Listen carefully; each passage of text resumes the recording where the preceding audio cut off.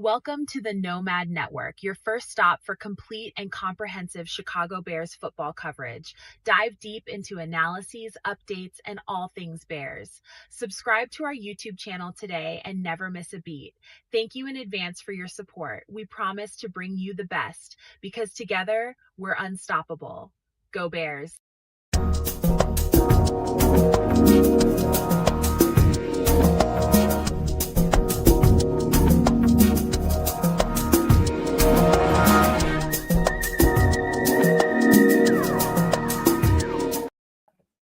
Yo, no maniacs. What's going on? What's good, y'all? As people start to trickle in here, man, we are a few days outside of the second round of the playoffs for the Chicago Bears. What are we talking about here, man? Football still happening in Chicago in January, man. That's crazy.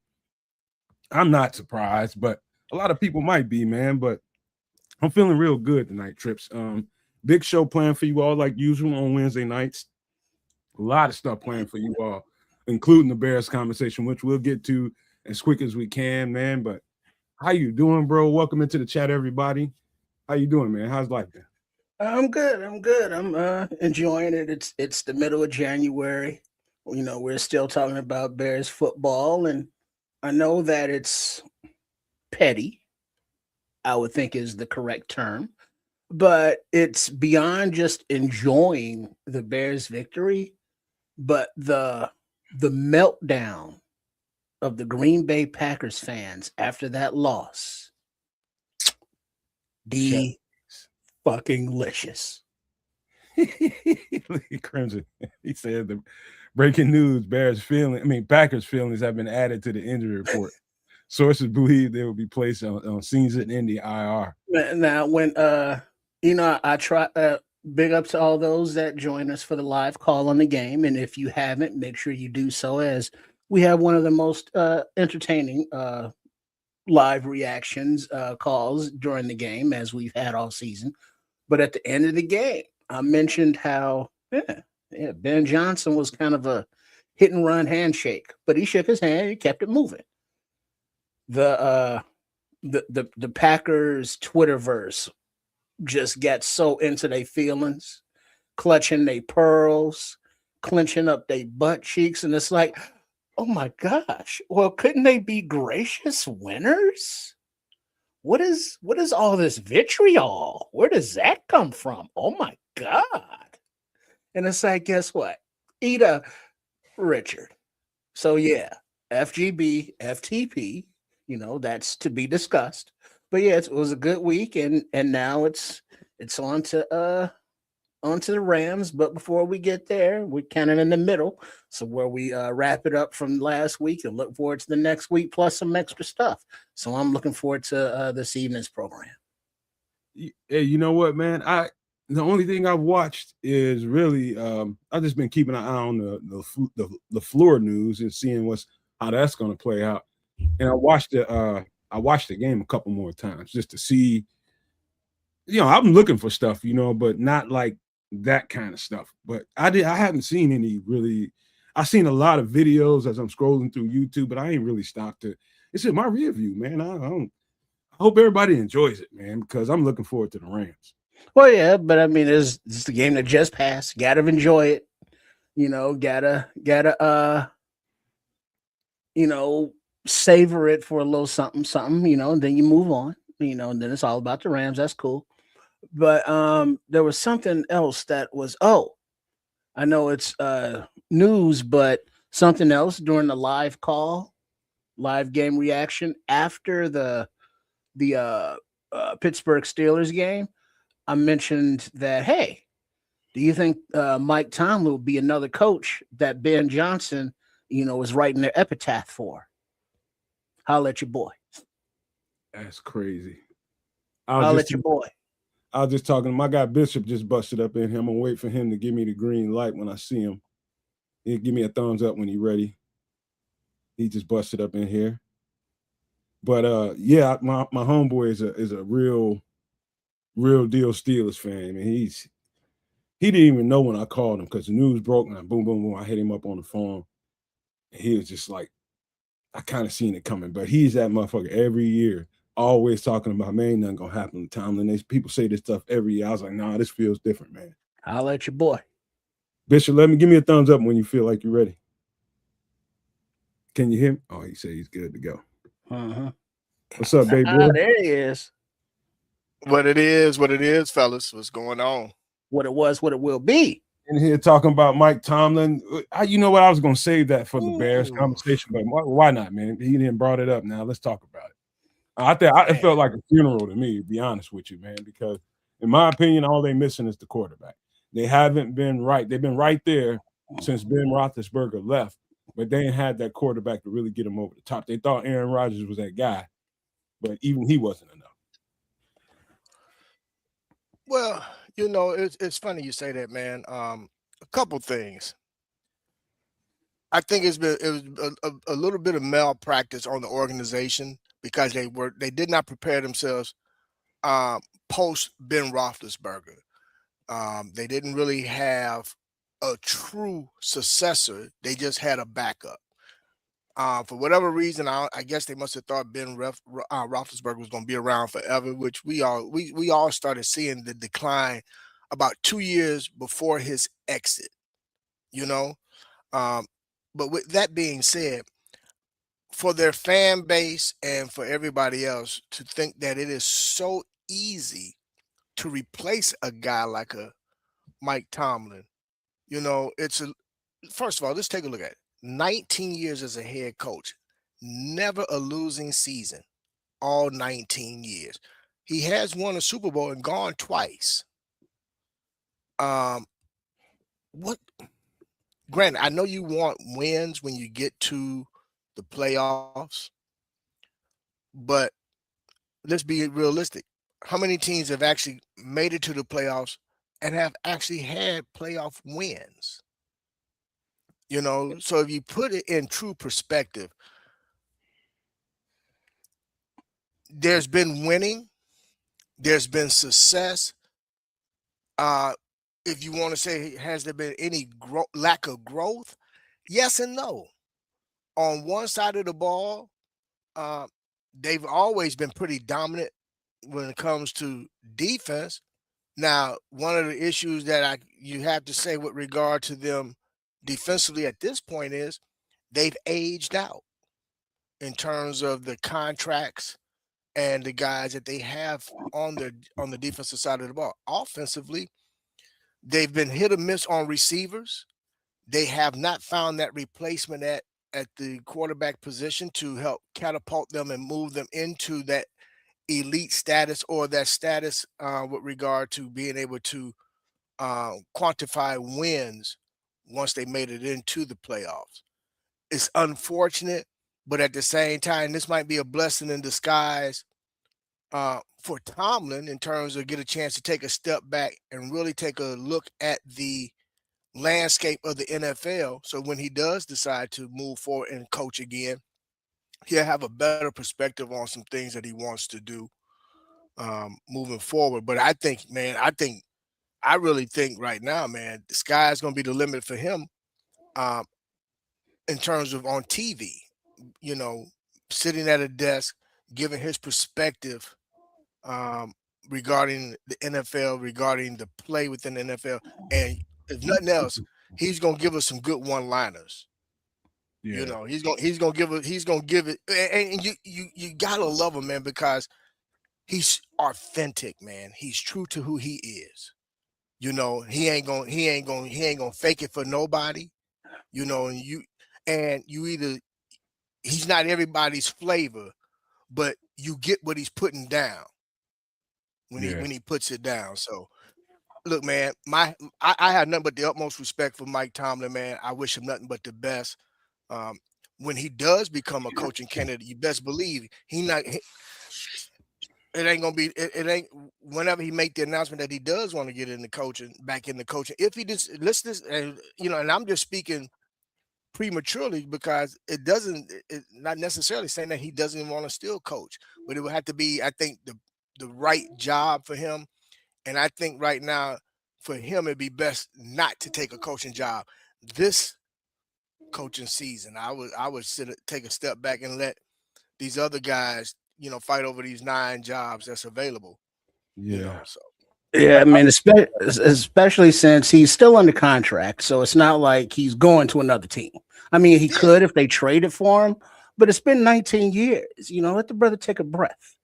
I'm sure he would like to just recharge his batteries, refocus, on the important things in life. And if coaching is still one of those things, he can continue to pursue it because he's still a relatively young man in the age of head coaches. You know what? He started so young.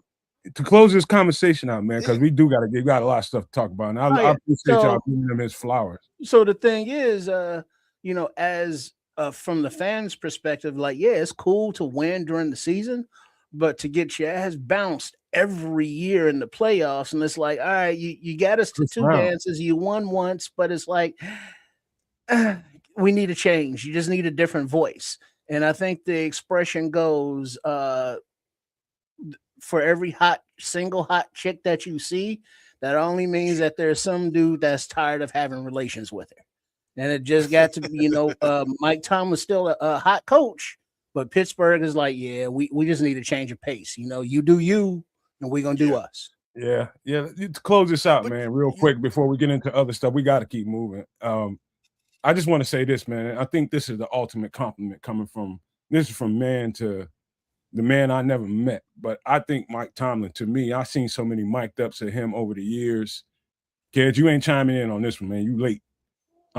We got to move to other stuff. But I think that's the epitome of leader of men to me. I think he's the best leader of men I've ever seen coach the game.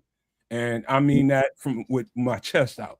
I got the ultimate respect for him, man. But I just wanted to say that before we move on to the next stuff. Kids, keep on moving, don't stop. No, all I gotta say is fuck the Steelers, man. They screwed me over on my parlay. I had a weekend. I'm straight up.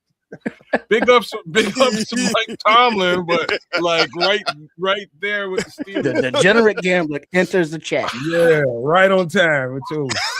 Look, I had a full wild card weekend parlay going down, with the exception of the Rams game. I was too late to catch the Rams game. All right, had all the other games.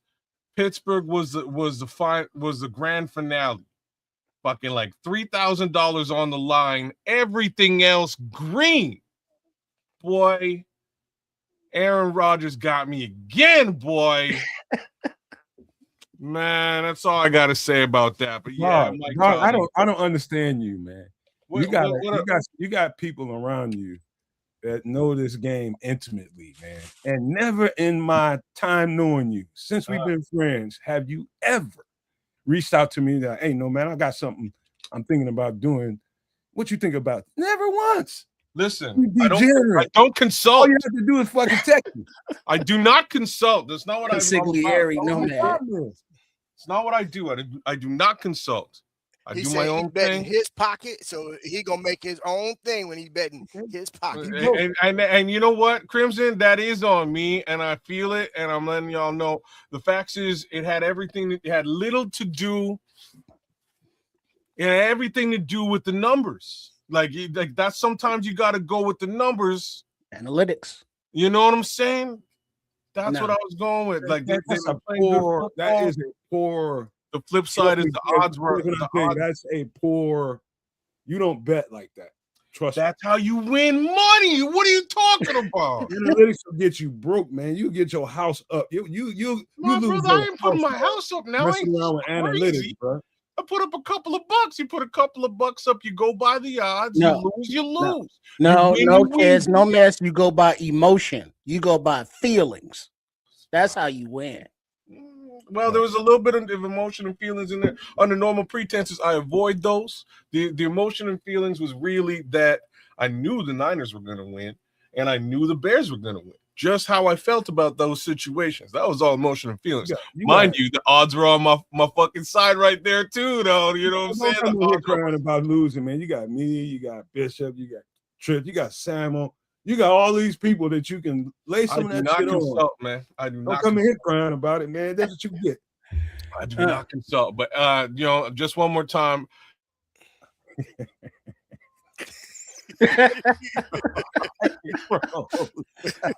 Patrick Higgins, as Ed is frozen. Patrick says, "What a degenerate gambler!" LOL. And Ed is back. There he is. Thanks, Patrick.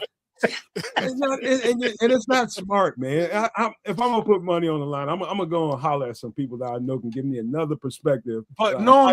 So here's what you have to fully understand about gambling. Like this is what I'm saying. You got to go with the odds and the numbers sometimes. Sometimes you have to look at a situation and just put your nuts on the table because that's how you get paid. The facts is Texans were favored. Texans should have won. They won. Like I knew, you know what I mean? I knew what the potential was, but if they lost, I get paid big. Now, if you look at it the opposite direction, the 49ers were not favored. I picked the Niners. The Bears were not favored. I picked the Bears, right? These were all to drive odds and get you a bigger payout. So the fact that 4 out of my 5 parlays all together as a single parlay went forward, I was like, you did. I did. So you won, and I'm up a couple. You did all right. So you did okay. You just didn't. I didn't. You know, I didn't. Right. Damn you, Aaron. So, kids, I got a little news for you. I got a little quick story for you. Quick story. One of my homies named Eric, man. We've been homeboys since a long time, man. Anyway, man, he used to always tell me, don't bet on sports. Don't bet on sports. He comes from a big-time gambling family. He was always trying to, he sees the good in me. He keep me away from that kind of stuff that leads to slippery slope all the time over the years. And then one year, probably about 5 years ago, he called me. He was just like, yo, man, I got this bet going on. I can't remember exactly what it was. And I told him what I thought about it, broke the shit down for him. Boom. He wins like $6,000-$7,000. He calls me again, probably about 3-4 months later, about another one. Boom, he hits it for about like 15. He calls me for the third time. I was like, yo, man, ain't you the motherfucker always telling me don't bet on sports? He's like, no, dog, you actually should gamble. He said, you should gamble, bro. And I'm just like, nah, I'm not. I went this long without doing it. I ain't doing it, man. I just don't. I ain't fucking around. Brother, so there was one time I walked into the casino because they were showing, it was wing night at the casino, and they're showing the Anderson Silva's fight. I don't have to pay to go watch. I get some food, and I'm watching the Anderson Silva fight, right? So me and my boy, we go in, we walk in, square up on some wings, dirt cheap wings. I'm happy. And, the fight's about to start, and this dude comes out of nowhere, wad of cash in his hand. He goes, yo, I'm taking all bets against Anderson Silva. I'm taking all bets against Anderson Silva. I don't care what it is. I'm taking bets. I'm like, dog, are you for real? He's like, yeah, I'm going 3-1 odds against it because Anderson Silva going to win. So 3-1 odds. And I was like, wow. 3-1, I'll put up $200. See what happens. Yo, Chris Weidman knocks Anderson Silva out. This is what winds up happening. So homie owed you 600. So 600. Yo, my boy was like, "Damn, bro, how did you know?" I was like, "I didn't know. I'm just saying numbers. You put some numbers in front of me. I kind of couldn't refuse. I'm just here for the chicken wings." I'm laughing. Meanwhile, there's a crowd going, damn, this dude got to pay him $600. He's like, I put the money on the table. The money's yours. They took my $600. I walked out the casino. Matter of fact, I hit the slot and run an extra $600, but that's a whole other story. Sometimes you just got to go with the numbers, man. So you saying you was playing with house money on the way out? Money all day long, and it was double the house money all day. It was a great venture to the casino, brother. Right on. Sounds like that. It made them wings taste extra good. Oh, didn't it, brother? Man, they were so sweet, bro.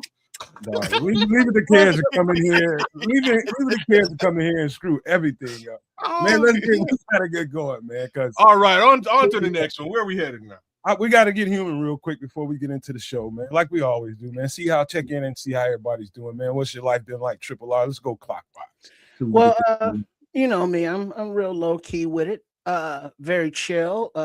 And speaking of chilling, everything's good. I got a new flavor that I haven't tried, and I'm looking forward to the Bishop and his people with their tequilas. But for my little introduction here, just take a real minute to say, kids, Bishop No Maniacs, what did the young black teenagers say? Hands up. Don't Tap shoot. the bottle and twist the cap. Yeah, that too. So I got this right here. Oh, Oh, that's Which one hard. is that? Crown Royal Crown Black. Royal Royal Black. Black. Oh, the black. Okay. That's Ooh. rough, man.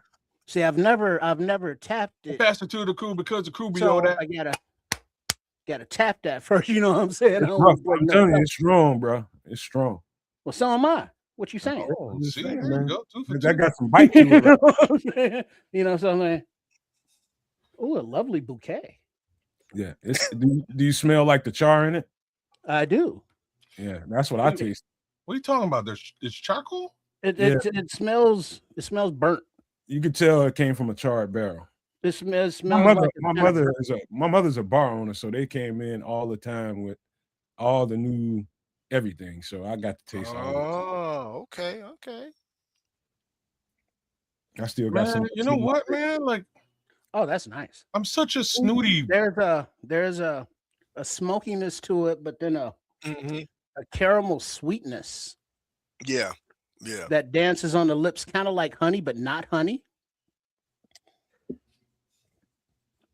There's a It's sweet, Trip. there's a sweet at first, but then as it settles on the tongue, it gets more woodsy. Yeah, And then that's going what's down the good to me. throat, there's a heat and a little burn, but nothing that's offensive. But you can tell there's like, oh yeah, I feel you sliding on down like a smooth, warm liquid, not like a liquor. You know what I mean? Yeah. I feel you, Trips. It's been like 3 years since I tasted that, but Oh, I that's nice. kind of remember what you're saying. You bringing it back to me. And then you get the headiness of when it hits your system, and it's like, oh, Yeah, that's see, nice. me and Crown don't get along, bro. Me You, and Crown, you can Crown, taste it. Crown had me on autopilot, bro. Oh, you wouldn't survive in Canada, bro. Well, you see, there I had an option there, Bishop. I was gonna get over the holidays enjoyed some Johnny Walker Black, and I was like, let me sip on that, and I was like, oh shit, I can hold get up. something different. Yeah, okay. So it's like, well, I saw Crown Vanilla. Nah, that sounds like a little much. I but like Crown the Black. peach. It's okay. Like, Well, I I've don't had like. the peach, but I'd like the apples, the vanillas, the peaches. Those flavors are more like for mixers. Yeah, You know what I Gotcha. mean?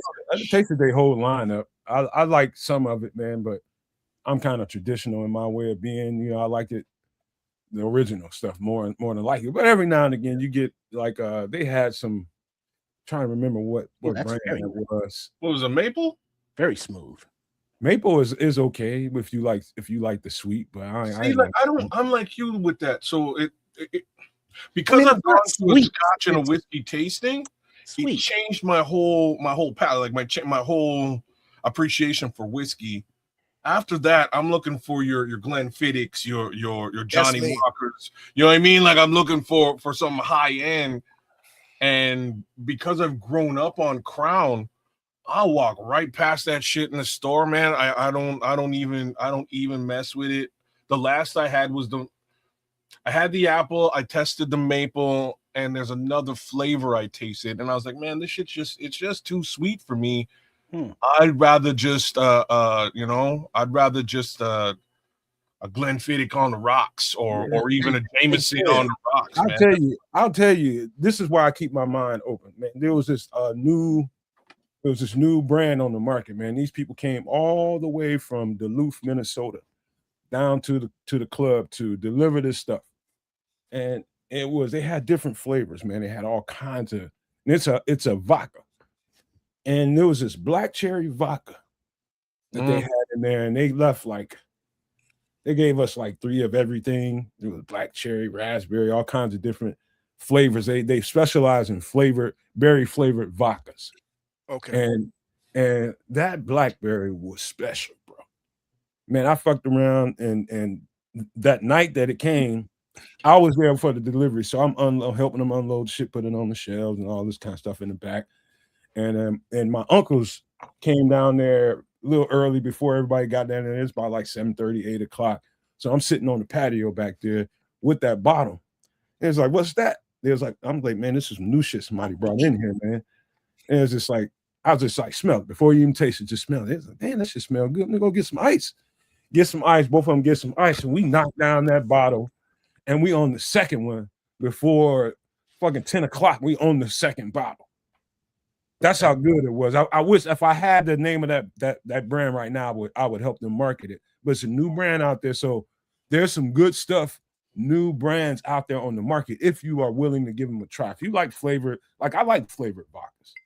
That's different to me. You know what I mean? Like vodka's where, like, if we're talking vodka, I'll do flavor for sure. Like I like right now I'm rocking this. It's from the Ukraine, but it's some crazy Ukrainian lemon vodka, and it's delicious. So that's how I've been rocking my Moscow Mules. Shout out to you, Nomad. I caught your short, your Moscow Mule short. It was exquisite. Yeah. It was very well prepared and put together. I liked it mainly because I was talking all over it, but it was real good. Hey, you know what this smells like, Nomad, kids, everyone? Bishop? The scent of nutmeg sprinkled in eggnog.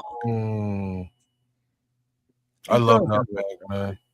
Honestly, that's one of my favorite smells in the world. That's crazy. We got liquor to talk about here really soon. And I did add one rock. You know, you get those silicone ice molds. I got the round one going. Oh, okay. So Triple R, we know what his week's been like. This is what was on his mind all week.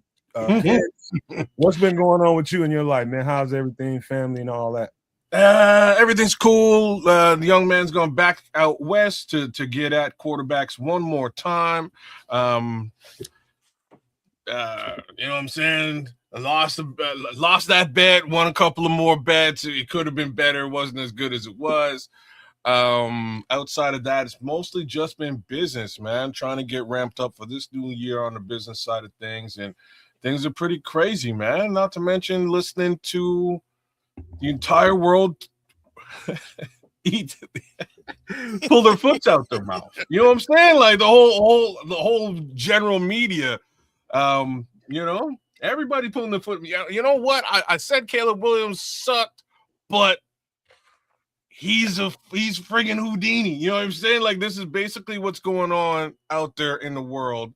And it's awesome to listen to everybody back that train up, go in reverse and say exactly what it is, because this team never says die. And I love watching it. Packers fans are crying all over the place. It's been a good week for me, man. So you know, I'll leave it there. All right. What say you, Bishop, man? How's your week, man? How's life? Life is good, man. Week has been productive, man. You know, every day is income producing activity going on, so I can't complain about that, man. I just been basking in the wallowing of the Packer fans who seem to always have something negative to say. Even now, I mean, let them tell it. You know, we still didn't win. They essentially just didn't complete the job, or they. You know, whatever their excuse is, you know. But other than that, man, I mean, I can't complain, brother. Just enjoying myself, man. You know, I've taken on a new role and position. So I'm in a 12-week training, man. I'm 5 weeks into it at this point, man. And everything is good, brother. Everything is good. Cannot complain. Kids, I am partaking in what you like, brother. Oh, you got the Glenfiddich going. See, there you go. Yeah. Was that Glen Velvet? Oh no, it's Glenfiddich. Is that 12. His cousin? The Glenfiddich, yeah, the single malt, the sherry cask finish. So, ooh, also a little bit sweet, just a little sweet coming out. Sherry amore. Okay, well, cheers, and to Culture Creature, I see you out there, and for those of you on the sobriety tip, big ups to y'all as well. Yeah, I'm straight up sober. I've been sober for quite some time, but I know what it is. You know what I mean? Like at some point, I'll go and do. I will go and part. I'm actually headed off next week. I might not make the show, and in that case, I will likely be drinking. A little bit of drinking on the New Year's, but you know, I'm not a heavy drinker, not very very often, but I do enjoy me a couple of scotch here and there. Nothing wrong with it. So me this week, of course, I always got a story to tell, man, like Biggie. And I had I guess the best compliment / so I'll just tell you the story. Okay. So my nephew called me, and the story goes, I got to set it up. So about a year ago, I go down to the club, and here comes one of my cousins with my nephew's girlfriend, and she's going off. She got a baby on the hip down at the club, and she's going off. Where is this motherfucker? I'm looking for him, and all this. And I'm just like, what? So she's telling me this MF was supposed to be at home. I ain't got no way to get in the house. He got the keys. I can't get in the house. I got this baby. And I pick up the phone. I call him, and I just start gnawing at his ear. I told him, man, get your ass back to the house, man. Let this girl in the house with this baby, man. Get home. I don't give a damn what you do, and get to the house. And, he was like, all right, good. He hung up the phone, and I thought nothing else of it. It's been that long since I heard from him. He picks up the phone and calls me yesterday, and he wants to get at me about that because I guess that night he went to jail behind something with his girl. I don't know exactly what it was, but he went to jail about it. And so he's calling me. I can tell in his voice he really wanted to say some things to me, but he at a certain point I can tell he remembered who he was talking to. And it ended up being, man, I love you so much, man. I love how you carry yourself, man. We all look up to you and all this stuff I don't take for granted, you know what I mean? Because when you got people underneath you that look to you, like I had to, even though I haven't lived my life the perfect way, the Lord knows I made a whole lot of mistakes in my life, man. I didn't always do the right thing. I was doing wrong things for a little bit there. And one thing about me is I kept it out of kind of the reach of the people that I knew that looked up to me. So they didn't know how I was moving whatsoever, unless they heard about it here or there, but they did not see me moving in a certain way.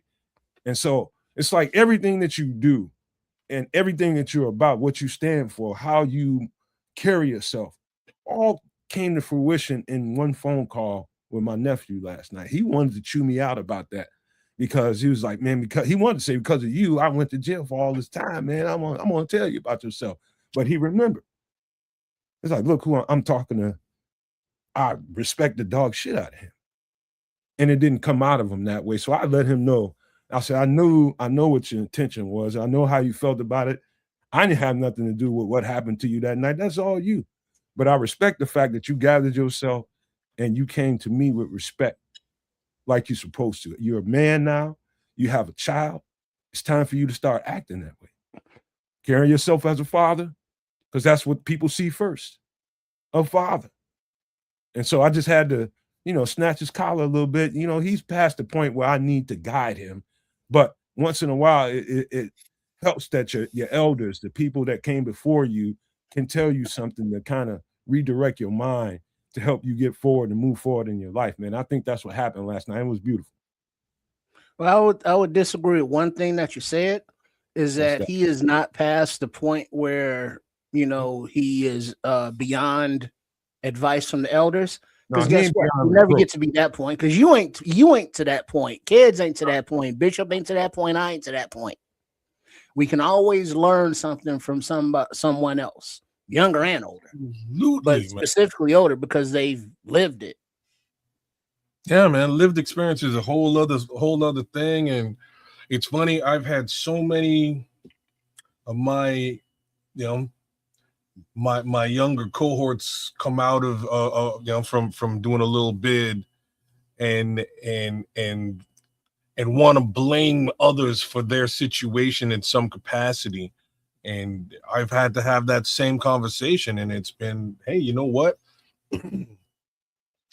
None of that matters. It's about you now and what you do moving forward, your personal trajectory. That's what everything is about. So you can be harboring whatever you want to harbor. You could have been inside brooding and pissed off, but now you were outside. So now that you're back on road, as we say, back upon the road. Do what you got to do to be a part of society, to provide for the people who respect you and need you, and that's what it is, man. You did exactly what you're supposed to do. Yeah, I didn't. While I was in the conversation with him, he wanted to talk so much, I had to bite my tongue to just let him air out, man, because he had all this on his mind for this long, and he wanted Right. to tell me about. He thought that I was a trigger to why he got jammed up. He's somewhere in the city, in the hotel with women and shit, and he's supposed to be at the house, man, taking care of things. And I was just like, man, it's the way you live in your life, man. It ain't got nothing to do with nothing else but that. You know what I mean? Everybody wants to have fun and do it their way, like Frank Sinatra. But once you have children and they come into the picture, into your script, now it's time to rewrite things. You got to rewrite things the right way. Yeah, Damn and straight. you're right, no man. And the thing is, though, even without having children, especially young men got to be very cognizant of the decisions and choices they make, because um, they, especially young black men, they're hunted daily, and if they put themselves in certain positions, man, they can really um, cut their futures short. You know, fortunately, um, whatever time he did, it was a short period of time, even though no time is short when you're doing it. But when you get a chance to when you get a chance to sit back and really reflect, and I think probably as he was getting ready, as he was having that conversation with you, he began to reflect and say, you know what, it wasn't on him, because it wasn't on you, with regard to, you just made the phone call because you're thinking more about the child than anything. And you're looking at, hey man, you need to be at the house so she can get in the house with your child. Now, whatever transpired after that, he had he had the opportunity to make the proper decision to do to he could have let her in and be like, you know what, I'm not gonna deal with you and your attitude. I'm out, to avoid whatever may have taken place, Bruh, but that's with awesome, that man. being You said, know what I mean? but with that being said, to that's that's behind him now. All he can do now is focus in front of him and make the proper decisions, man, and just do what's right and do right by your child, man. You know You what? know, You know what, Bishop? I got to tell you, man. I could just tell by her energy when I met her. That's the first time I ever seen her. I could tell they probably got a volatile relationship. I can tell. You know what I mean? And that's mm, on him. You got into a situation and got a child with somebody, and it's a volatile situation. man. Now you got to rectify it the best way you can. I'll tell Well, you I think what really got to him though, and I don't remember doing it. Maybe I might have, but maybe one of my other family members gave him my number because they know I can reach him and get to him when somebody need to talk to his ass, and gave her my number. And so I don't remember if I did it. I might have been like, hey, if he give you some shit, man, just call me up. I'll come over there. I might have, but I don't remember doing it. And so that's he said that too. I'm just like, hold on, you really think I'm trying to get at your? Nah, man. Nah, what's wrong with you, man? But that's just the kind of things that go through guys' minds. I don't care if they're your family or not. If she shows up and okay, shows, time out. She probably put that in his head.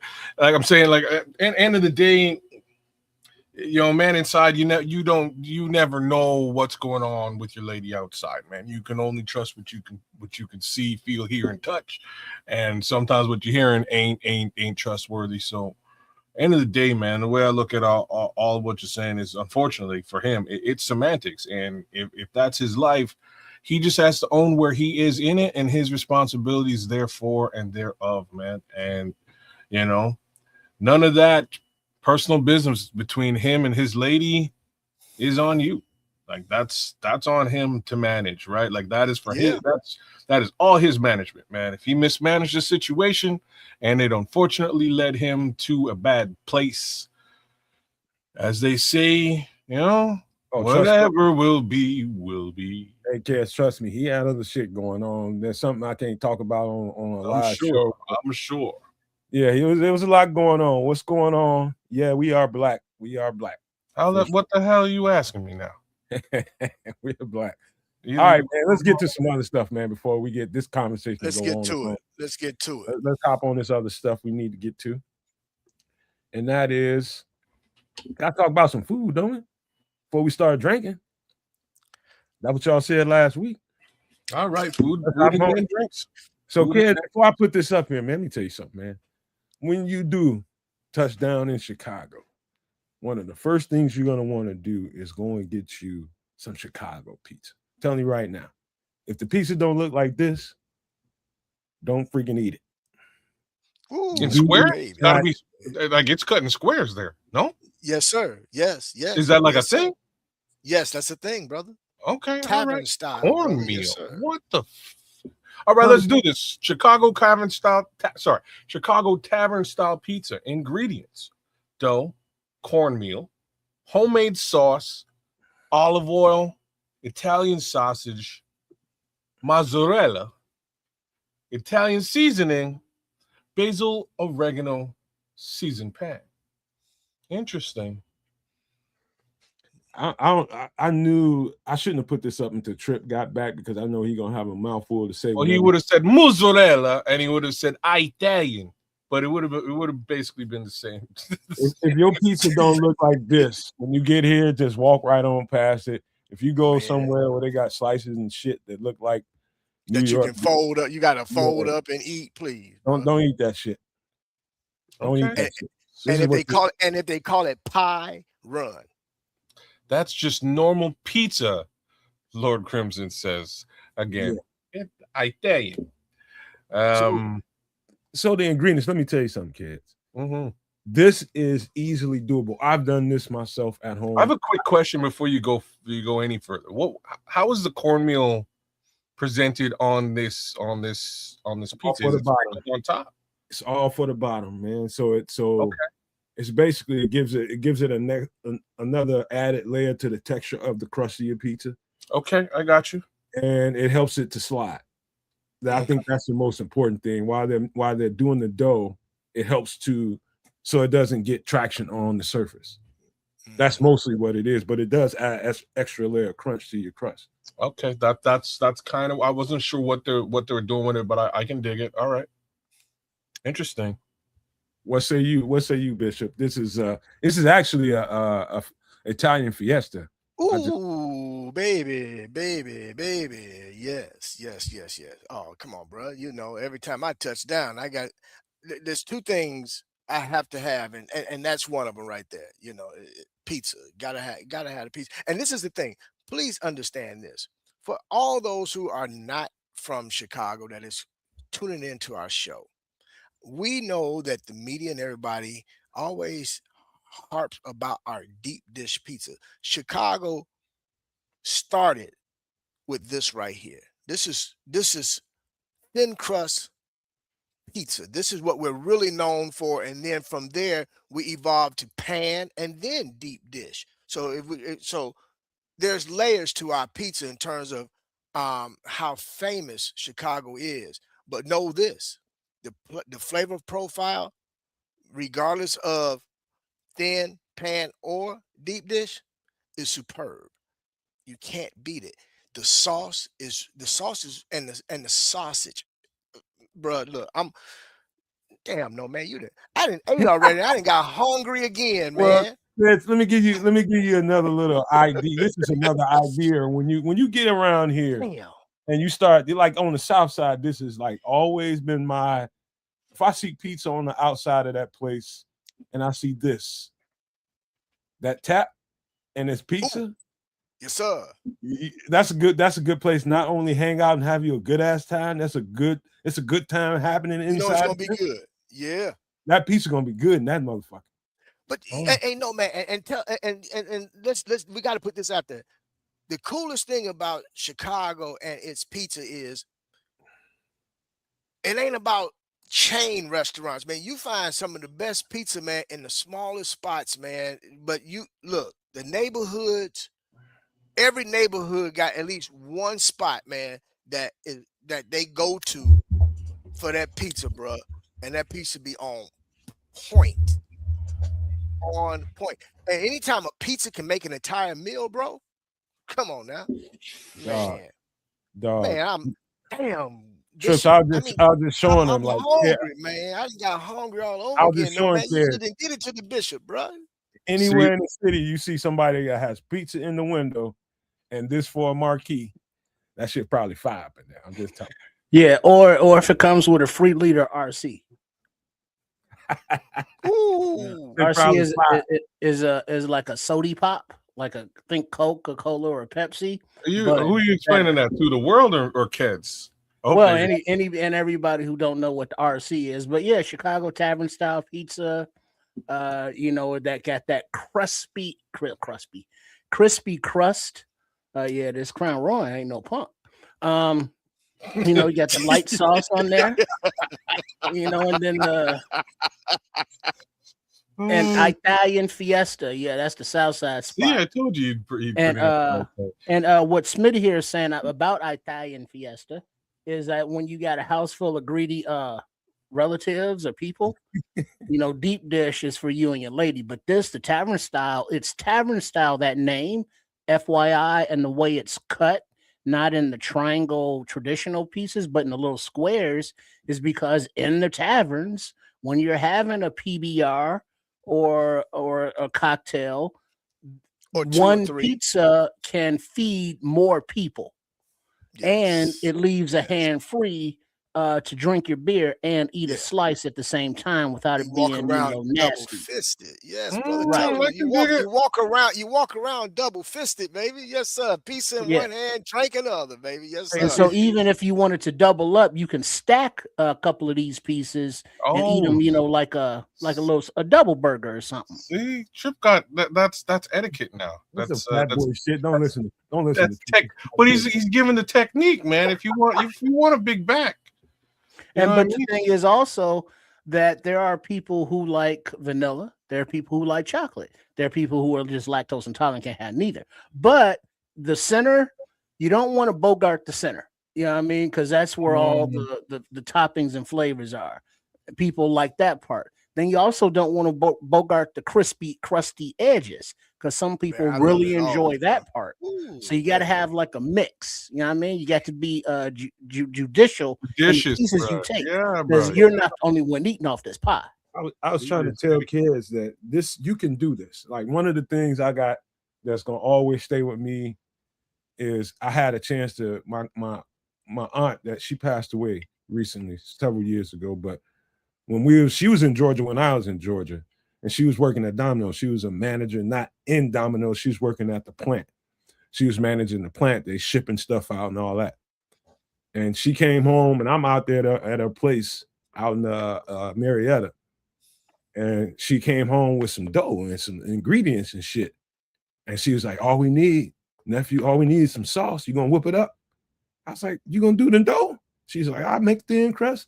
So she hooked it up, man. And the key to you can make this at home, kids. You can buy dough at the store now. I don't know any place in the United States now that you can't go and ask for some dough. I don't know anywhere that you can't get dough. It might be a few grocery store chains that don't sell it, but most places I know have dough. If you got the willingness to take your time and knead out that dough, spread it out, thin it out, and you can do this at home. But the secret to all Chicago pizza is the sauce and the sausage, for the most part. That's what most people get. Mm-hmm. It's the sauce and the sausage. Crucial. Because it's the Italian sausage, and it's either that and just basically cheese will top a pie. But if you want to get jiggy with it, you throw in a little green pepper, you throw in a little mushroom. Know what I mean? But also, I saw somebody in the chat that brought up more etiquette. Yes, Smitty Q's right. Italian Fiesta make folks fight, but usually you get the Italian Fiesta used to be open till like 4 a.m, and by the time you order one of these, you are, let's say, inebriated, or as some might say, fucked up. And so it's not the pizza that's making you fight. They gonna fight anyway, but now they got a reason to fight because they be bogarting the wrong pieces of the pizza. But If you make it at home, as Creature Culture is pointing out, if you get that pre-made crust, cook it for a few minutes. Let it, cook up a little bit, and then season the crust before you put anything on it.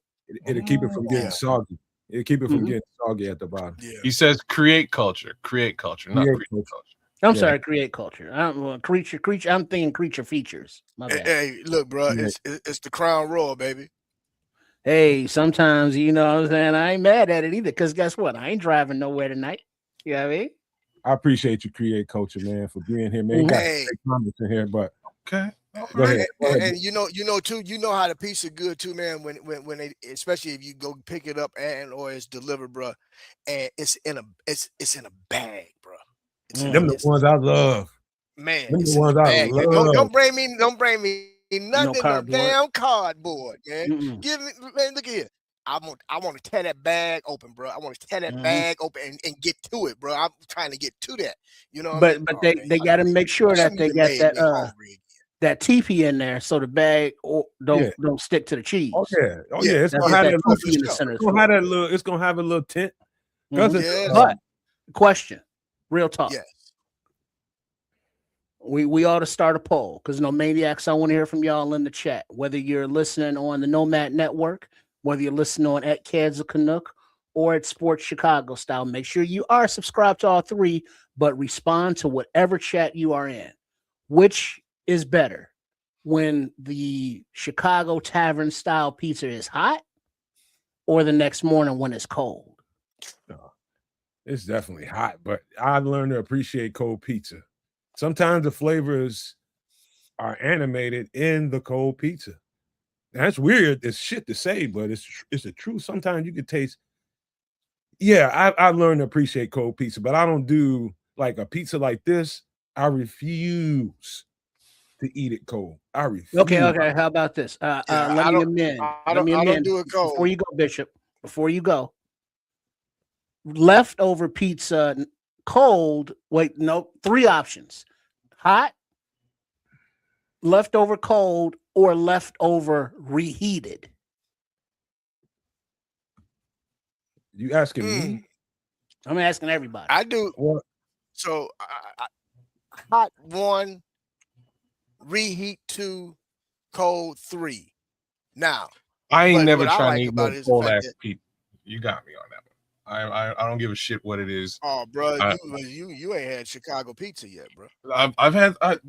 You guys would be surprised, and so no, I haven't had Chicago pizza. Where I'm at, the sheer level of Italian immigrants here that have built up this community have made for some very interesting pizza, and that's part of the reason why I can't wait to get down there so I can contrast and compare. We have, and it's exactly the same as you describe it. I ain't going to a pizza chain to get my pizza. I kind of refuse to do that. I got 3 or 4 joints here in Canada that would blow your mind. Again, I don't know how it compares to what you got, but damn, some of the pizza here is really, really good. So sooner or later I gotta get it. So good, in fact, that I eat my pizza from these joints with a knife and fork. I don't use my hands. Oh, for fuck's I need to get every bite. I'm telling you, the show is over, fellas. The show's over. Yeah, what the hell? I'm I serious. You lied on TV. Why would you say something like that? Because the pizza is so damn good. The pizza is so damn good. I don't want to drop any on the floor. I don't want to drop any on my shirt. I want every damn piece of that pizza. Do Komodo dragons drop their food? They ain't got no hands. They don't use no. Komodo dragons also eat shit, bro. Just to put that out there. But how do you get to the age that you have gray hair and that you've never, the morning after, reached into the fridge, grabbed a cold piece of pizza and just ate it? Don't get me wrong. I've clearly been drunk, rolled over with a pizza box beside me. Hold on, reached in and ate that pizza. Yeah, you one of them. Did I prefer that experience to me going to Colonnade, like my spot, and getting a Colonnade There's like a colony pizza, bro. Like their pizza is off the chain. If you eat pizza with a knife and fork, you eat fried chicken with a knife and fork. Lord. No. This is a completely. You would have to have this pizza to understand. Hey, do me a favor. Don't ever say that out loud again, ever in your life. Right? Keep that on your head. I go to the restaurant and eat it with a. I eat it with at the restaurant. Well, that's fine, but just don't ever say that in public. I will. I don't, brother. I'm telling you. No. I'm telling you, this is how good this pizza is. Under normal pretenses, I'll just grab a slice out of box. I'll eat the pizza. But this pizza I'm talking about is so good. You don't want to manipulate it. You want to get in there and eat it like a meal. I'm dead serious. Well, I understand eating pizza with a knife and fork like a meal, hence deep dish. But this ain't that. I understand. Like the same token, I would probably do that with a deep dish too, just because it's a little bit more of a messy thing. A little bit. I don't even do it with a deep dish. That's ridiculous, man. Me either, bro. Thank you. No, man. I don't even my deep dish. I'm eating with my hands, dog. I'm scooping that bad. Well, see that don't work. That don't work with hot deep dish though, because it's too fucking hot. Because first of all, I grew up eating deep dish, going to Gino's East Pizzeria, and for those that don't know, they allowed you to carve shit into the wall or use markers and tag it up, was here, whatever the date was and shit. And it took 45 minutes to an hour for the pizza to get there. Get a pizza. Because they cooked it as you ordered it. And to get in, first of all, there's always a line down the fucking block. So you get in, you order your pizza, and then when they bring it to the table in the pan that it was in the oven in, and they put it in the center of the table. It was on a stand because it was so hot because it just came out of a 500-degree oven. And then they cut it and they did a little spin thing. And then they pull it out with the cheese pull. Then they cut it around and put it on your plate. It's too fucking hot to pick up with your hand. Shut your mouth. Because you can eat it with a knife without burning your tongue. It's going to be all right. But you can eat it, just pick it up like in the morning after it's been in the fridge overnight and it's solidified. Once you pull that thing away from there, give it about 5 minutes, you can pick it up. I hear you, Trips. I hear you, Trips. But I'm talking. I'm sitting at the table talking so much smack, bro. By the time I get finished talking shit, it's the right temperature for me to grab it and eat it, bro. Bishop talk shit? No. Wait. So Trip, do you almost prefer cold pizza in this? No, there is no preference because the thing is, when you get pizza, you want it hot. And then the thing is, you don't want to be a glutton or a piggy and eat it all. So there will be cold pizza after hot. So there's not a choice to be made, because you will enjoy both.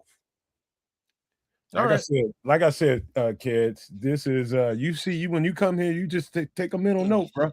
No. I'm like I say, I have to. You see this sign. You see this sign anywhere particularly on the south side. I can only speak for that. I ain't ate too much pizza on the west side, but it's some good pizza over there too. But I'm talking about the south side, north side. I don't know. I heard some good pizza up there, but I ain't really had none. But on the south side, this is where you want to be. No, man, I'm gonna tell you, bro. I'm very well I'm very well traveled when it comes to the city of Chicago, brother. And it's not a corner of that city I have not touched. And whether it's northwest, south, or far east, pizza good all through the city, bro.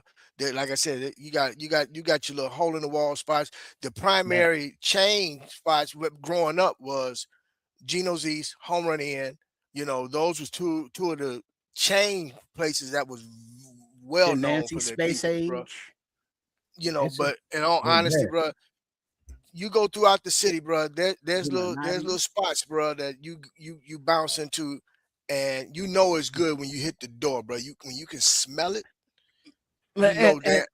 Bishop, but tell them no. Here's the thing about pizza.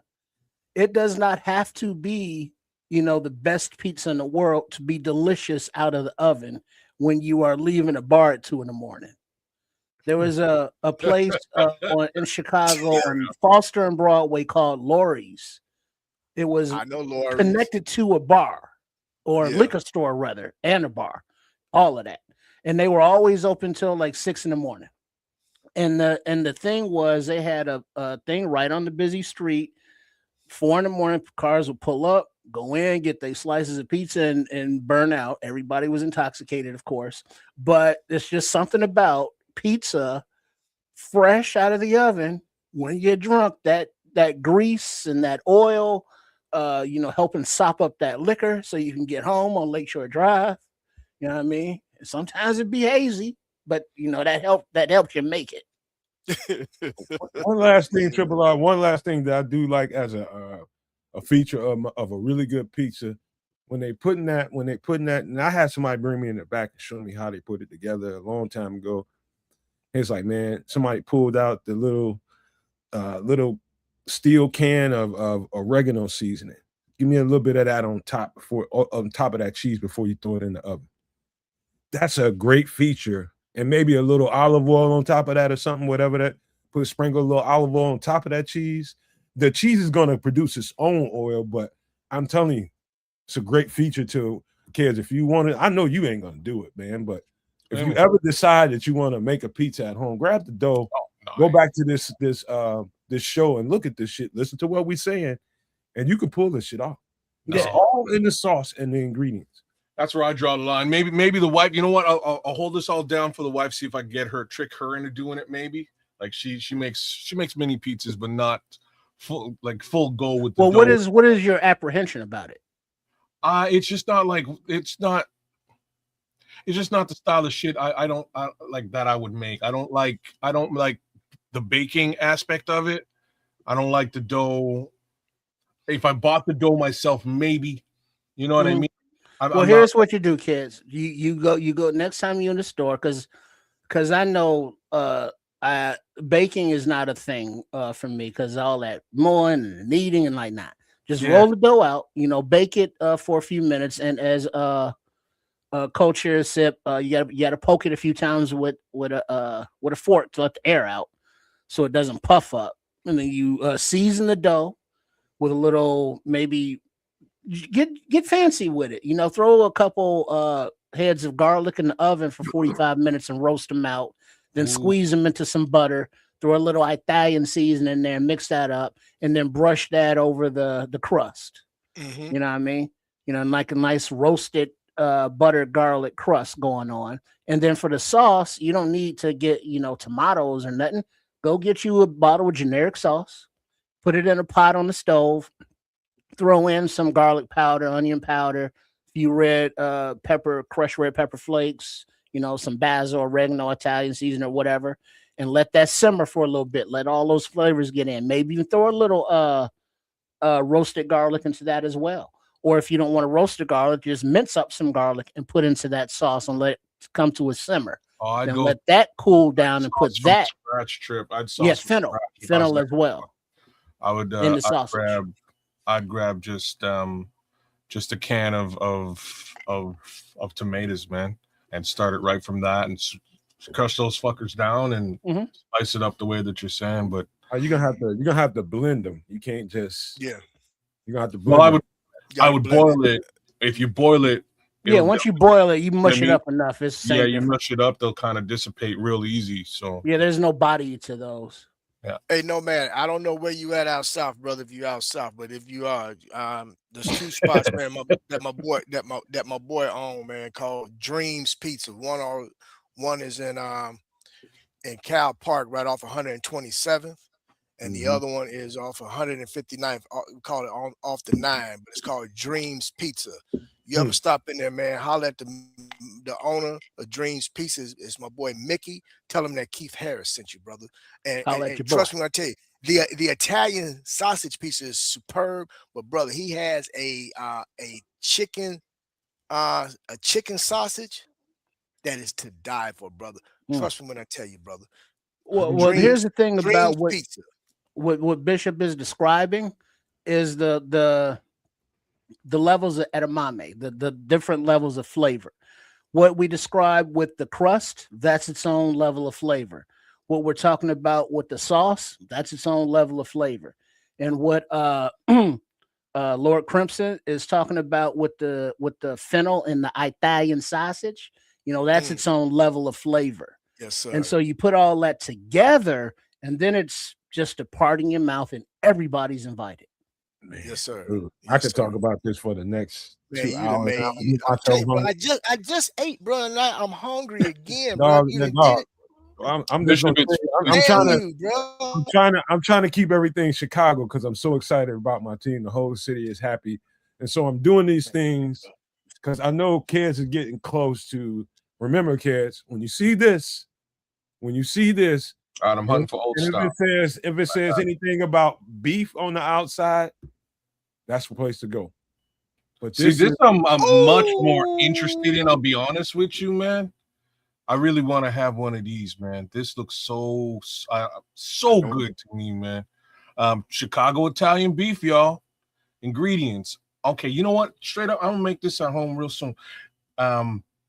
Olive oil, garlic, beef broth, water, chuck roast, Italian rolls. I don't what like you guys can tell me hot what that Hot jardinera. jardinera. Hot hot jardinera. jardinera, sweet peppers and seasoning blend. No, what's an Italian roll? Oh, it's in the bun? yeah, it's the wrap. Okay. Yeah. It's the bread. It's actually French bread. French Okay. French bread, bread, brother. Italian French rolls. bread. It depends. Different places use different ones, but he's right. Some people use French French, bread, some people brother. use So could Italian. you use like a baguette? No, No, It's too no. Okay. too All right. tough. Too tough. All right. Yeah. You Mm, gotta so, get either the French or the Italian. Okay. So So what's the seasoning blend? Trip, I guarantee you know Well- what it would be. What is it? Well, the seasoning blend, your basic, the seasoning. I'm thinking of something else. I'm sorry, but I don't know for sure. But I do believe it's your garlic powder, your onion powder, maybe a little paprika up in there. Okay. But there is something else you got to put in. I cannot. Exactly what I put on in everything. But also instead of the hot jardinera, which is like that right there. See that right there? Okay. You have other options such as I know what you got. I know what you okay, I'm with you it. go with something like that. Hold on a second before don't take that down yet. Let me get a good The seasoned au jus sauce. banana pepper rings. All right, so I would use that. I got that. And then also you could also jazz it up with some of these. What about spicy eggplant? You got spicy No. eggplant? Would that work? No. Sport peppers. Okay, sport peppers. All right. Mhm. No, Au jus sauce. That's the seasoning blend in the au jus sauce. Au jus. Because Okay. when you put the chuck roast into the slow cooker, or because you want to cook it slow, roast it slow, low and slow, you want to put that into the au jus sauce and let it, bathe and get all terry downy and tender up in there. So you Cheers, so hold are on. you And then part of hold on before y'all go. Part of ordering the sandwich is, do you want it dry or do you want it wet? so they dunk it in au jus. Dip I'm it, with right. I'm with it. Okay. I love it. I gotta do this myself. Then you can add Well, cheese as well. here's a good way to start, kids, because Trips knows this. I'm sure Bishop knows this. All right. In the local Oh. meat, I found this even in Atlanta. You might have a product there that comes in a little plastic tub in your grocery store that comes with ready-made seasoned beef in the au jus. I can't think of the matter of fact. Y'all talk for a second. I'm gonna go grab the because I still got one. I keep dollars and shit in it when I need to give tips. But hold on, man, I got it. So I can probably find that as you're going to look for it. I can probably find that here in Canada. They have some real good similar sandwiches. It isn't quote unquote Chicago Italian beef, but we've got some similar steak, similar beef sandwiches that is all au jus sort of dip based. So Did you see the Red Baron suggestion? yeah. I'm gonna go test exactly that out because that's probably where I can get both the au jus and the beef, right? So it's a great flex. There's a couple of spots here that have like a couple of the of our grocery stores where we have a deli in the grocery that would likely have both and the Kids. bread too, man. Hey, I do me a just took favor, care- Ted, Kids, because I just took care of you. Check check your DM, brother, on Okay. X, brother. I just on took X? care of you, bro. Cause Yeah, I I just took can't care of you, reach. bro. I got You can order that, bro, and take care of all that, bro. Yeah, I got a tub of it ain't the shit Oh, actually, yeah. but I Okay. cannot reach it. But you should Google Italian beef in my area. See, brother, It's not boys, going to be I don't authentic. like real talk. In these little situations, I don't trust it. I like for this, I would make this. I can make, and I would enjoy making. Because he puts Italian beef in my area, he's going to end up to some franchise place in the mall. Right. Look, No, I not only very will I bad end up in a franchise place in the mall, They the might last be in this grocery store, Trent. You know what I'm talking about? That tub of stuff that they have in the grocery store. Because I should take that shit back to Georgia whenever I came home, I would take that shit back to Georgia. It's a little salty. You got to water it down a little bit. But yeah, they got that shit in tubs in grocery stores, bro. Well, so some of it's really just the au jus that I need. Like and I can get Yeah, that at beef. the grocery. I can get that at the grocery for sure. The Yeah. last time I tried to do something similar was with in my travels, man, I wound up in Philly and I was like, damn, I gotta get a chili, I gotta get a cheesesteak here. And I got a cheesesteak sandwich and it was dope. But then since then coming home and trying to find a like legit Philly cheesesteak sandwich is impossible, bro. Like they're all bad. None, you know what I mean? None of them are even remotely close to an actual Philly cheesesteak sandwich. So worst come to worst, I've resorted to making them myself. Mine's pretty good. Yeah, it still ain't Philly. I think I can put this together though. I you know what I mean? This is not extremely complicated, and it's definitely something that I would really enjoy. I love it. But on that list, make sure you got the right bread because the French and Italian, That's the their easy part. thickness. That's the easy part. That's the easy part. And then you can't skimp with the meat. You gotta overload it with the meat. Okay, all right. Because you gotta remember, it's gonna shrink during cooking. You know, Okay, Crimson saying Italian beef is better than Philly cheesesteak. I am totally with this as an idea. I believe it is. I got a slow cooker upstairs. Actually, we just bought a brand new one. Yeah, you go get you a piece of a cheap piece of kids, beef and throw it up in there with some au jus. I tell you, kids, trust me when I tell you what I sent you. Do that first, so this way you can have a flavor profile to go off of.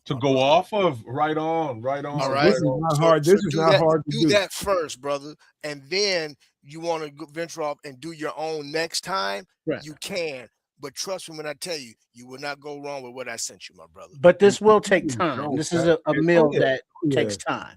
Dip on that site look crazy. They're not playing around. Let me also tell you something too, man. This is a Al's Italian beef.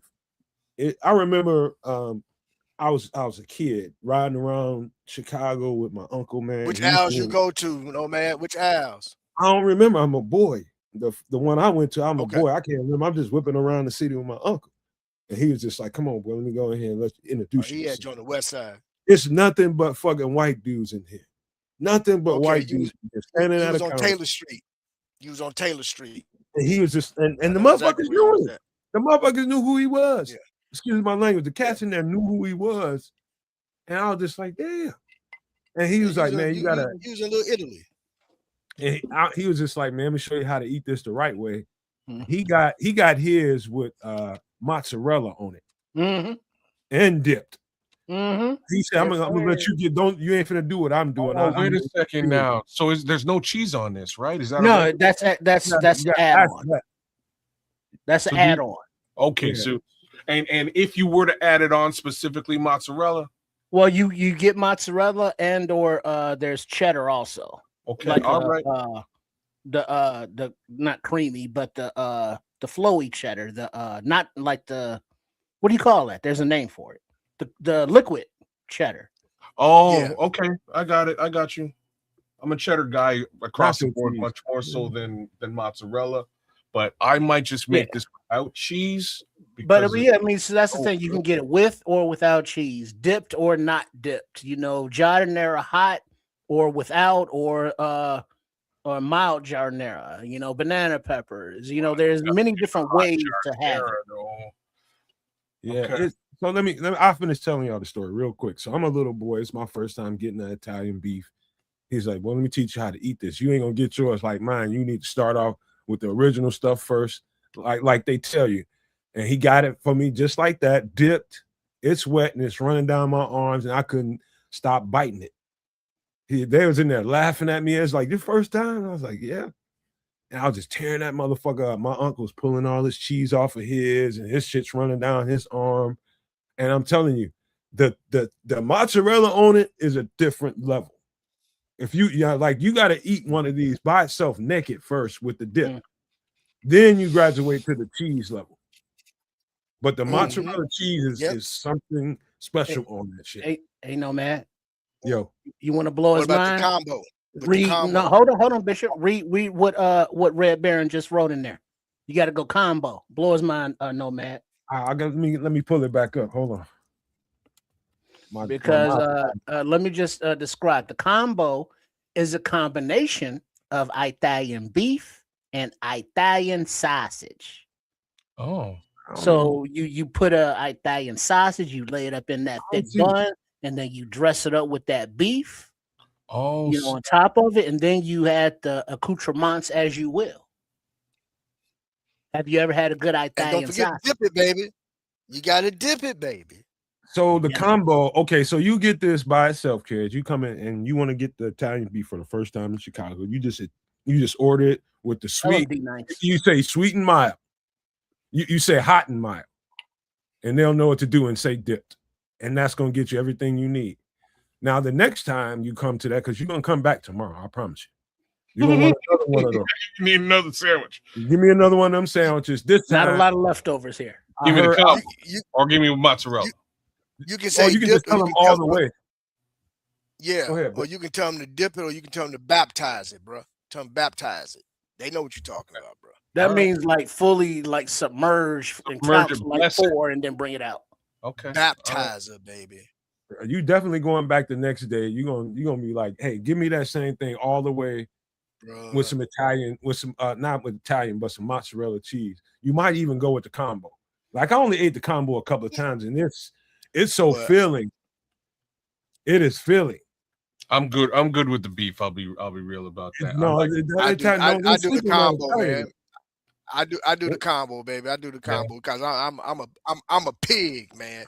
I got to eat it all, bro. Give me the combo, and a big butt, like D-Nice with the French fries, bro. Loaded French fries, Bishop.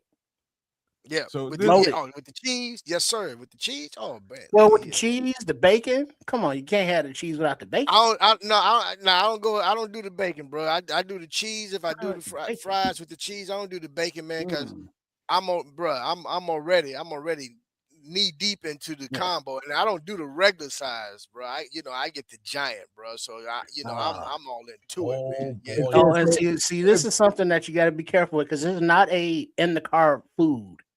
This is not because, like Nomad said, it's gonna be dripping down your arms. Yeah, and the itis will be kicking in. So you want to make sure you don't mind that jewel running down your arm, bro. You don't mind it, bro. It's so. You find the owls in your vicinity when you come here. They're gonna ask you if you want it all the way. You tell them yes, you want it all the way, and they're gonna be like 1 dip or 2 dips. Oh damn! Because they double dip. Double dip. Yeah, you can double. That's what I mean by baptize. Yeah. Oh boy. Because that bread, do you want a crunchy bread or do you want like a soggy bread? It's yeah, okay, I see what you mean. Man, you do owls, Carms, Mr. Beef. Because now the beef. Owls has more locations, but like Bishop just mentioned, Buena Beef, I've seen franchised. And FYI, for those that didn't know, they are franchised in the same locations as Rainbow Cone ice cream. So it's kind of like, remember back in the day when it was like half Taco Bell, half Pizza Hut, or half KFC, half Pizza Hut. This is half Buena Beef, half Rainbow Cone, which are you just something, man. So hold on. Create Culture just gave you the best advice he can give you. I don't eat the wax paper. Thank you. Yeah, but you got to suck the juice off and get the cheese off.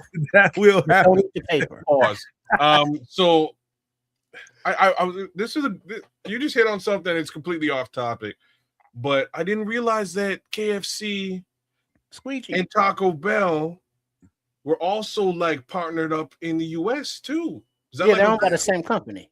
Oh yeah. Yeah. okay? Like me and my cousin were literally just talking about that this weekend because it's KFC, Taco Bell. There's another company, and I'm blanking out on what it is. Wasn't it Pizza Hut? Yeah. You're right. And pizza. Those are the three. The same thing across the U.S. Yeah, yeah, Kind same ownership. Okay. All right. So So when what the thing is when they do the franchises and they spread out, it kind of waters down the originality yeah. of the food. And so is you guys got to be cautious in doing that because like the best Philly cheesesteak I've had in Chicago came from a place ironically named Philly's Best, and they were good. You know, when they first opened, they had grinders, which is a sandwich. You know, no Diddy. And all that stuff. But as they got popular, the quality went down, the portions went down, meat. Because what's important about this is a lot of fucking meat. You know what I mean? Yeah. So you know when you see a quantity of bread more so than meat, you know what I'm saying? That's not a good spot. Not a good spot. And All you right. got and with a chip with a good Philly cheesesteak, bro. When you get that cheese whiz on it, bro. Gotta get the cheese whiz. Oh yeah, the cheese whiz and mushrooms. I fucks with the Yeah. mushrooms. Hey man, listen, I've had some Italian beefs and some good ones all over the place, man. And I ain't gonna I always go, I remember the first one that I ate, and that thing to me ain't nothing. It's stuff that's gotten close, but that thing was really good, man. Mm. That thing was really, really good. I licked my arm after I got done demolishing that thing. Well, Shit, well, no man can man. lick his Come on, elbow. bro. He's So, talented. so what you basically look, kids, keeping a buck, bro. Our neighborhood greasy spoons, bro, have some of the best food you will ever eat, bro. I mean, we got a thing called a pizza puff that will blow your mind, bro. Oh yeah, we talking about that. Yeah. Yeah. Mhm. Yeah, the Tripping. pizza Blow your pie that mind, had last brother. week. Yeah, You I mean, know, but just street the food. gyros, bro. The Yeah. gyros are just, I Woo. mean, bro, you can't go wrong when you touch down in Chi-Town, bro. You need 7 days, bro. You need 7 days because one of them days you gonna after you eat, you gonna have the itis, I've and been Well, every telling you day gonna you after gonna you shit. have one ice. day is a complete write-off, is what you said. Like at least one. It's funny, y'all gonna have to roll me the fuck back on the plane. Yeah, you're gonna need some Tums. You're gonna need because you're not gonna be used to it all. Bring some Tums. Sheesh. You're gonna have the itis, so you prepare for that. Yes, sir. Yes, sir. All right. Yeah. Because So you got to hit a barbecue Oh, joint, bro. You know, oh, there's so much oh, to touch, bro. You going to have to make several trips to really truly enjoy because man, we got some of the best chicken wings in the neighborhood, bro. That you can get a mm, whole. Bro, mm. anyway, go ahead, no man. I Speaking know you got of, to keep it when moving, bro. before oh, hold on, before you go, Nomad. Speaking of chicken joints, what the hell's her name? We got to give a rest in peace to the daughter of the Harold's Chicken Shack I franchise. saw that on Facebook, man. No, Yeah, his daughter passed, and you know what? everybody knows Harold's Chicken, and you know so she was basically in Harold royalty that she inherited Yes. the franchise. So you know, rest in peace to her. You know, speaking of Chicago food Mm, and fried chickens. yes. And we'll Yes. we'll Okay. do gyro real soon. Create culture. That's one of the ones that's coming up next, man. I'm gonna show you what they look like around here. But yeah, one of my favorite things in the world, which I haven't had in a very long time. It's like some of the things that these are some of the things that I adore.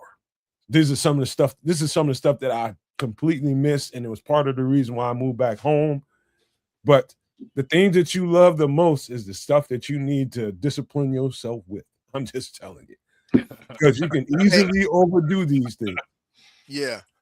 Hey kids, you get a chance, follow a brother on either IG or on Facebook called Foods with Foxito. This brother go around the city, man, doing, and he's a foodie, bro. and you can save some of the spots, bro. So you'll know certain places you can go and hit when you do touchdown, bro. It's called he's called Food with Foxito. Follow that brother, man. You know, hey, he be putting it down, bro. But he be hitting all the spots, bro. And he do the beef run, he do the pizza run, he do the fried Real shrimp food. run. Real food Yeah, with bro. In Foxito. I in the got him. neighborhood, bro. He hits the neighborhoods, bro. I You got know, him. west side, south side, north side. It So, don't matter. Hey, and somebody real quick as Nomad cue up the next one, but reheating pizza, if you choose not to have it cold, pizza in In the the oven. microwave is horrible. You know, if you have Oven, the baby. patience, put it in the oven or toaster oven. But even better, to reheat tavern style pizza, or even deep dish, heat up a skillet, you know, a cast iron skillet on the stove, and like a medium high heat, and just put the pizza in, just put it in there, and then cover a few tablespoons of water for steam, and then cover it.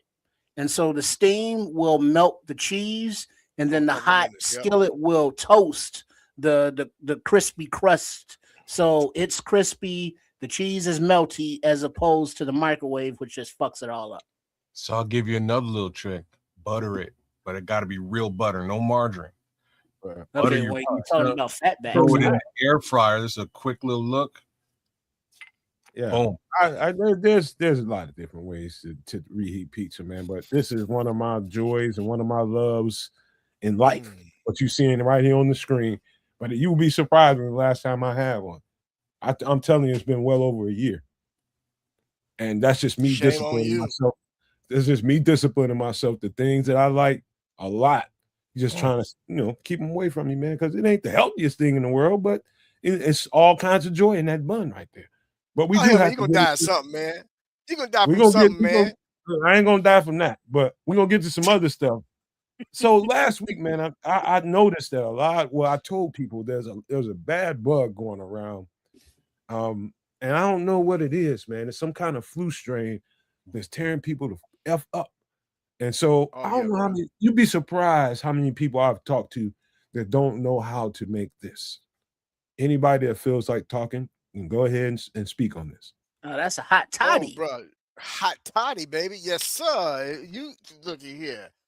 The old granddad, yes, sir. I'm gonna read off these ingredients. It's called the hot toddy. Ingredients are lemon, honey, Lipton tea, old granddad, which is 100 proof, Mhm. clean sheets, and bundle up, baby.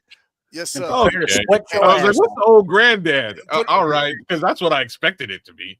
That's how Is we they do it. call that 100? They call that 100 pounds around here.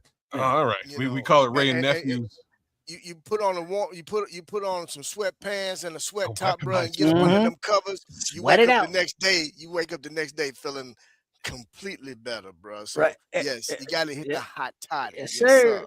Oh, and also what Nomad has in the picture here, but not on the ingredients list, cinnamon stick as a The stir. cinnamon sticks. That's extra. I ain't had that yet. I ain't had Little that. Chico stick. Because when you put No, that I honey in ain't. there, Look, you bro, got to I ain't stir gonna that lie, honey with something. And the bro. I slice ain't of gonna lie. My lemon. mama didn't put no. She ain't put no cinnamon sticks, and she just stirred it with a spoon and say, "Here, boy, drink this here." I Here, drank boy, and that, take man. your Get ass under to them sleep. covers. Get under them covers. Wake up the next day, boy, ready to run through a wall. Boy, it feels so much better. But the So thing is, old granddad, you was liquored up, so you knew you was hot, but you was drunk, so you didn't care, and you was able to stay asleep. That's the best part. Right. So it's like, oh Lord, I'm hot, but oh, get it out of me. And then you, like Bishop said, you wake up, it's like, man, what's for breakfast? Yeah, you be hey ready to man, go. I'll tell you one thing. A hot toddy, I think, might have saved my life, man. I had some definitely bad flu, man. I was probably my sophomore year in college. We decided on a weekend to jump in the ride and go Jackson State and go party. Man, we went down there, man. I got sick as a dog, bro. One of the homeboys had a relative that, I mean, it was bad, bro. Like I couldn't hardly breathe, and they had to pile my ass in the car and take me. This is a little town outside of Starksville. I can't remember the name of the little town. what is the name of that little town? But everything that you see on this list, kid, the old granddad, 100 pounds, the clean sheets, and bundle your ass up, put on some clothes, and you're gonna be in some thick ass cover. You finna sweat. Yeah, bro. I'm laying in some old ladies. This lady had to be like 90 years old, and I'm back in this old creaky ass Mississippi house and shit. The bed looked like it's back from 1920s. Man, I'm on there with some flannel sheets and shit, thick than a motherfucker. But I'm in that motherfucker cold. Now I got all these clothes on, hat, hoodie, tied up around me. I'm laying up under this thing and I'm still shivering. I drink this goddamn shit, man. And I'm telling you, knock my ass, slam ass out. They say I slept for 12 hours. 12, 13 hours straight. Didn't even budge. Got up and felt like I thought I pissed on myself. Be careful, man.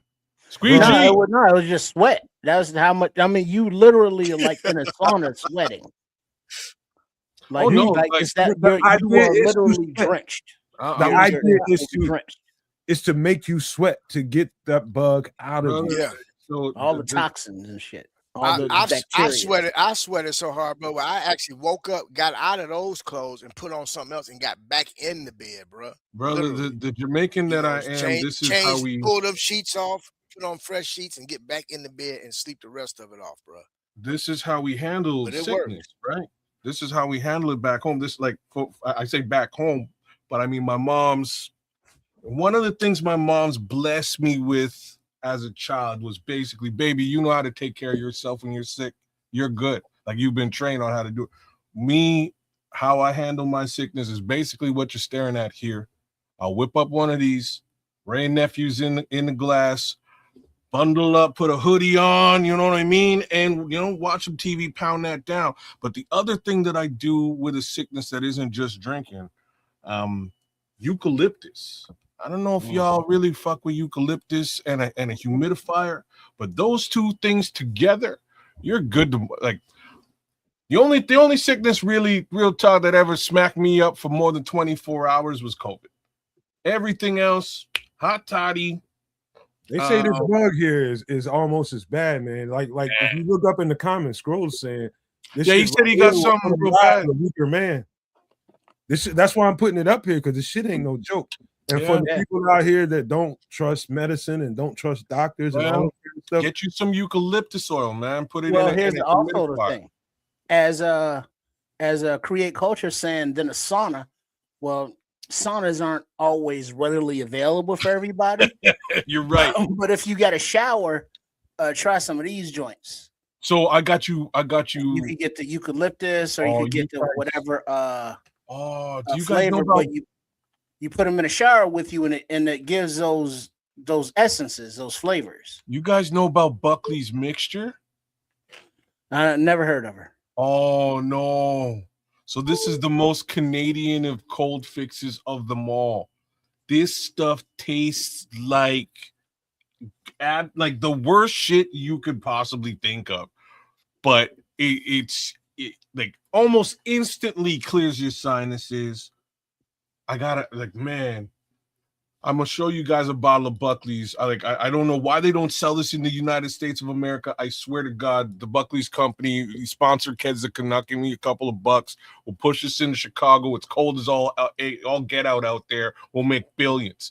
This stuff will clear your sinuses out like that. Forget Halls. You'll never touch Halls again, ever. Because it's one spoon of this, you're gonna go, good Lord, what did I just put in my face? But at the same time, like, I'm at a level now, I put it in my mouth and I go and then swallow, and it just clears out your shit. Like instant, man. It is instant. It's great. Buckley's mixture for the win. Get it if you can. But those are my, like, the few things that I use, and the last thing I use is Tiger Balm. I hope y'all got Tiger Balm out there. I've never used it for, like, being sick. Well, no, check that. Tiger Balm is good for strains, muscle strains, but better for also on, like, rubbing on your chest. But little back in the day, it was more Vicks Vapor Rub. Way better. So think of Vicks times 8. I won't say times 50, but like 8 times more heat. So if you're talking about sweating from this is me. If I catch a cold, hot toddy, heat, tiger bomb up, bundle up. I sweat out whatever the fuck was in me. Yeah. You know what I mean? By the time I wake up in the morning, whatever was in me is gone. one touch of that Buckley's mixture, whatever might have been messing with my sinus is clear. I'm off to work, baby. I'm good to rock and roll. That's how we do it. It's the hot toddy with the blankets, and instead of the Tiger Balm, it's Vicks Vapor Rub. You know, so that was the only difference we had. Squeegee uses KY. Right. Hey man, listen. Before we get out of this, one more quick story I gotta tell you, and this is just R.I.P. to my brother. Before he passed away, man. When I moved to Columbus, Ohio, I moved there on the strength of him. And he's he's not a used car salesman. He was a new car salesman, but he got anything new off the lot in this Nissan dealership, man. He's working out there. He's getting anything he wanted, riding off the lot every day. And on his days off, on his day off, rather, on Sundays, he used to like to ride, man. So one time he got, and we at the end of at the end of the summer, now that the weather will change on you in a heartbeat. At the end of the, once the sun go down, man, it might get different on you. And so we riding, and he got this drop top, what else, Benz or whatever it was, man. He just had to go ride in it, man. He wanted to go look at the honeys and do all that type of shit. And so we riding, and now I'm starting to feel the cold. I ain't got no hat on, and it's just like, all right, bro, man. We done did the drop top thing. The sun is down, man. We still got to be riding around with no top on, man. Why don't you pull it up, man? No, dude, let's ride. We got the music bumping. And I'm just like, I dealt with it a little too long. Finally, I got to a point where it was just like, all right, man, dog, that's enough. I'm cold in the motherfucker, man. Pull the goddamn hood on this thing, man. Let the windows up. But it was too late, man. That shit had gotten to me. Only had flu twice in my life. This was the second time.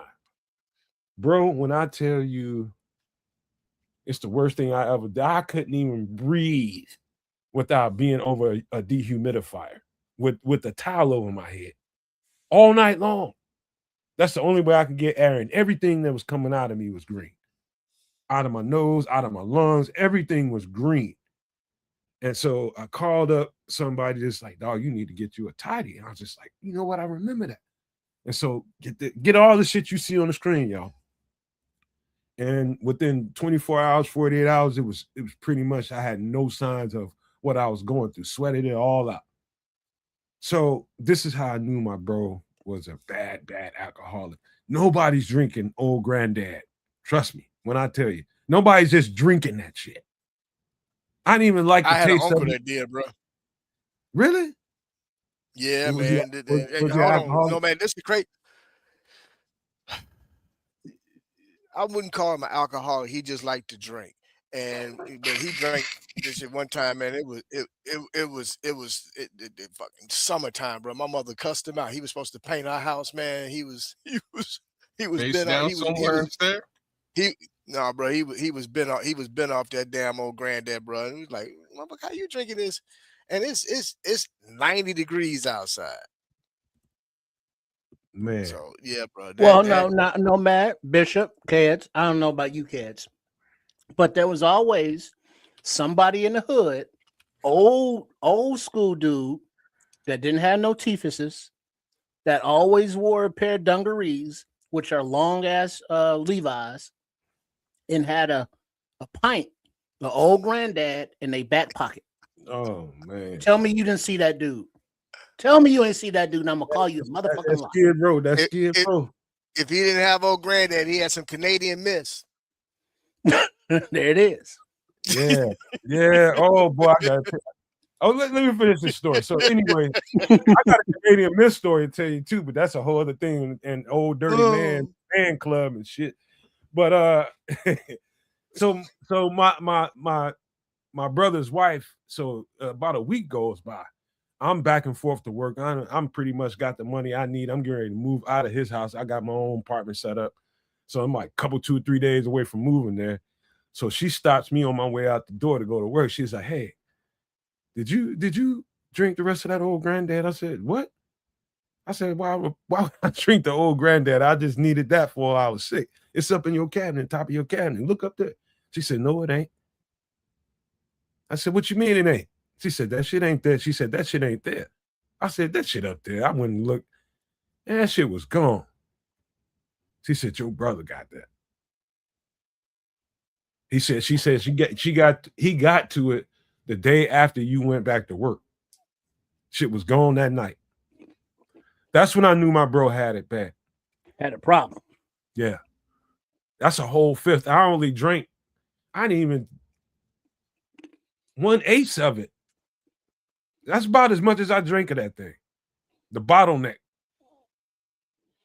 And that's when I knew my bro had a problem. And for those who new to the channel, my brother passed away. He drank himself to death. Oh no. Yeah. So, you know, this is a warm memory, but this is like the first warning sign I had with my brother that he had a serious ass problem. He down that fifth in a night, like it wasn't shit. But yeah, anybody that's going through any kind of illness right now, any kind of bug going on right now, you can do this to kind of preempt, because honey has a lot of quality ingredients to it too, man. You know, fresh honey is good for you, just for the record. So check that out, man. I kind of wish Samo was here because he was kind of on my mind, man, when I thought about this drink here. Hey, but you know how you can jazz up not jazz up, but even make the hot toddy a little bit better? Put in a dash of turmeric. Yeah. Yeah. That has its own People sleep medicinal values.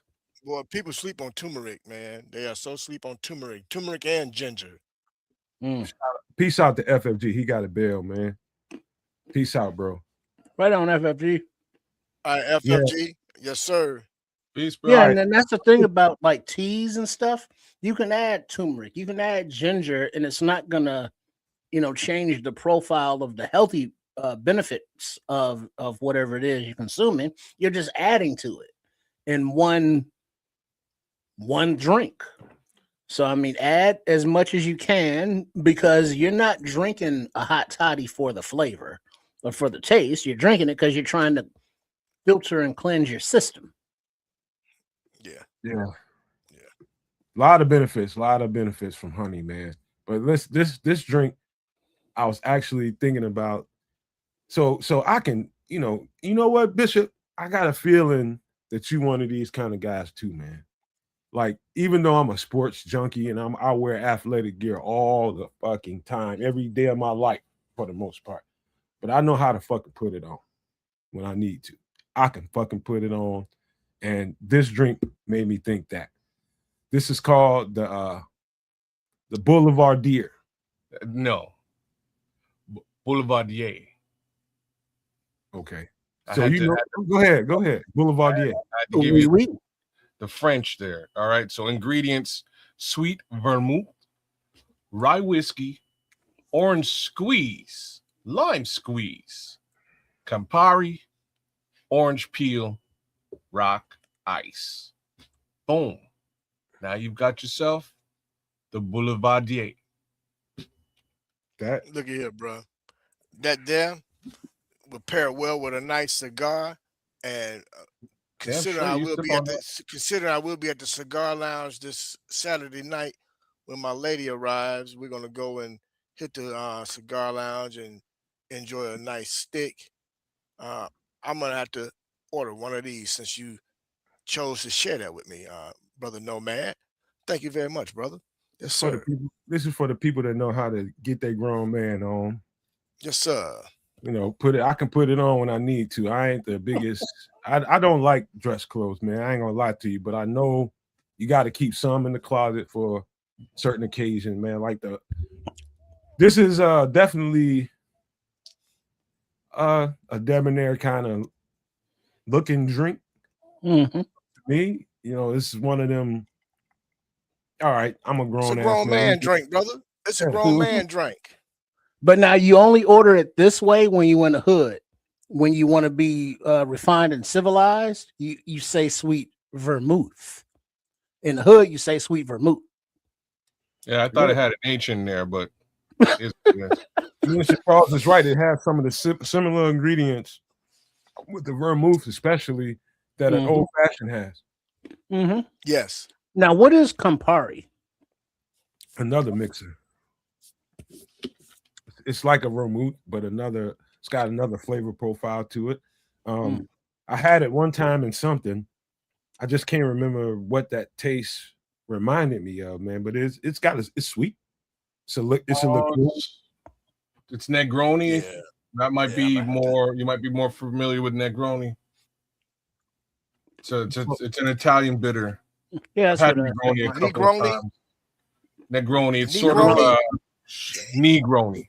Hey, pronounce it right, man. It's kind of lemony. It's a bitter. It's I don't know. It's an interesting flavor, but it's not particularly sweet. It's just a little bit more sour than anything else. You know what this drink and the look of this drink reminds me of? Excuse me, what's your name? Jay-Z. I was definitely. I have no idea what the fuck that is. I had Grandma Ye on my mind, but you put that up there, brother. I might have to go ahead and order me one when I. Okay, now another question. What is rye whiskey versus whiskey? Rougher whiskey.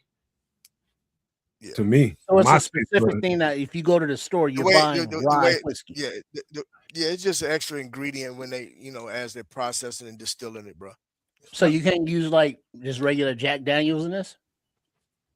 I wouldn't. No.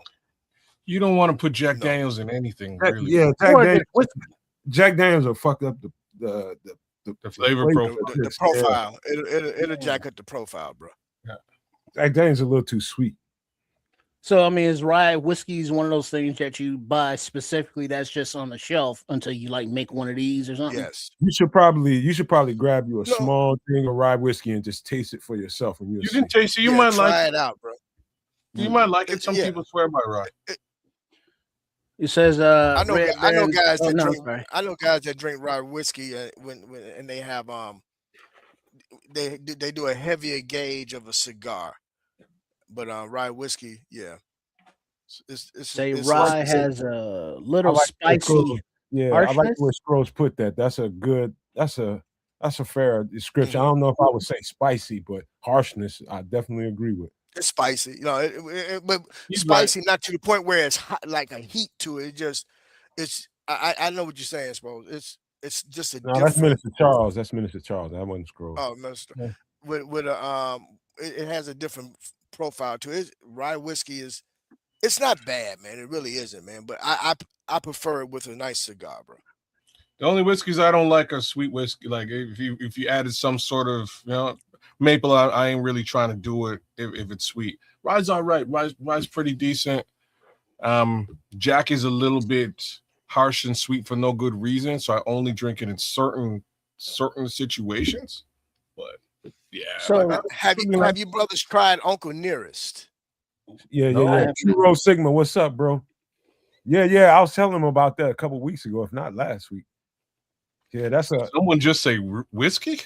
Yeah. So True Rose Sigma's in. Again, that Uncle Nearest is a whole story behind that, and Jack Daniels. It's a black man that originated that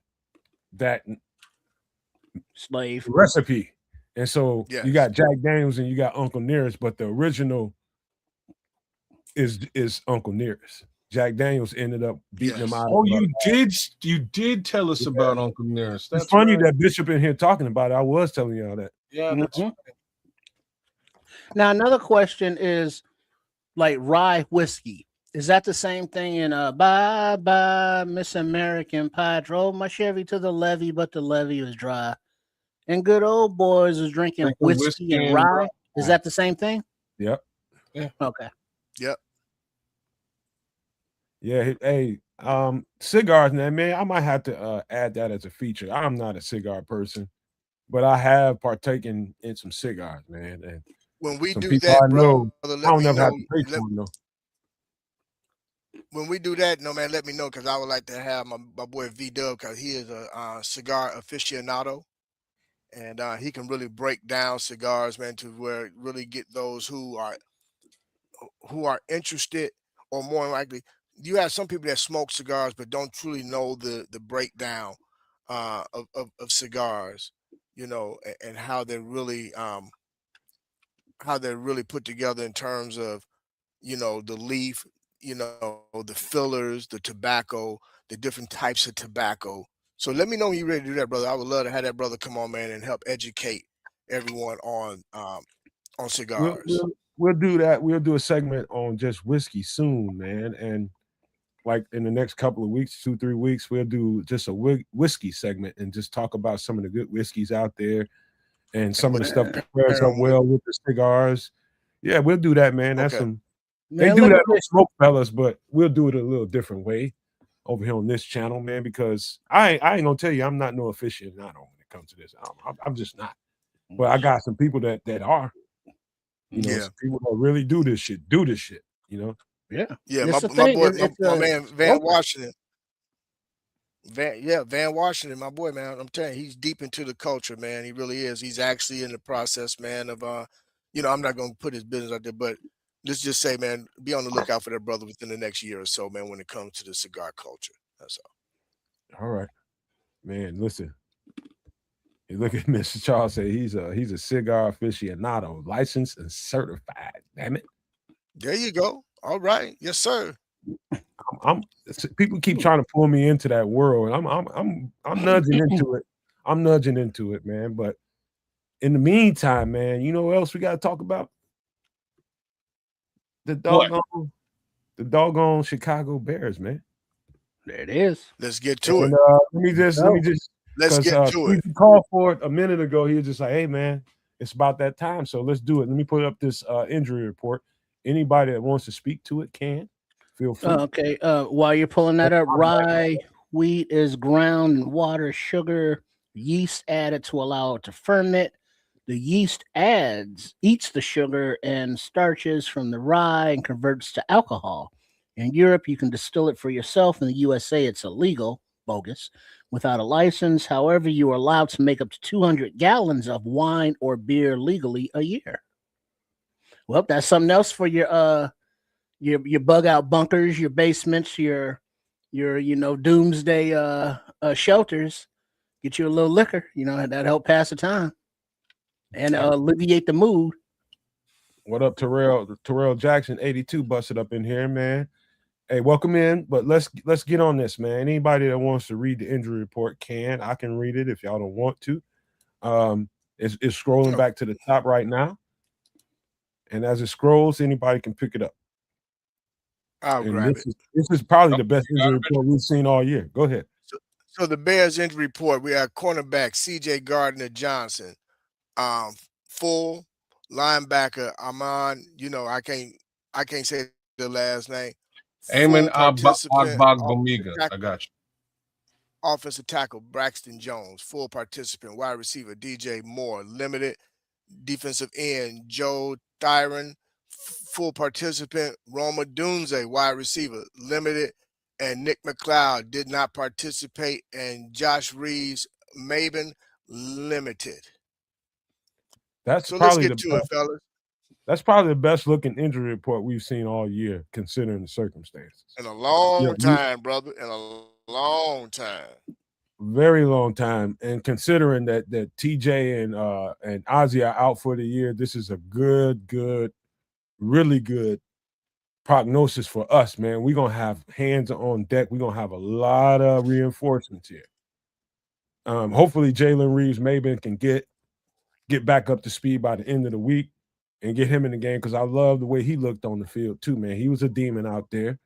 CJ Gardner Johnson, full participant. Yes, sir. He's going to be active out there, whatever role he's going to be playing. Amon, he's going to have to play a role, at least a supporting role. Braxton, he's going to probably be a supporting swing tackle. DJ, he's going to always be there. JTS, I can't wait to see what he can bring to add to the plethora of guys that we had that can get after because the second half looked tremendous, bro. You got to go look at the second half again. You got to go look at the second half of that game again. It was different. But let's stick to the injury report, man. What do y'all? Anybody that wants to talk, what do you see on here that you think is going to be a straight up benefit for us? Well, Let's since take it I'm in this clockwise. position, Go ahead, kids.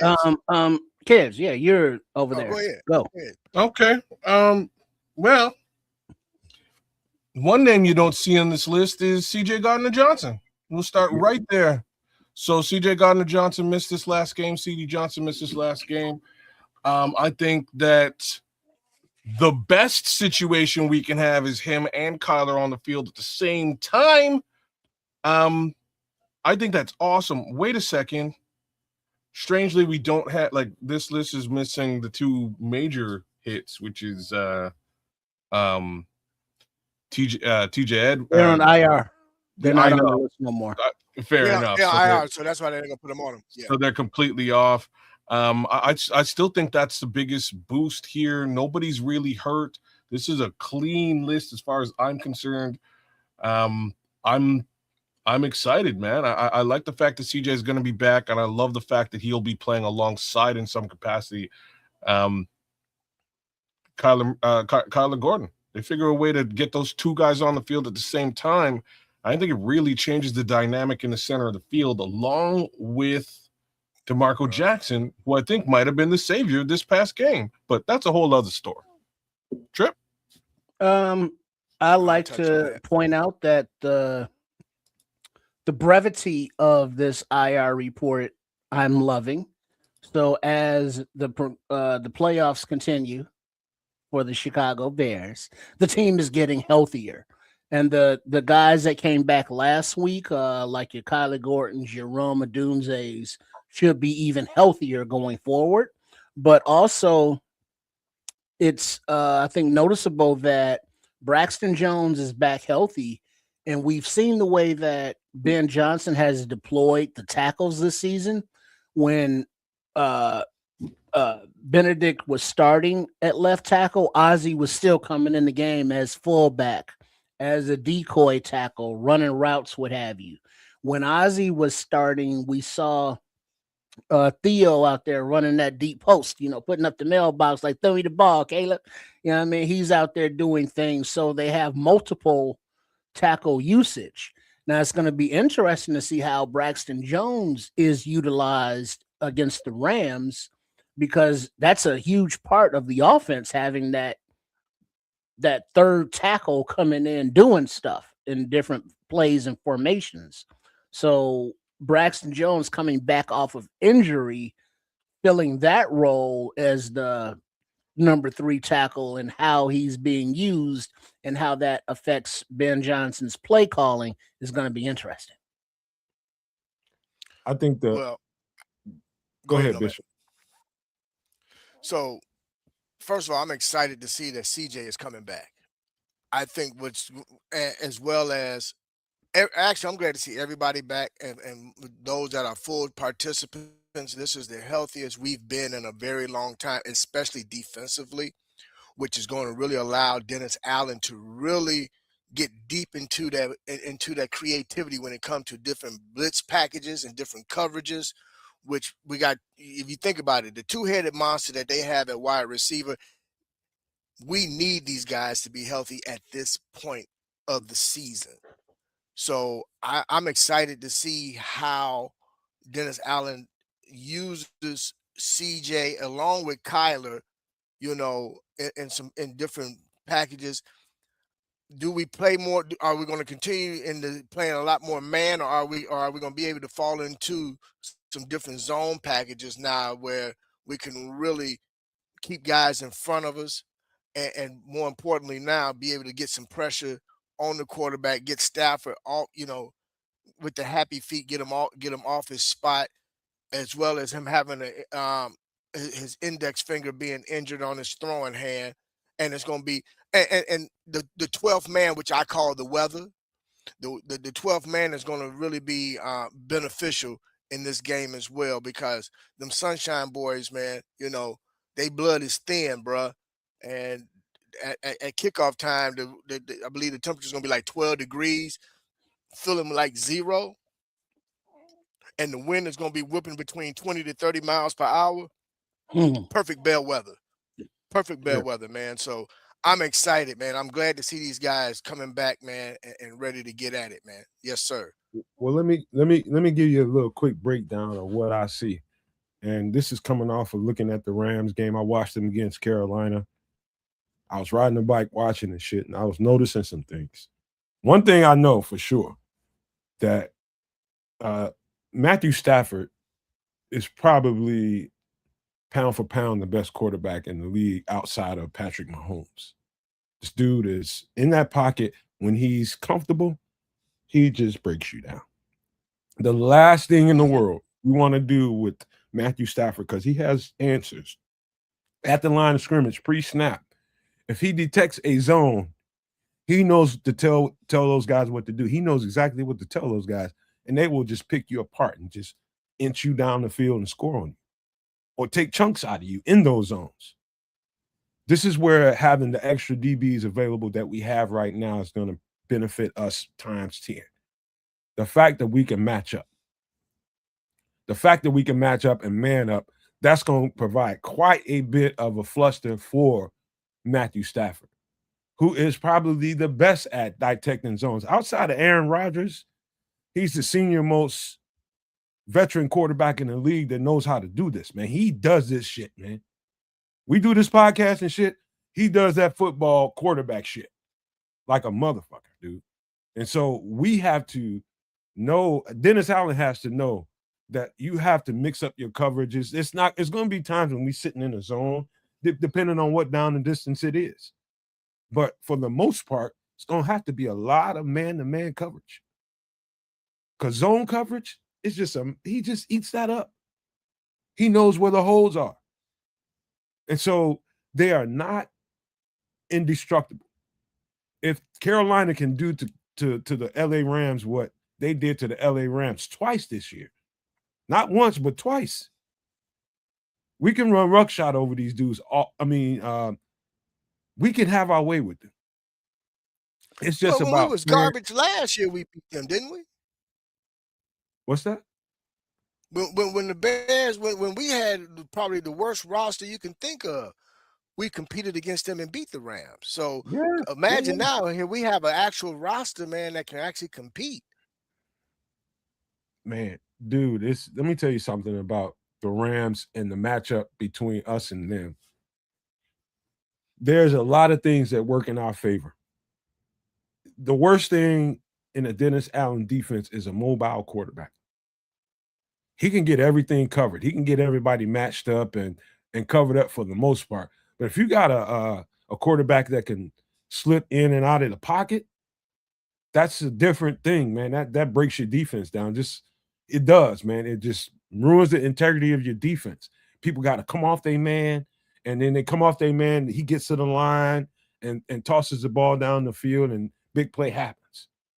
This guy, you are less worried about Matthew Stafford getting you on the ground than almost any quarterback in the league. It's not that he can't run. He just can't run well. He can't avoid pressure very well nowadays. And so that favors us. And with JTS coming back and adding to the plethora of guys that we can throw at him, and do this favors us, man. I love this matchup.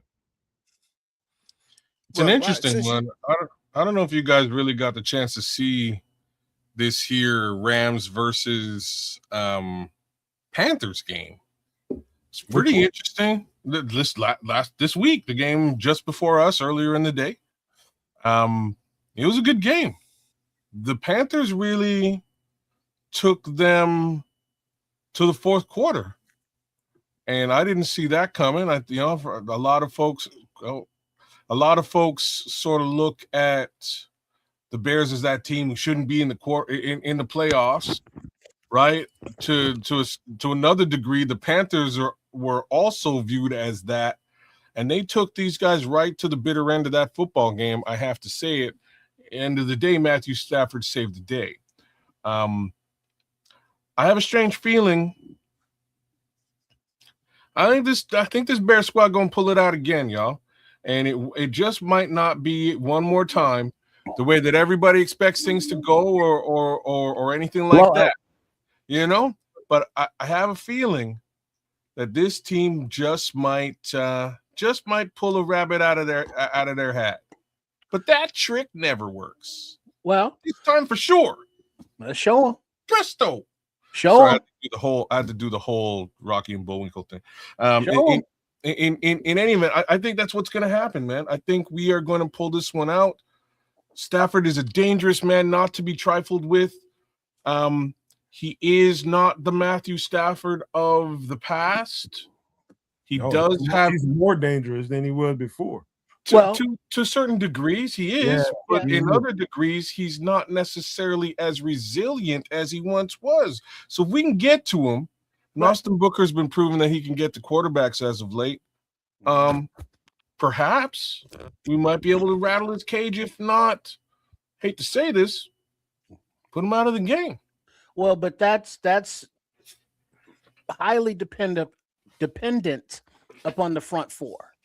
If we can get pressure from the front four against Matthew Stafford, get him off his spot, get him uncomfortable in the pocket, he will throw up the ball.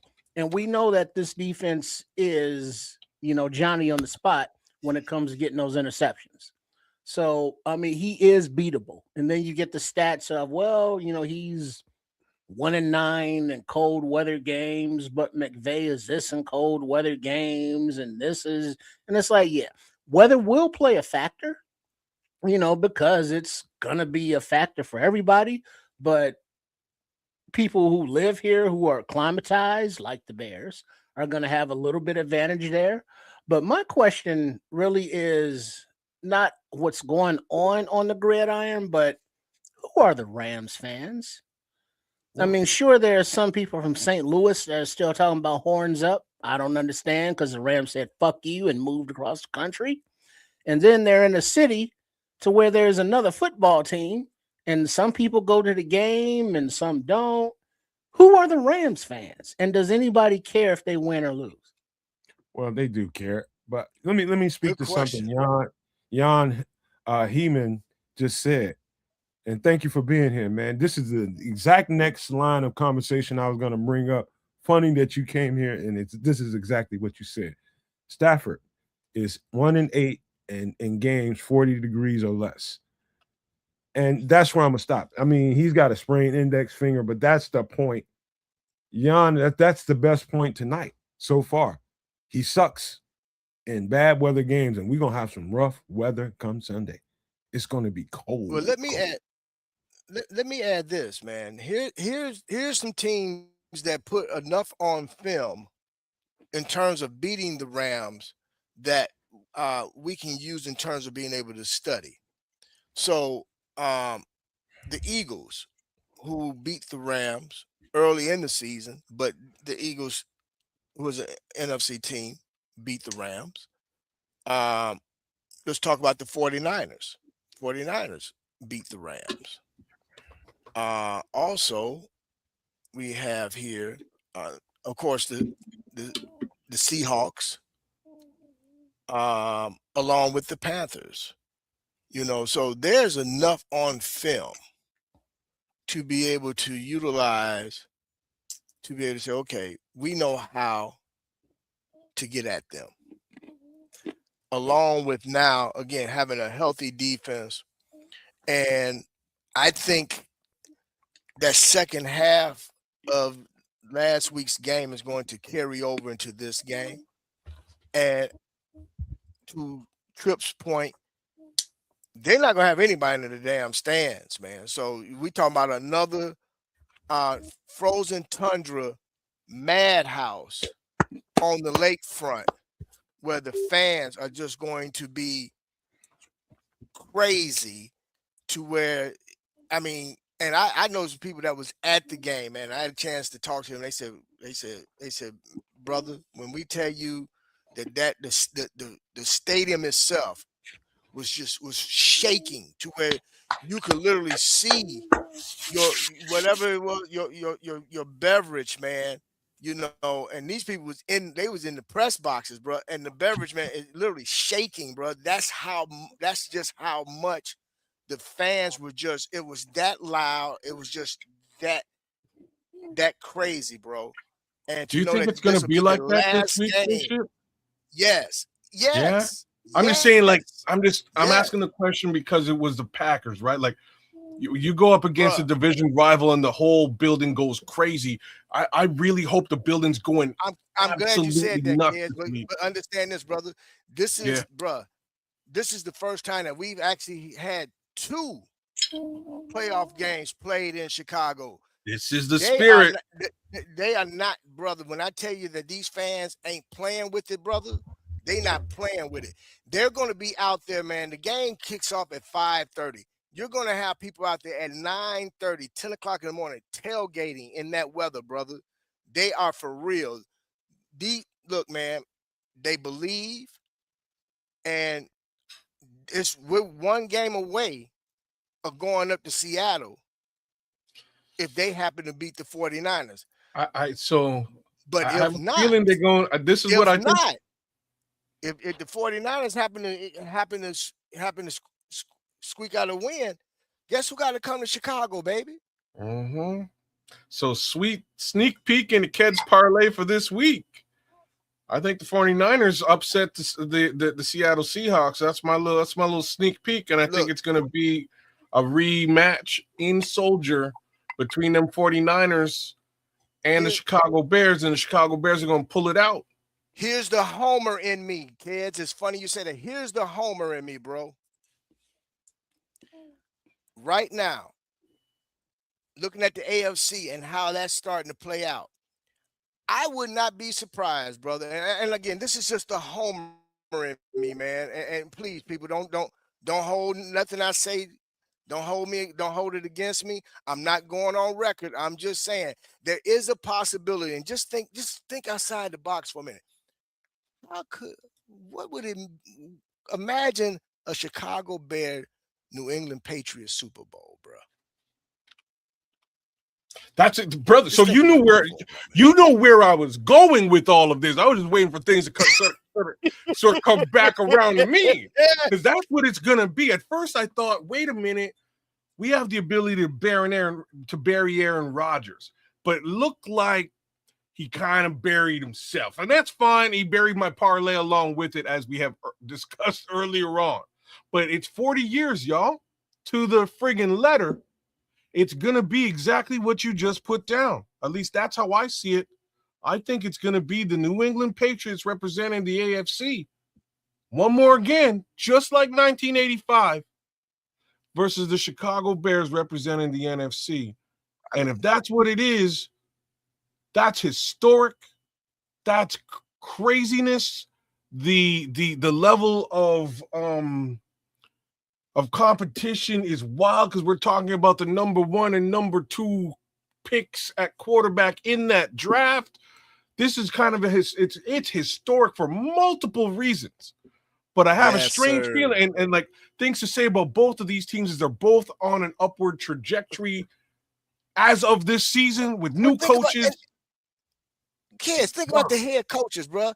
You got Ben Johnson, you got a Vrabel, bro, and what these guys, what they epitomizes in terms of coaches and how they've really affected their teams and how these teams have taken to their personalities, bro, and have evolved in these systems, bro. I'm just saying, it's the homer in me. It's the homer in me, man. But I kind of see it playing out, man, in a way, because you think about it. You got 3 young quarterbacks that's still in the playoffs, and you got 3 old heads that's still in it, man, in terms of Josh Allen, Stafford, and Sam Darnold. Difference. And then you look Bishop, here's the difference, though.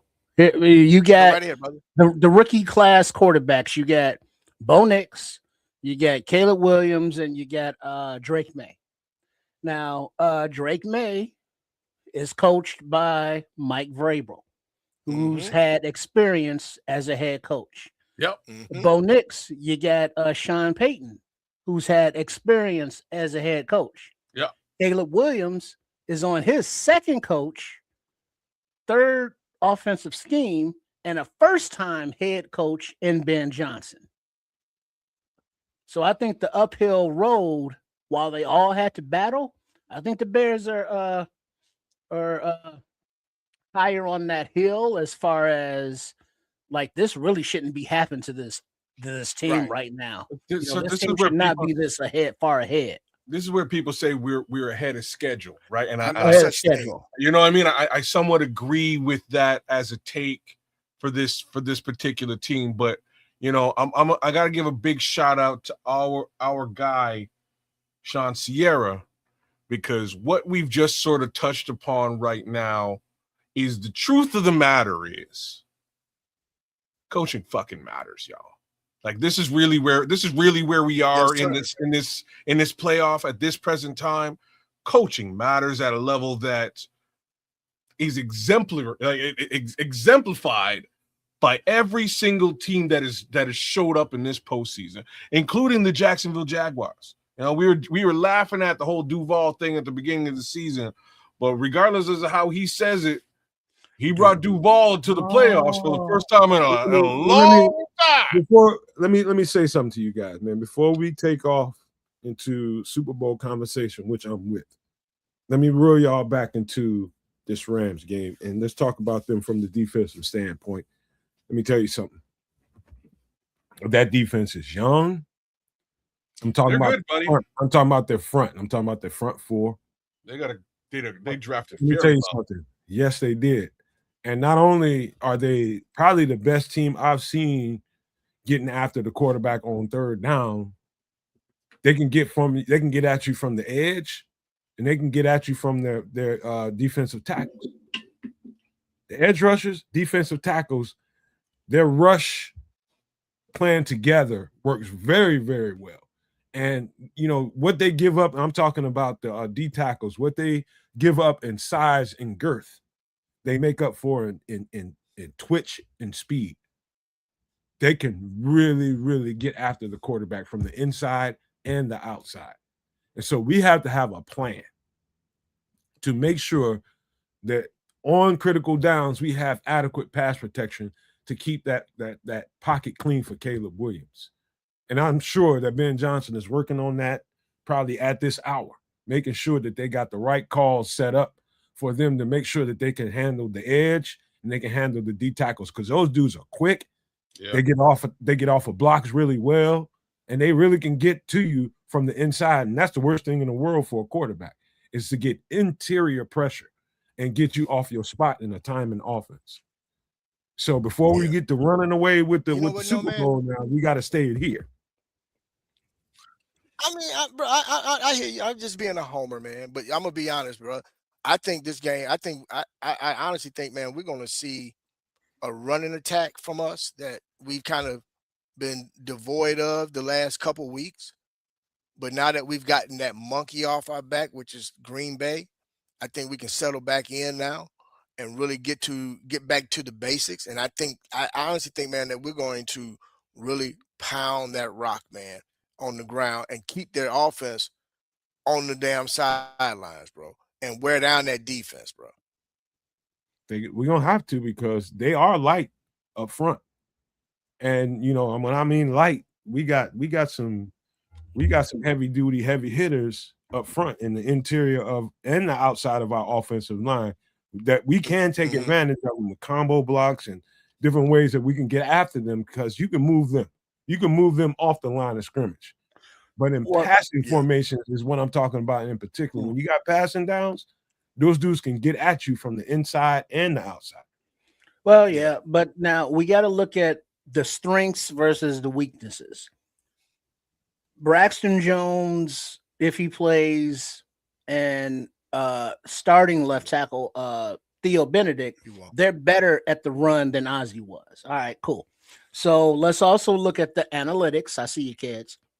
That this Bears team has been shittier at the run the second half of the season as it has gone along. Ooh. With the weather conditions, with the defense that the Rams have, which is more fast than they are strong, you run it at them and you run it down their throat repeatedly. And hopefully you keep the time of possession, and then you put the Rams offense behind the eight ball to where they are more have to throw, and then that plays into the Bears' hands. Ooh, So triple R. offensively, the Bears have to play from the opening whistle whenever they get the ball in the first half. You just can't keep getting down because this is a team that can put up 50 on you if you let Puka run free. And if Adams is healthy and his hamstring is better and he's running free in the zone or beating a man because they can't keep up, those are bad things. So you have to kind of dictate the flow of the game from the beginning, I would think. You're gonna have to get at him. You're gonna have to get at him with the tight ends again. You're gonna have to get at him. Oh, like you guys are laying it down now. Both of you. Colson Lovin gotta be a big part of this game. But I think Triple R nailed it.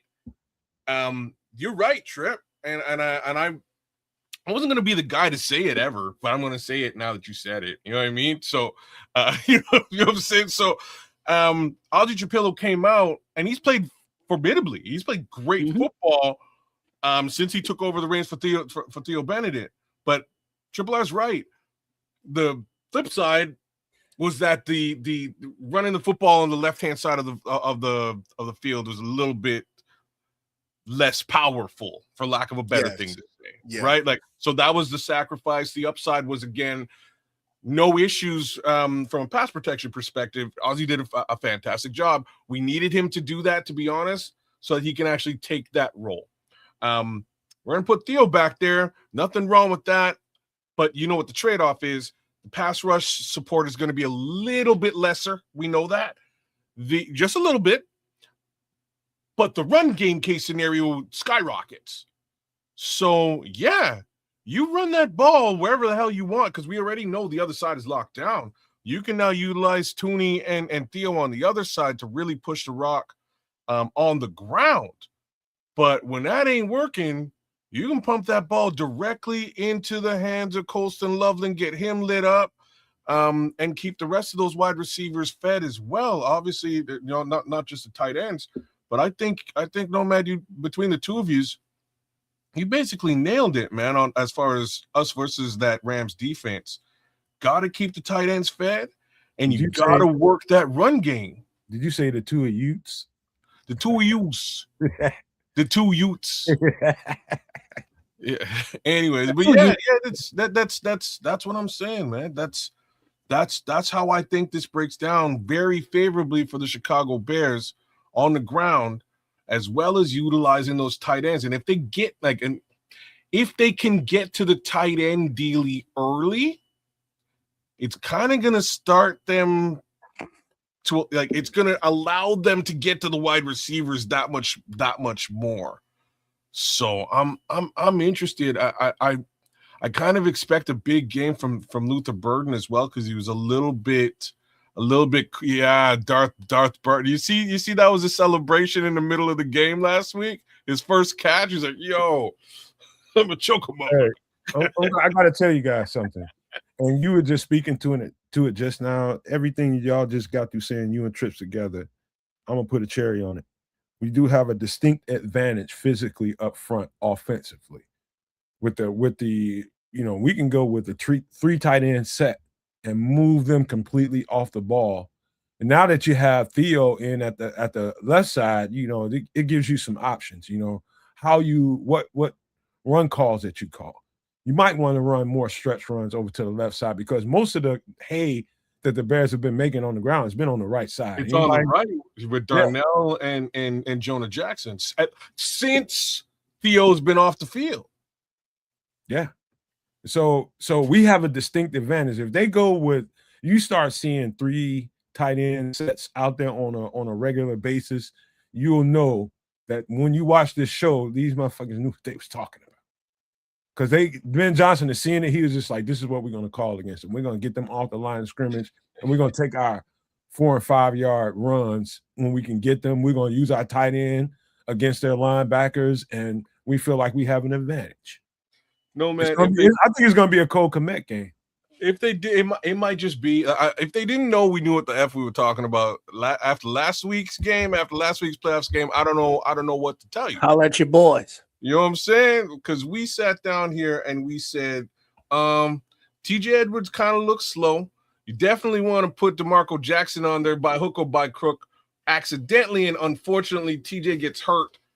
DeMarco comes out and Balls shuts out. the world down again. Like this is what happened. That's just part of the conversation that we brought to light. The other piece was really layering in Kyler Gordon in those crosser situations.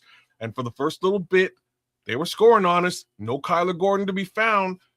Kyler Gordon finally makes his impression felt, shuts that shit down. So like it was just about everything that we put. But, and you know the difference, kids? What's that? In the second half, Kyler Gordon got 100% of his reps.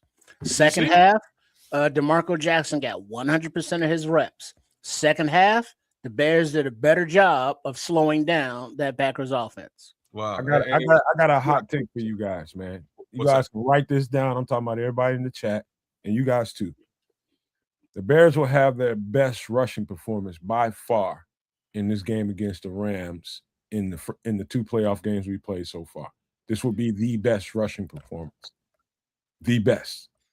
We have a distinct physical advantage against these light guys, man. We got some big dudes that can really get after cats. And we're going to get on them, and it's going to frustrate the edges. It's going to frustrate the D tackles. It's going to be a lot of flags because they're going to get frustrated because they won't be able to have their way with us, man. It ain't going to be one-on-one blocks. They're going to be comboing these guys. Boys, I think we figured this one out. Like, at the end of the day, you keep Matt Stafford the fuck off the field, and that's how you beat the Rams. And how you do that is you run the mother football. Run that shit. And accidentally, one more time, by happenstance, our left tackle goes down, and we bring in the replacement left tackle, that Canadian Eagle, that Eagle from Canada. And all of a sudden, the run game opens up on the left-hand side of the field. The laws of physics will be in effect in this game. We are heavier, we are stronger, we are bigger, and we are more physical than them. And the laws of physics will be applied in this game. Mm-hmm. And this game is also this game is equally personal because Mike LaFleur is part of the coaching staff over there at the Rams.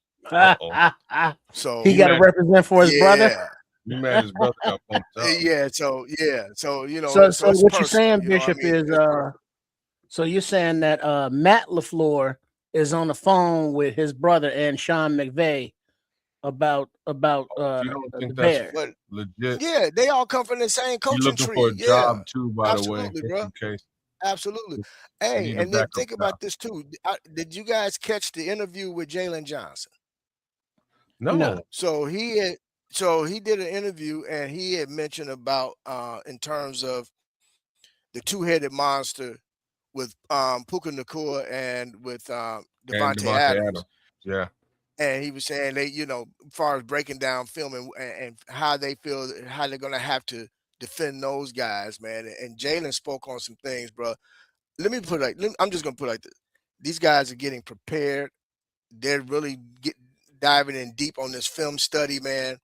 They're taking this very seriously, man. And again, the guy that I want to point out that I think is going to be very pivotal in this defense this Stevenson, but you keep going.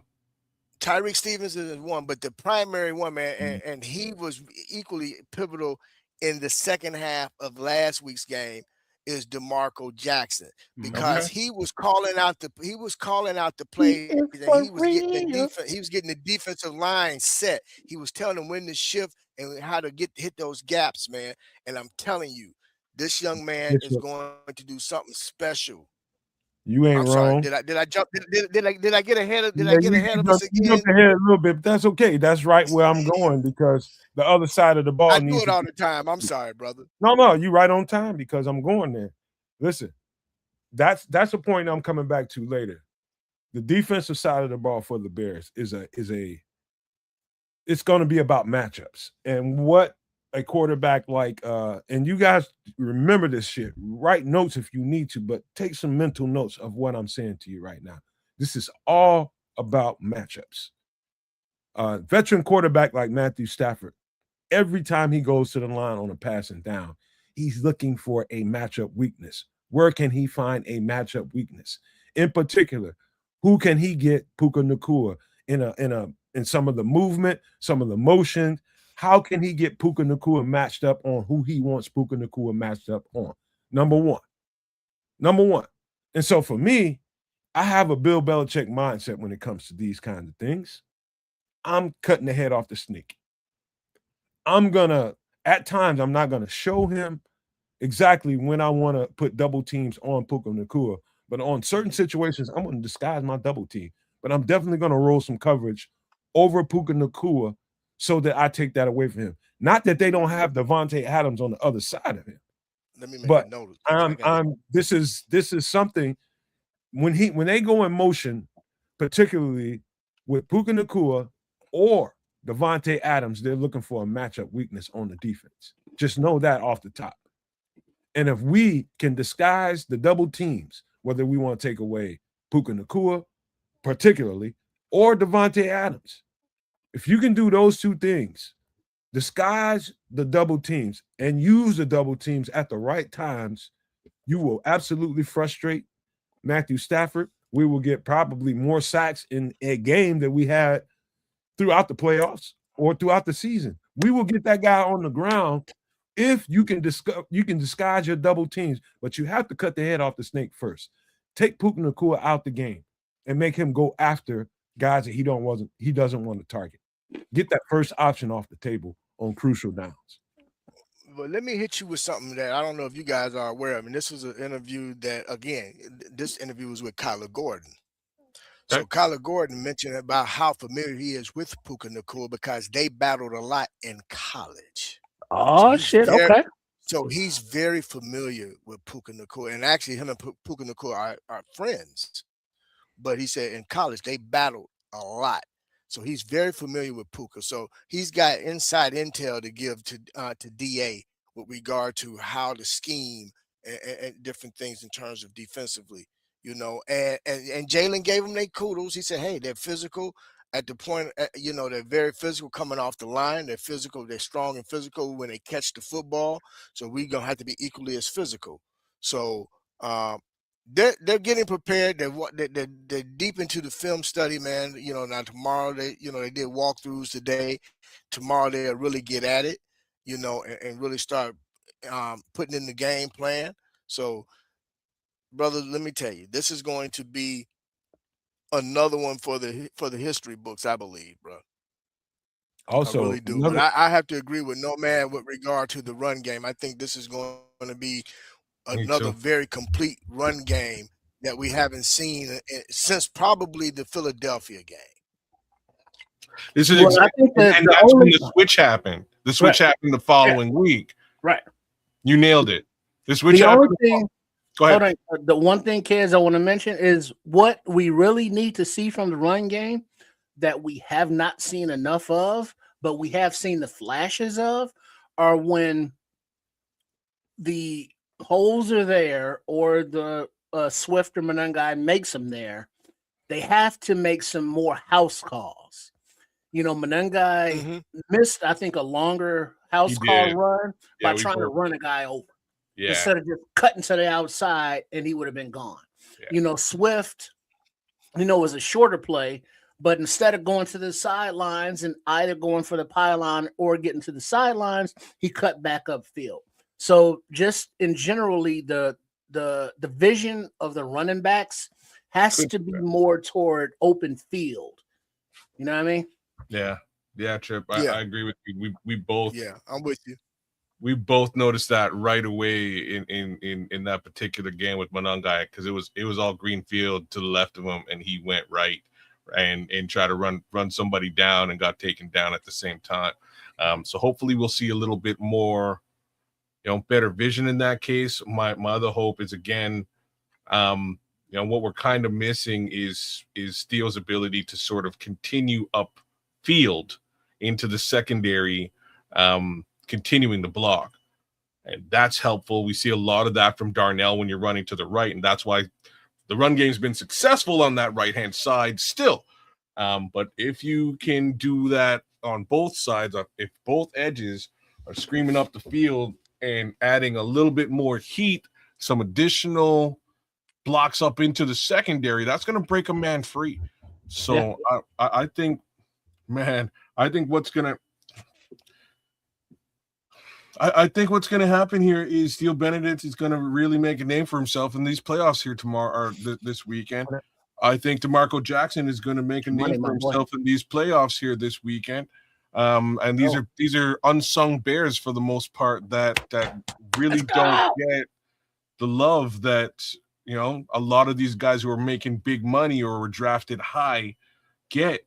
And that's really my call for the weekend. I think those are two examples of unsung Bears who are about to make their impression felt. Not to say DeMarco didn't make it this past week. He sure as hell did. There's one more, though. You forgot one. Tyreek Stevenson, and that's the last one. You forgot somebody on the offensive side. Did I forget somebody on the offense? Who am I forgetting about? Yeah, I'm gonna tell you who I think is gonna quietly, man, be a killer. Who? Cole Kmet. Because they're gonna be keying on Loveland, and that's going to allow Cole to get loose and get funky free on him, baby. You're right. And I think Cole Kmet is gonna gash him for some really big catches, man. Because they're going to be keying trying to make sure they try to take away Loveland, but they forget about Cole, and Cole's been quiet. Cole's been relatively quiet, man. But Cole Kmet is going to, I think he's going to rear his. I don't mean it in a bad sense, but he's going to rear that ugly head this weekend, bro. And I think he's going to have a big game, over 70 yards and catches, bro. I think also, man, I got a few notes that I want to talk about, but one thing I should point out, and it did not look good as we were watching the game live, and we were screaming for Tyreek Stevenson to get on the field because of Jalen Johnson. Didn't look like he was able to keep up, right? On closer inspection, and I'm just talking about in comparison to the game before, game before that, and the game before that. I'm steadily watching him. I think Jalen Johnson is like a game or two away from being Jalen Johnson. Back to normal? Yeah, man. On closer inspection, bro. I'm just not healthy yet. I can dig it. No, man, I'm so glad you said that, no, man, because to me, he played more this past game. He was playing more sticky coverage than he has the previous games, man. And he's looking more and more. It took like him a himself. minute, man. You know what I mean? Well, it took him a little. Honestly, kids, nobody that's had that type of surgery has come back the same season, bro. You're damn straight. It took him a little, and this is why I brought Tyreek into the or wanted to bring Tyreek into the conversation. It's just taking Jalen a little bit of time to get back to Jalen form. I don't expect him to be in full Jalen form this season, but he started to creep back into Jalen form as that game progressed. Tariq, mind you, came out as Tyreek Stevenson, right? Like he came back to being where he is. I don't think he was really at that level of setback. I think he's honestly just lost favor within the team, and that's an unfortunate situation for Tariq. But I think he played really well. But at the same time, with him coming in and splitting time with Jalen Johnson, Jalen was sort of able to get a little bit of a breath and get back out on the field and get back to being Jalen Johnson as he went throughout that game. I think this week, though, he's going to be splitting time with Wright. And I got a question for Nomad, because I know Nomad got down and broke down some film. Nomad, do you have Tariq on Puka or do you put him on Devontae? And why? Depending on what coverage we got. If we got a dime package out there, Tyreek is one of the guys out there, and it's a dime man coverage. I trust a physical Tyreek on Puka Nacua. That's a bigger question at the same time. Oh boy, do you keep Nahshon Wright out there? Well, no. The question is, how many times this season have we seen Nahshon Wright line up at left cornerback? Versus how many times we have? Right cornerback is right. My bad. He's usually on the right side.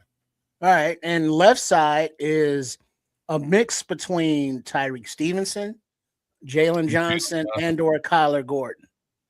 Have we seen Nashawn Wright line up at left cornerback at No, all? No. and we shouldn't, because unless we have to.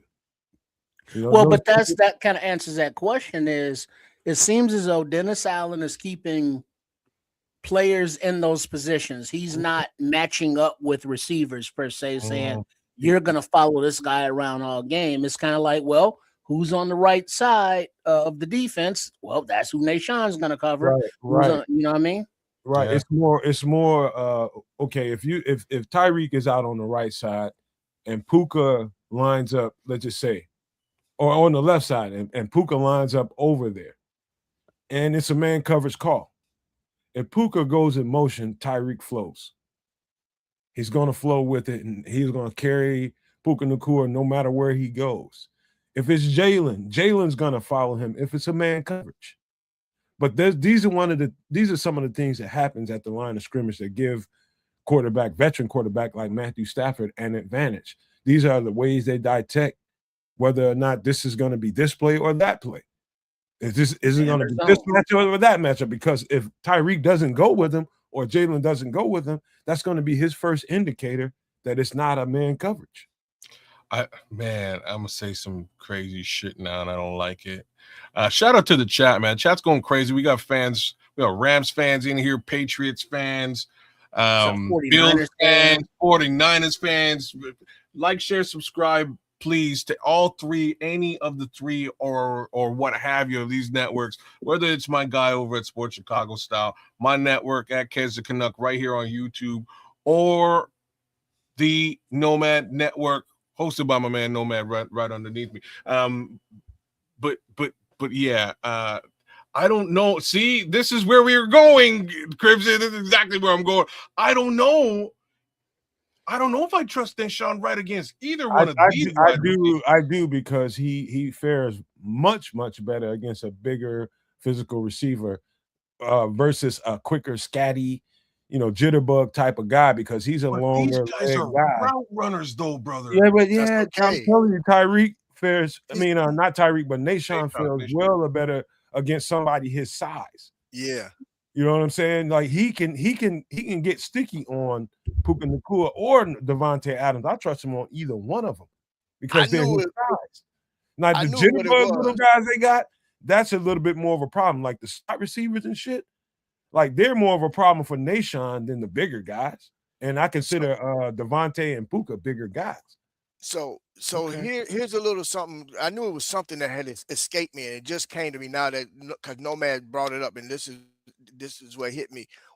In that interview with Jalen Johnson, he said they noticed that they lined Devontae and Puka up certain ways to try to get certain advantages. He said as long as we identify that, we'll basically know what coverage they're in and what plays they're looking to run and who they're looking to go to. He said, as long as we are on top of that and understand, he said, because one thing about Sean McVay, he looks for matchup, like Nomad said, he looks for matchup problems.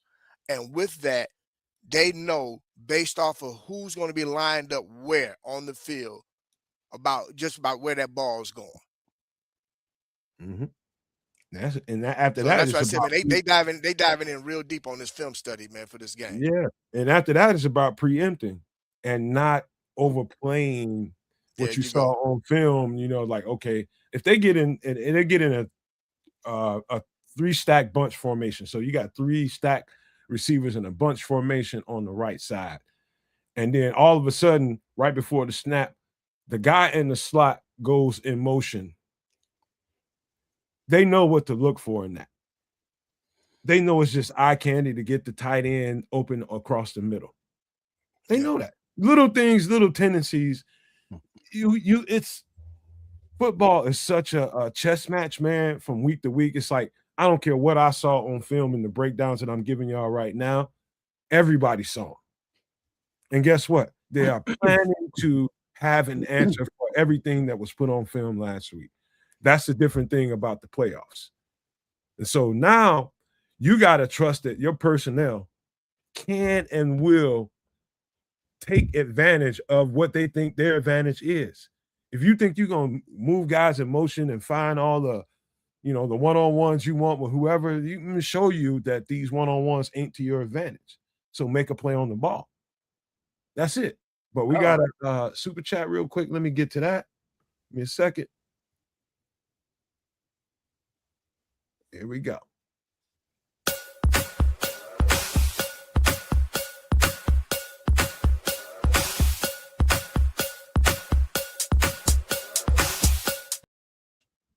Hey, Bishop, go ahead. If you feel like it, you can read this one off if you want to, man. It's super chat from Cloud Chasers Radio 499. Bless you, my guy. Yes, Cloud Chasers Radio. Thank you for the $4.99 super chat. Here we go. Just pray over this team. It's the only way.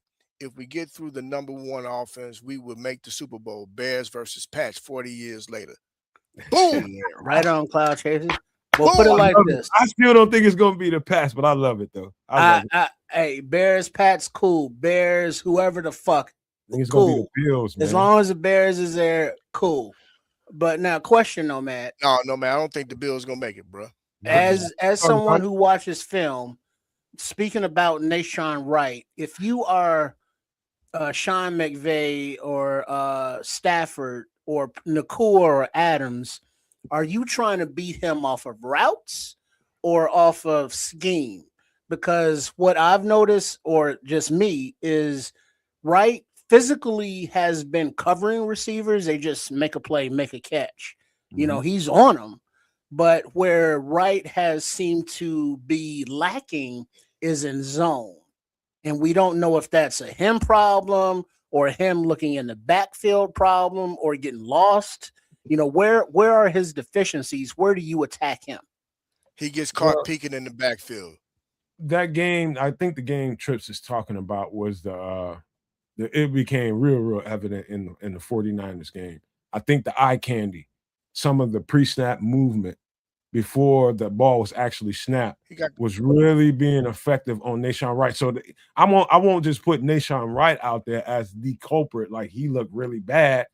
No, all of them looked really bad. They were all a step slow. Well, remember, I said that last week. Remember, I said that last Wednesday. No, man. Remember, I brought that up. I said, man, the part of the problem was they got caught peeking, man. They were undisciplined with their eyes. Mm-hmm. You all it takes is like a split second. And you're gonna look slow as dogs. Yeah. And he was if that's his. But how do you balance that? If that's his superpower, as preparation, Raymond Granderson is saying that he's a ball hawk and he wants to see where that ball is so he can make a play on the ball, versus covering your man and then making a play on the ball. Here's a secret, and this is not going to sit right with everybody. I'm about to say it. When you're dealing with your opponent is always looking for a fracture. When's the last time you see the Bears have a huge fracture? It was the 49ers game. Yeah. Defensively. They will apply some of those methods to the Bears to see if they've made the necessary adjustments. Mm-hmm.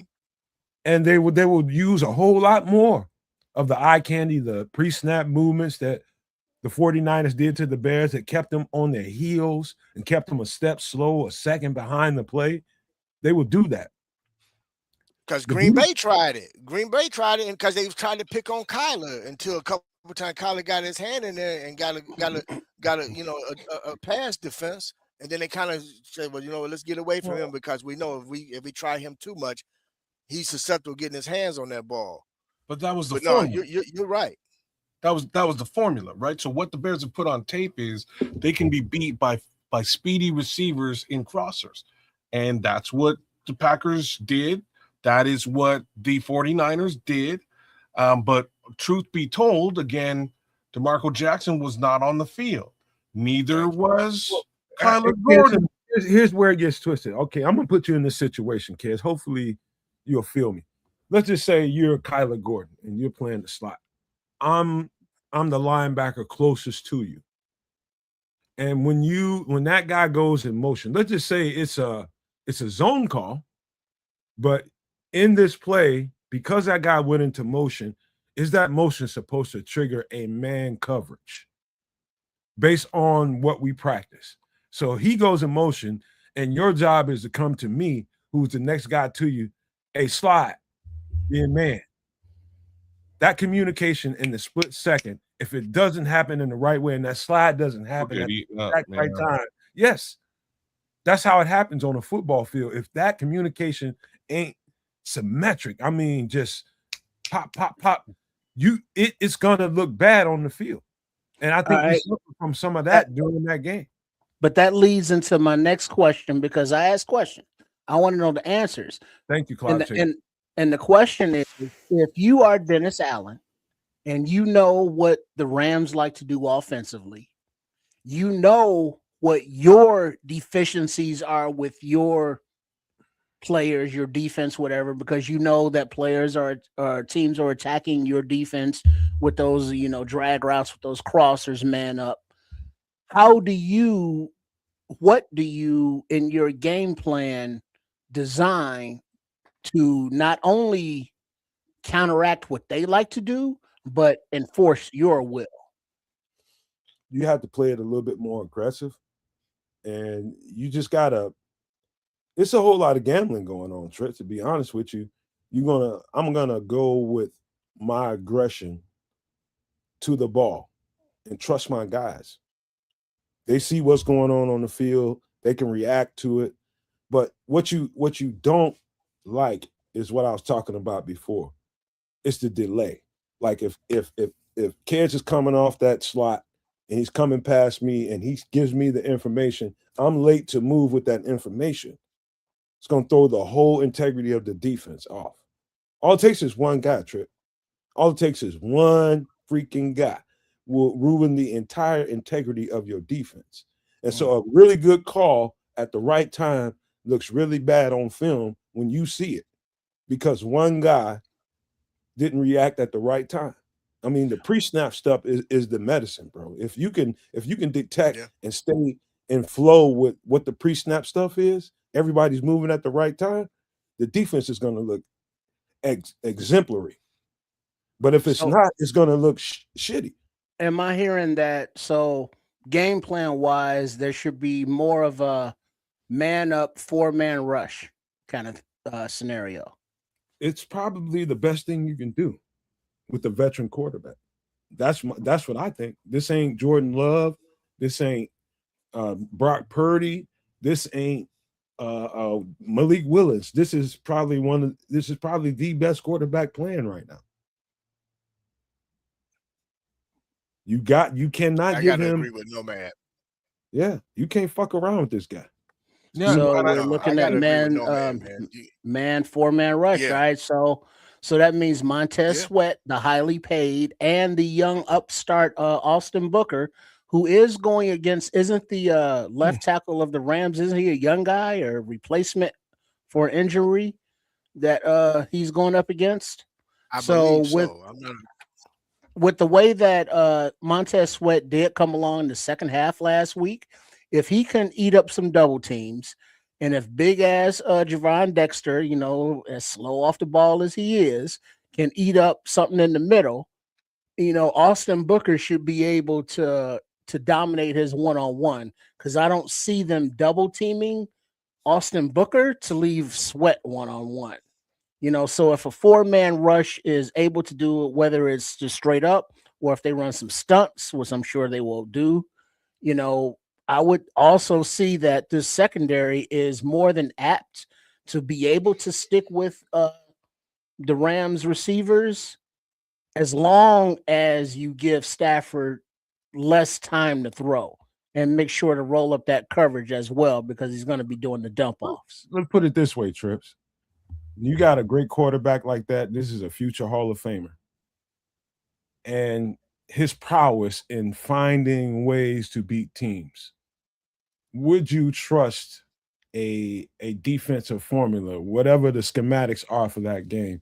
Would you trust the sitting back in a coverage that feels good because zone coverage? Would you trust a zone coverage, or would you trust him having to be pinpoint accurate with every one of his throws in tight man coverage? He'll pick the zones apart. It's Matt Stafford we're talking about here, and I think you're actually really diagnosing this well from a schematic perspective as far as what can Dennis Allen do to to mitigate that. And what I'm just gonna postulate here is truly based on personnel. I think we have the personnel to sort of match up very well in the middle of the field, which is basically where Bears fall short or have been falling short over the course of the last few weeks. If we are talking about a pre-snap movement case scenario where they're stuck in a zone, yeah, they're probably going to get diagnosed and picked apart. I think, again, from a personnel perspective, we have the right people on the field to be able to handle that in a man coverage. I also like what we have going on against Devontae and Puka, just given the speed that they bring to the table. Like they're not, you know what I'm saying? They're not burners. They're not deep. They're very technical. They're what, amazing route runners, both of those guys. And Kez, to piggyback off of what you were saying, a couple weeks ago, I have to completely agree with you with regard to schematically. We were deficient in areas defensively. Now that we have our core back, yeah, I honestly think, man, right now, this particular game is ideal for our linebacking core along with our safeties to really protect the interior of that defense in terms of the middle of the field. So anything underneath, I think those guys are going to be roaming, and I think they're going to be laying some wood.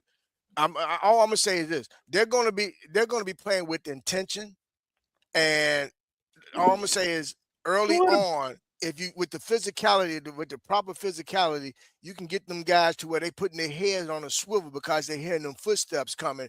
They're going to get those dinosaur arms after a while. They're not going to be wanting to catch the ball. But that's what irritates me. Who in the secondary has delivered any of those hits to make those alligator arms pop up? We hadn't been, but Flips. You want to know who it was last week? You didn't have your core. Now that we have our core and guys out there that trust one another and know where everybody's going to be, man. Look, I'm telling you now, Briscoe gonna be bringing it, bro. I got to feel it. I think Kwani B is going to be bringing it, bro. I think he's had a very played his best football. He plays best football Saturday. Yes, this Saturday, hands down, bar none, best game of the season this Saturday. And again, we all know who he is and what he brings to the table, because it's really interesting, when it's a contract season and shit.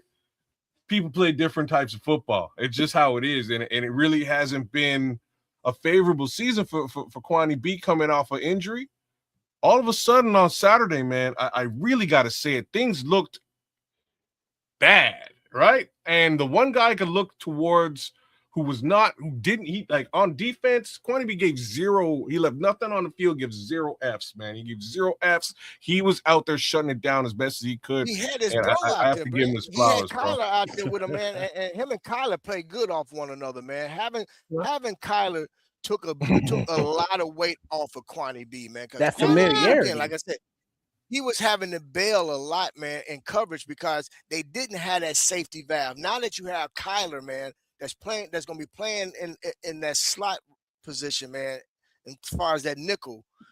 Look, bro, that frees him up to really just roam, man, as a missile and just bring that wood, baby. And now that brings a whole nother dynamic, man, because now Bayard can really ball hawk, man.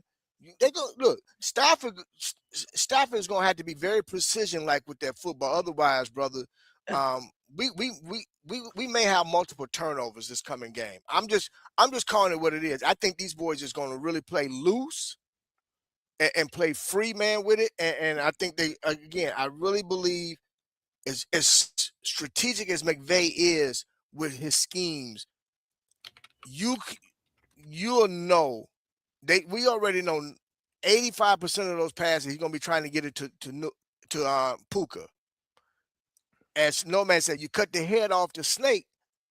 Now, what do you do? And then if you lay enough wood out there in that cold, brother, guys gonna start making business decisions. and them arms gonna get short as the game goes on. I'm gonna give y'all a little, and I hate to even say this out loud doing a live. We are live on TV, y'all. And make sure you subscribing to all 3 channels, man. We are live on the Nomad Network. We are live on Cares of Canuck, and we are live on Sports Chicago Style. Make sure you subscribe to all 3 channels, man. Let me say that first. But I'm about to give you all little tricks to the trade, man. And I hate to even say this live. This is stuff I have conversations about privately with my teammates and shit. And when you're like, let's just start in the defensive side. When you're in the defensive side and you're in the defensive meeting and you're starting to get prepared for the game, the opponent, right? Here's what really goes on behind the scenes. This is the secret to the sauce. You're reverse engineering what that game plan might be like based on what you put out on tape previously. So what you're looking at is, okay, like I said before, they're looking at finding a fracture, finding a crack, finding a seam, finding something they can attack. And you are in that meeting room figuring out, okay, this is what they're trying to get to. This is what they want to do when they do this. This is what they want to do when they do that. And then you're basically, so say for instance, okay, we got a couple of guys like Kyler, we got Jalen that's coming back from injuries and trying to get healthy and trying to get back into that flow. And it was obvious that the Green Bay Packers was going after those guys, right? So now what do you do in the meeting room? You're doing what you can do to mitigate that. How can you facilitate something, get some calls up on the board that can help mediate that? Same thing goes from the offensive side of the ball. What did you see this week? You saw Colson Loveland have a hell of a game. Yep. So what are they going to want to do? They're going to want to take Colson Loveland the hell away from. They're going to devise plan for him. And so what Ben Johnson is going to do is reverse engineer that and use Colson Loveland as a decoy to get other guys going. So whether that be Luther Burden, whether it be Cole Kmet, whether it be whoever. Weapons. That's what really goes on, and that's what we're going to have to do. Both the coordinators are going to have to reverse engineer what they think these guys are going to get after and devise their game plan to attack that. That makes sense at all? I don't know, but that's what really goes on. I mean, so if you are the Rams defensive coordinator, are you planning for a heavy run attack, or are you planning for heavy play action, or are you planning for heavy pass attack? You have no damn idea. Exactly. Honestly, you have no damn idea because we haven't faced these guys, so we have no idea. We can just go off of what's on film, and each week after week, shit looks different.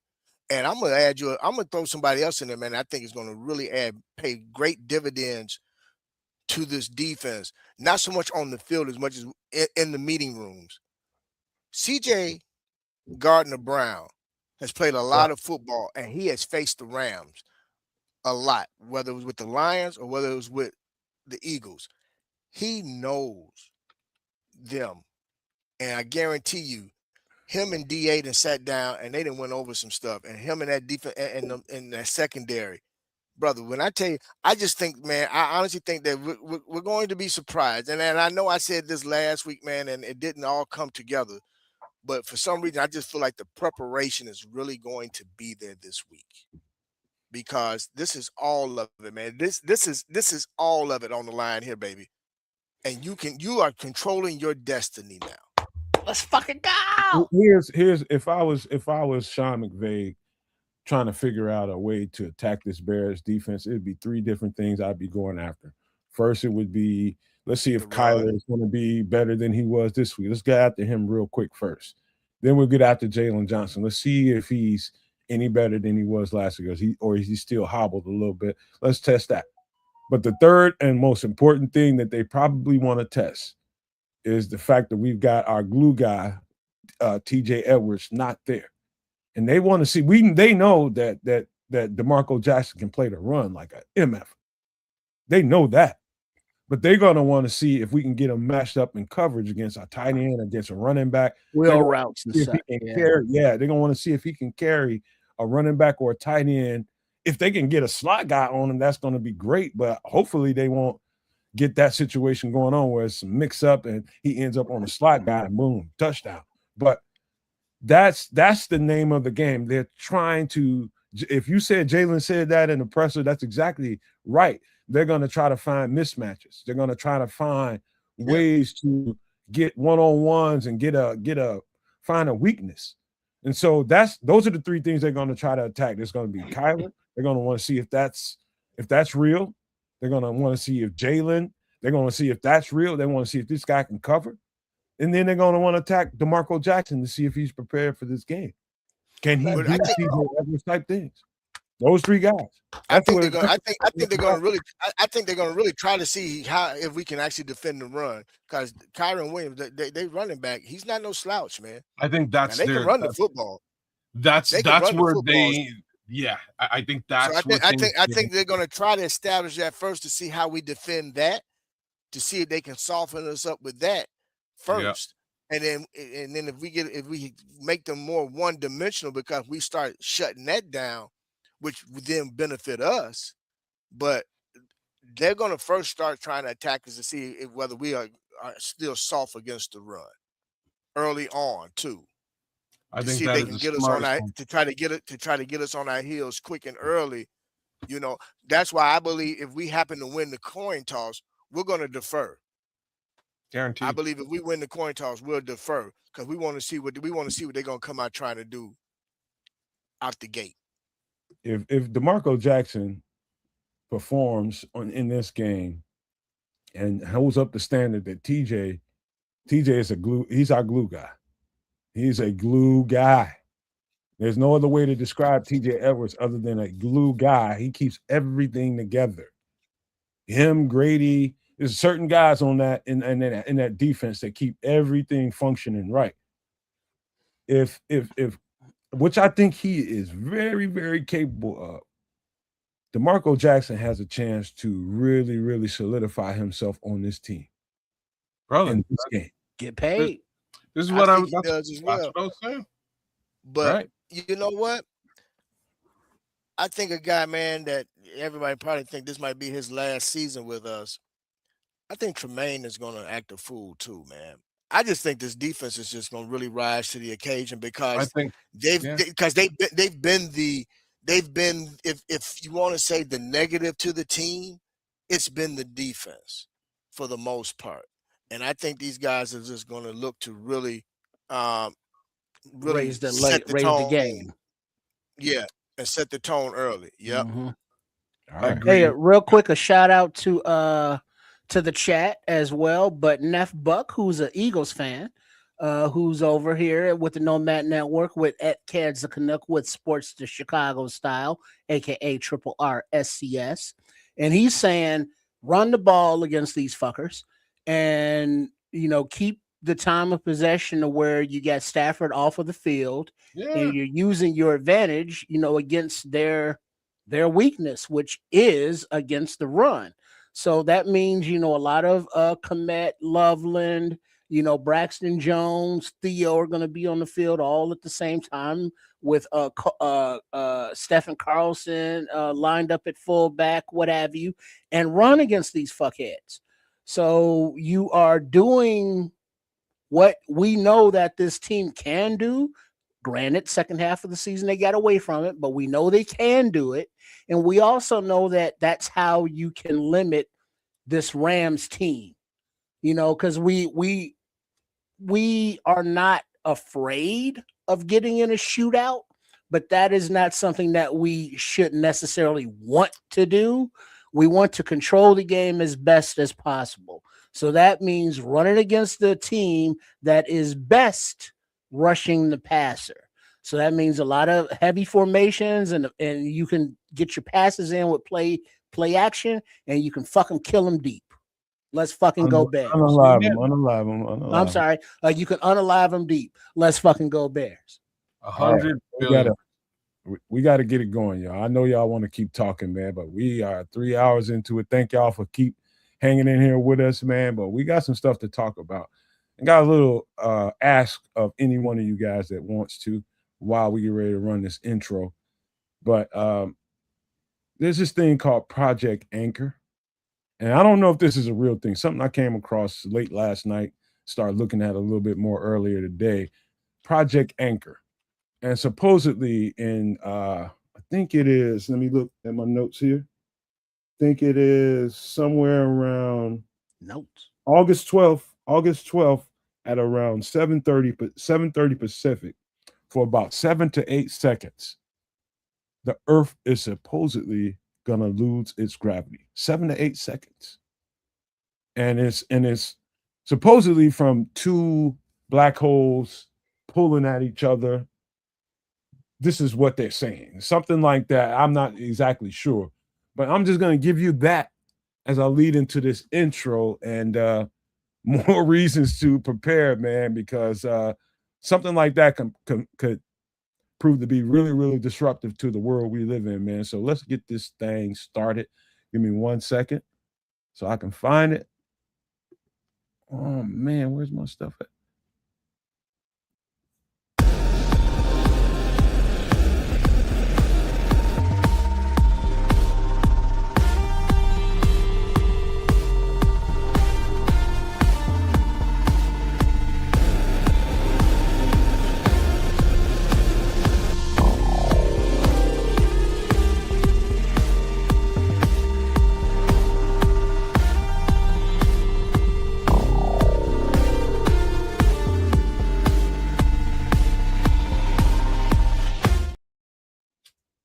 So I don't know if you guys looked it up. We'll get to that later. That's something I heard about. I don't know if it's a real thing or not, but I've seen quite a few little articles talking about it, man. A couple of major news outlets too. But this is what Trips. I'll just shut up and let you take over here. Wait, what did you say a specific date? Yeah, August 12th at about 7:30 Pacific time Of 2026? 2026. All But right, well, cool. Cause 7 seconds, you count that shit out slow with no gravity. You think, that's not long. But yeah, that's a long fucking time. And there's a lot of things that are just sitting on shelves, on tabletops, on bookshelves, on countertops, that if they are gravityless for 8 seconds, by the time gravity kicks back in, they're not just going to sit down gently, like a soft landing. It's going to come crashing down hard. So basically, everything you have sitting down on something that's not strapped down is going to come crashing down from a height of about, if you count it out and it's gravity, I don't know, kids is with the numbers and the analytics being the degenerative gambler he is. But however high, however many inches and or feet that items will rise up, they will fall down just that fast. So that could disrupt subways, trains.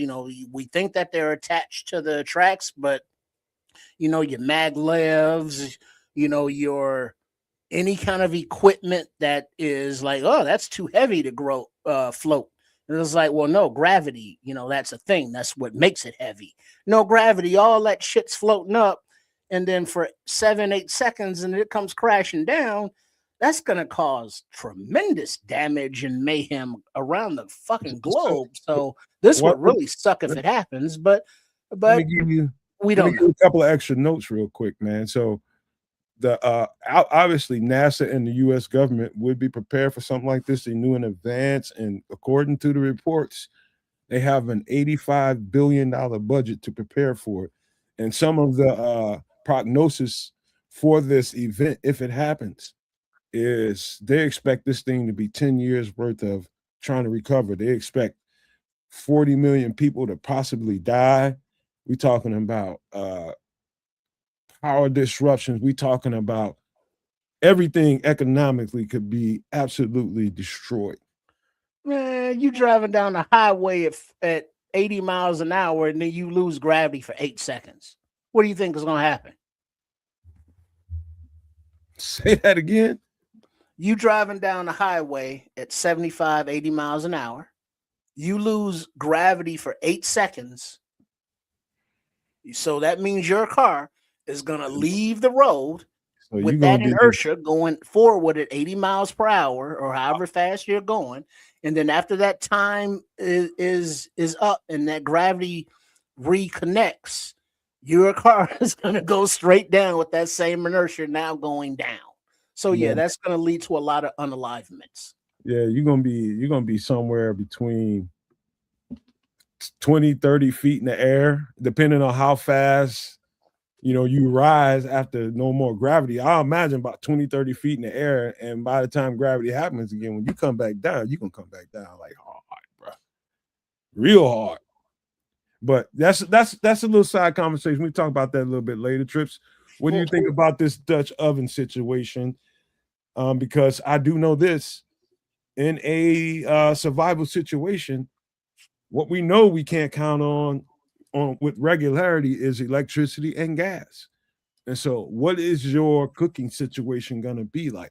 This is a bit ritzy as far as pricing goes. If you have certain things like this already available to you, you pretty much don't even have to pay attention to it. But I would pay close attention to this rack.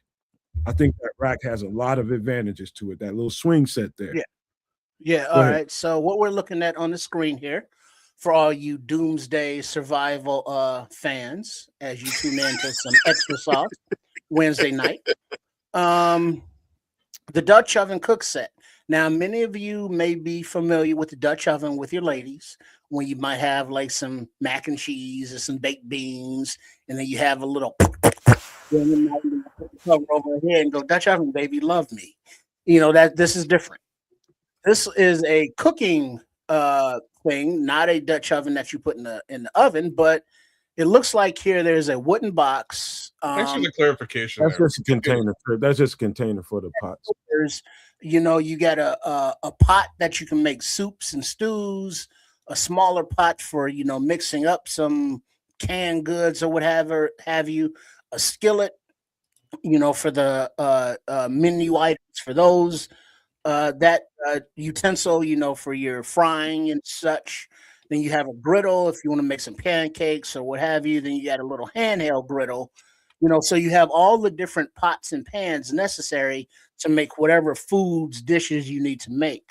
And then the swing set that Nomad was referring to, which is if you're viewing on the left side of the screen above the carrying case for everything, it's a graded screen, about the size of a 4x3 or whatever the measurements are, but it's enough of a cooking surface that you can put foods on it, your steaks, your meats, your vegetables, whatever.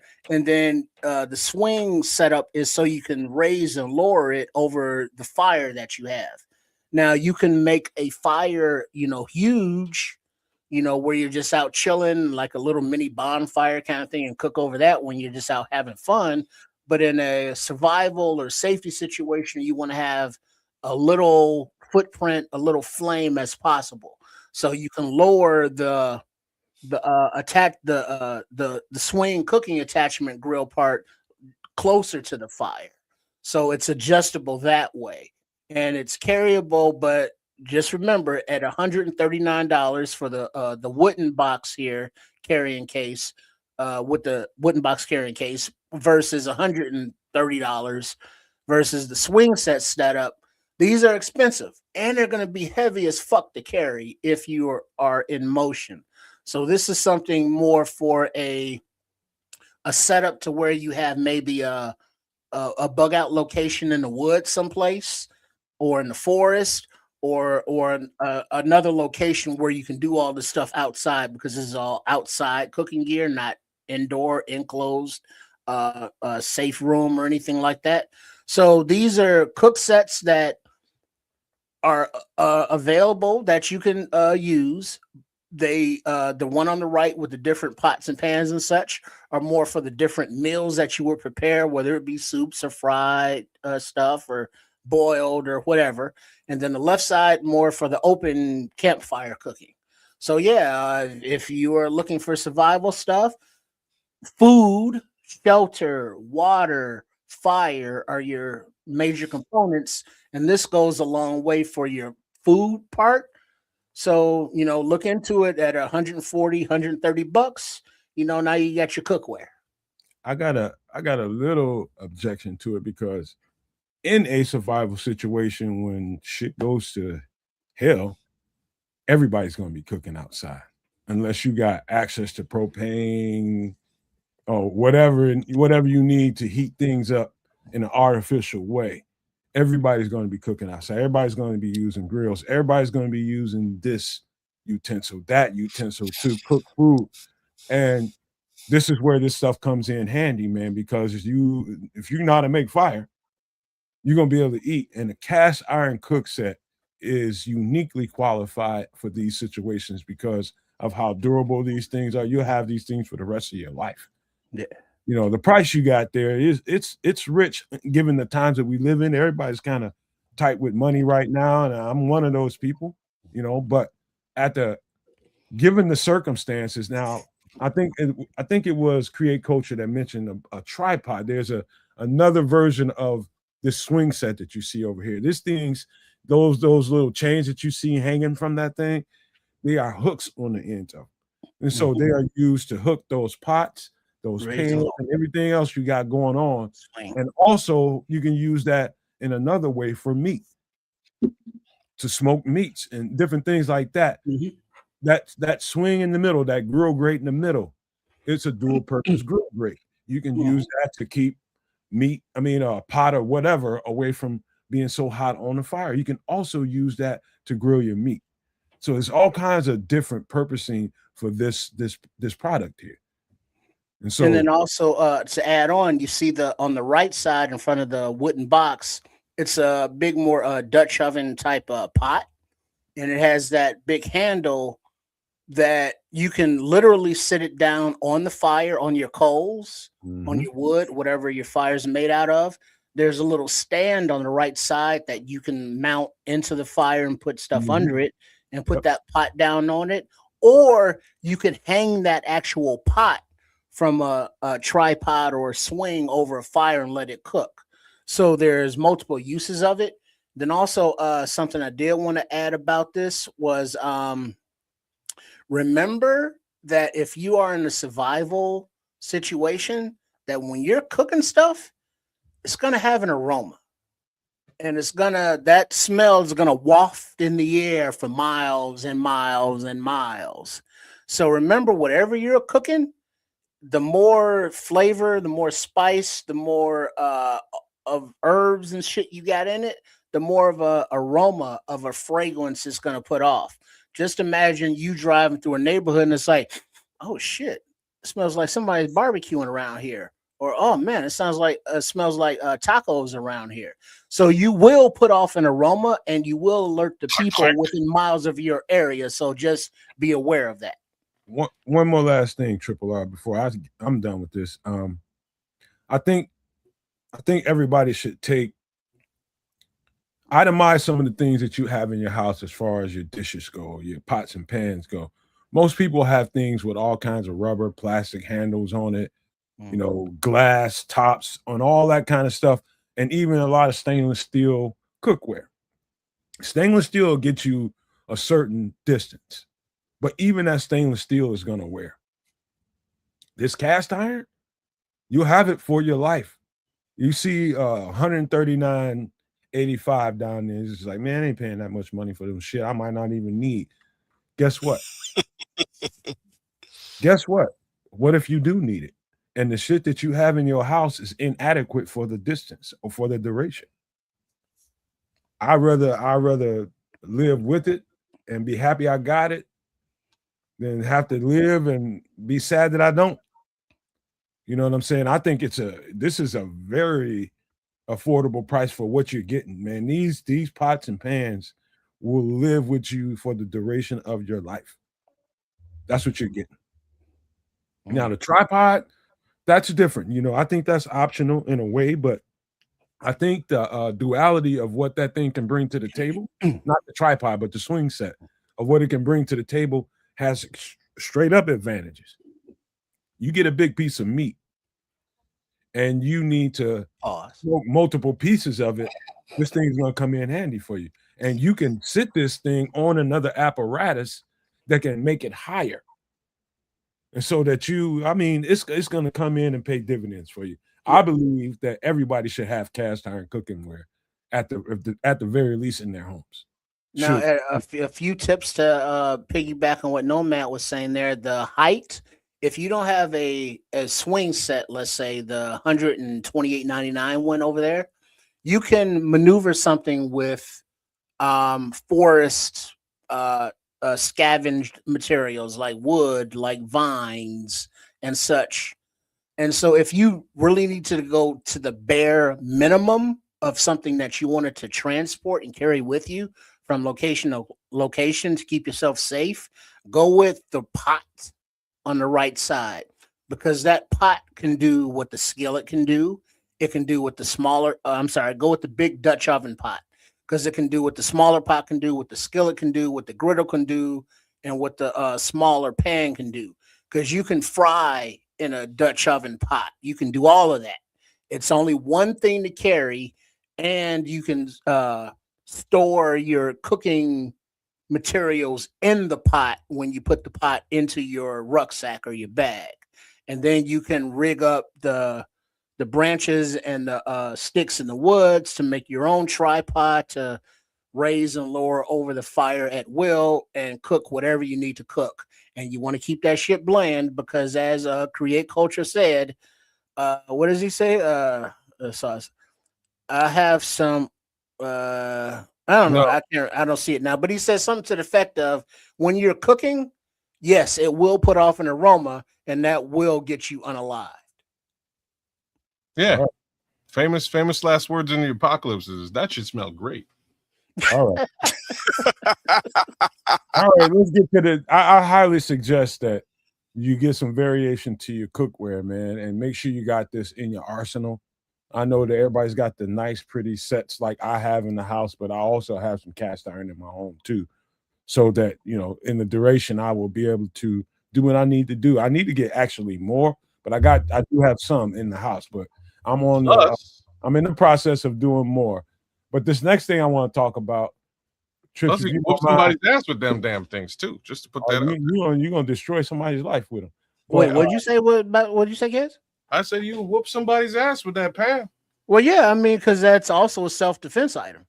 Ask Coach Trippin all about that. We ain't gotta be being violent, man. Let's talk about this next thing. Trips, if you don't mind. It just is what it is. I'm gonna start this one off. All right, battery. I'm sorry, go ahead.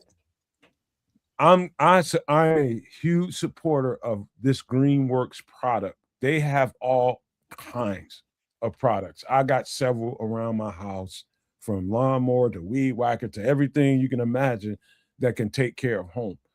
Why do I think these are more important? Because we have a freaking fuel shortage. So if you got gas this, gas that, diesel this, diesel that, guess what? In the long run, that's not going to help you. What we've been trying to promote here on the channel is to make sure that you have things that you can maintain your life with, and starts with a generator. And this is where the Greenworks 18-inch blade chainsaw will come in handy for you. All right, fair enough. I was like, how are you going to charge this damn thing up? But yeah, okay. Like if you got yourself a generator and or solar power to a generator, you're good with this particular little setup. Outside of that, it is, you know what I mean? Like you'd be left holding the bag trying to figure out how to get this damn thing lit up. You know what I mean? But make it work. How? Well, like Red Baron is saying, Trips is like the urban MacGyver. It's like, so here we go. Right. I love that show. He always created some shit. And now looking at this battery powered chainsaw, it's like, well, why the hell do I need a chainsaw? It's like, well, you need firewood, you need shelter, you need tools. All of that stuff can be made out of what? Wood. Where does wood come from? Trees. How do you get the trees to fall down? Well, you got to cut them down. You can use a hatchet. You can use a fold out blade and saw it, fold out saw, or you can use a chainsaw. And so this is more for a like your home or a bug out location that's stable. You're not going to have this in your go bag, but wherever you are going to, like your bunker your shipping container that you've converted into a bunker. I disagree. This is definitely going in your goal. It's going to be with you. Well, I mean, that means you got to carry the generator, you got to carry the saw, and you got to carry the recharging capabilities. You know, if it's not going to be diesel, if it's not going to be gasoline, it has to be solar. So that means you have to transport all of that on your back. Look at it this way, Trip. So if you have to get into a move around situation, and let's just say you have to leave your generator, it's not transportable. If you don't have a small portable generator and you have to leave it, you have to leave it. You try to hide it, bury it, do whatever you need to do in case you have to go back there. But if you have to leave locations, you are most definitely going to want to take that chainsaw, because you can always find a way to try to port a power source. You might meet somebody somewhere. Hey, you got a generator? Can I? Not for $270. You spend $100. You get your ass a good ass hatchet, and a hatchet doesn't need oil. A hatchet doesn't need to have its chain replaced. A hatchet doesn't need the solar, because remember, you are assuming that the sun is going to shine and charge your solar panels. If there's some sort of event to where clouds or some sort of flares are blocking the solar panels, you have no fucking power. So you also want to have a tool that can be used for self-defense. Remember, a hatchet. If you break the handle of a hatchet, you cut down another fucking tree with your little saw blade and you make another handle. A saw you cannot fix in the wild. You can have them both, Trips. Listen. Look at it this way. This is a disaster situation, and you just rolled up on a situation where you got some battery life in your chainsaw still. So I'm gonna take it with my good battery. Let's just say you run up on a road and you find on the side of the road you find a car that has petroleum in them, and you trying to get somewhere, but there is stuff in the road that needs clearing. Guess how long it's going to take you to get that shit cleared out with your hatchet? Well, yeah, but you have that in the trunk of your vehicle. All right, he's right though. He's right though, no man. Because here's the biggest problem, and he kind of brought it up, but we glossed over it. Like if that chain link breaks, you're fucked. There ain't no way to in an apocalypse situation. How do you replace that? When it breaks, it breaks. Until then, you have a chainsaw. I'm just saying, if it does break, there's no way to replace the chain. I don't know where you're gonna go to replace it. So you're gonna that should I have had my hands on these things are not heavy, bro. Yeah, but there wasn't an apocalypse at the time. You know what I mean? You could. Look at creative culture. You can get a replacement chain, worst come to worst, or a replacement battery. But I'll tell you what, you in a disaster situation, you got a good live battery and a chainsaw like this. You better not. What makes it heavy is the engine on those gas ones. How much do you think those batteries weigh? I know how much they weigh. They got a little weight to it, but not enough to hamper you. Well, I mean, with everything, a survival situation, you got everything that you need to survive. It's a lithium battery. It has a little weight to it, but it is not going to be enough to. So you are going to definitely want. Okay, and then another situation, you have to duck and dodge, remain concealed. So that limits traveling during the daytime. So you sleep during the daytime, you travel at night. So that means during the daytime, while you're asleep, you have to be in a very concealed, covered position where you're protected and safe. Does that mean you're going to be able to charge up your battery, your solar panel, or you're going to be someplace where when the sun is up, you are in total darkness? And then when the darkness is out, that's when you're out moving about. Let's just look at it this way, Tris. I think I might get your attention when I say this. Let's just say you're in rural Oklahoma somewhere and nobody to be found for the last 60 miles of my walk. And here I walk up on this lady, nice looking lady, had a couple of kids running around the house, and she's Are you banging her? Listen, man, come on, kids, let's stop doing that. He just walked up, kids. Damn. I'm sorry. And you got an opportunity here that you looking for some respite somewhere.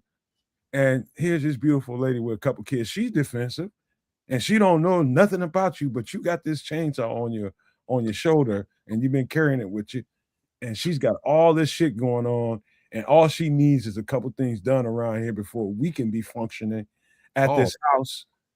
And here you come with the big chainsaw on your shoulder, man. Here you come to save the day. And now she's frightened as hell that you're going to assault her with this massive chainsaw, and she decides to kill you instead. Oops, unalive you. But look at the comments here. Both of you look at the comments. Mind, man. I'm trying to get you. Look at the comments. You got Create Culture talking about all the maintenance necessary to make that chainsaw work. Just the one on the picture here. I know what you need. Oh, hold on, no man. You need oil. You need oil. You gotta have you gotta have all of that, bro. No, you don't. You gotta. Y'all done went off the rails, man. I'm telling you, I know this chainsaw. You don't need that. This is not. How do you lubricate the chain? Everyone in the chat's like, yeah, for sure you're banging her. What are you talking about? What up, Foster? Motherfucking fucking Foster. Shit, y'all done went off the rails, man. That's too funny. Here's the thing, though. The chainsaw, this battery-powered chainsaw, if you have the resources to afford that, it's a good thing to have in your shelter, in your location, in your vehicle. But this is not something that you're going to put in your bug out bag, because who is that? Patrick said he bricked like 3 of those chargers, the batteries. It's like, if that shit goes to shit, you're shit out of luck. So you get a hatchet, a nice sharp blade that you can sharpen at any time by the campfire, and you have the drill kit that you can cut down a small tree or saw down a small tree and make a new handle for your hatchet. You need a hatchet, not a chainsaw. We know a hatchet is handy. Have both, man. How about that? Chainsaw, battery powered chainsaw, Greenworks. How you get a chainsaw in your bug out bag? I approve. You don't have to have a bag to put it in, man. Put it over your How you gonna carry it? Put it over your shoulder. Get you a rope or something. That's not obvious as fuck. Who's this ninja walking down the street with a chainsaw? You want to be discreet. I'm sorry, this don't. You want to be laying low. You want to have a backpack that nobody know what it is. All right, she's like, man, look at this dude right here with a chainsaw. Yeah, I think we're gonna need to take him and see what else he got. Hold on, y'all. Hold on. Let me round this up. We gotta keep it moving, man. It's just the po-po and the law is like, why does this dude have a chainsaw? Stop right there, sir. Man, would you hold on? Just let me finish this up. Battery powered chainsaw by Greenworks. Again, you guys, I have multiple products made by Greenworks. In fact, lawnmower, I just bought another lawnmower from Greenworks, but I've had it since I moved back in. It's been like 10 years. I ain't had to take that thing to the shop. I ain't had to change nothing on this thing. All I had to do is turn that thing on and run it. Battery powered lawnmower. I really, really approve of these products. I'm telling you, Greenworks is a great brand.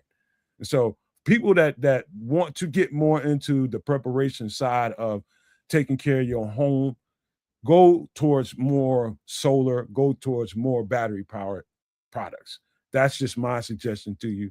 You know, you think of it how you want to, but that's kind of a pro tip. Get you some battery powered stuff. The chat's killing me, bro. I'm sorry, unaliving me, man. I don't know what to say. We gotta keep rolling, man. I know it's funny, man. It's hilarious stuff. I get it. Right. No, but it's a good idea to have a batteries powered or solar powered tools, whether it be a chainsaw, whether it be a snowblower, whether it be a lawnmower. You know, those things are good to have. But in a doomsday scenario where you got to be mobile, you got to be flexible, you know, it's going to be hard to camouflage your chainsaw, and you don't want a chainsaw just hanging out in the open, because then people know you're tooled up and you make a blade off target. Chips. Oh, snap. Holy shit. You can take the blade off. Well, but I mean, so now you got a blade in your go bag, and you don't think that's going to cut something up? That blade is only weighing ounces, bro. And the blade is weighing ounces, but you got the motor, you got the chargers, you got the solar panels. All of that shit weighs something. I'm almost scared to go to. How much is all this weigh together? Just how much does this weigh? To this Bob Lazar story, and you guys that came here for What is that. that? 20 pounds right there I on the screen? I know my guys. I know my guys, and they already too silly as it is. So we're not gonna do that. Extra We're gonna change? save that until next week. Trips. Hold We're on. gonna save Bob Lazar till next week. We're gonna save Bob Lazar to next week because I did all the homework and everything. All right. Okay. you ain't gonna act right now. You know you ain't. Well, for sure, I'm gonna crack jokes. Like that's just what I ain't do. got time for that, man. He's a degenerate gambler. Of course he is. All right, we're gonna do this, man. This is what we're gonna do. We're gonna slide into something else. And then let me switch it up. And you guys that came for the Bob Lazar story, you know I'm gonna come through, man. It's just a matter of time. We're gonna get it right. Tonight ain't the night. I can tell by my guys, man. I can tell. About before. Not good tonight. Bro, I can think. I'm gonna act a fucking donkey, and I'm gonna get mad. And y'all play GTA 5, man? I got something better for him, y'all. Chef Trips Donkeys of the Week.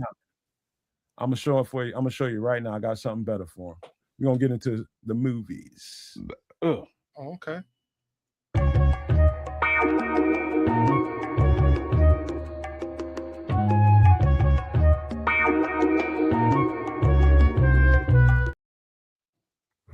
Damn, Negro. That's all you have to say. Right? I'm gonna leave that there and let y'all talk. Shit, you talking about Squirrel Master in them?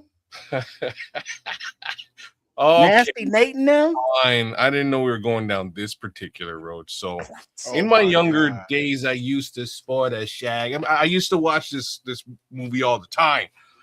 But strangely, I had what was like equivalent to HBO when I would come home and this thing would just be on its own. But every time it was on, it would be quite literally a scene out of the movie. I'd turn like there's been multiple occasions where I walked into my living room in my apartment. This movie just happened to be on, and I'd turn to my right, and there'd be a motherfucker on my couch. And you know what I'm saying? Somebody's over here rolling up, and we were just sort of going through the regular progression of this film. This was the better part of my younger days in my apartment, and I have fond memories of this film across the board. This is a must-see for everyone and anyone, whether you partake or you do not partake. I think this is a must-see. I need a backiotomy.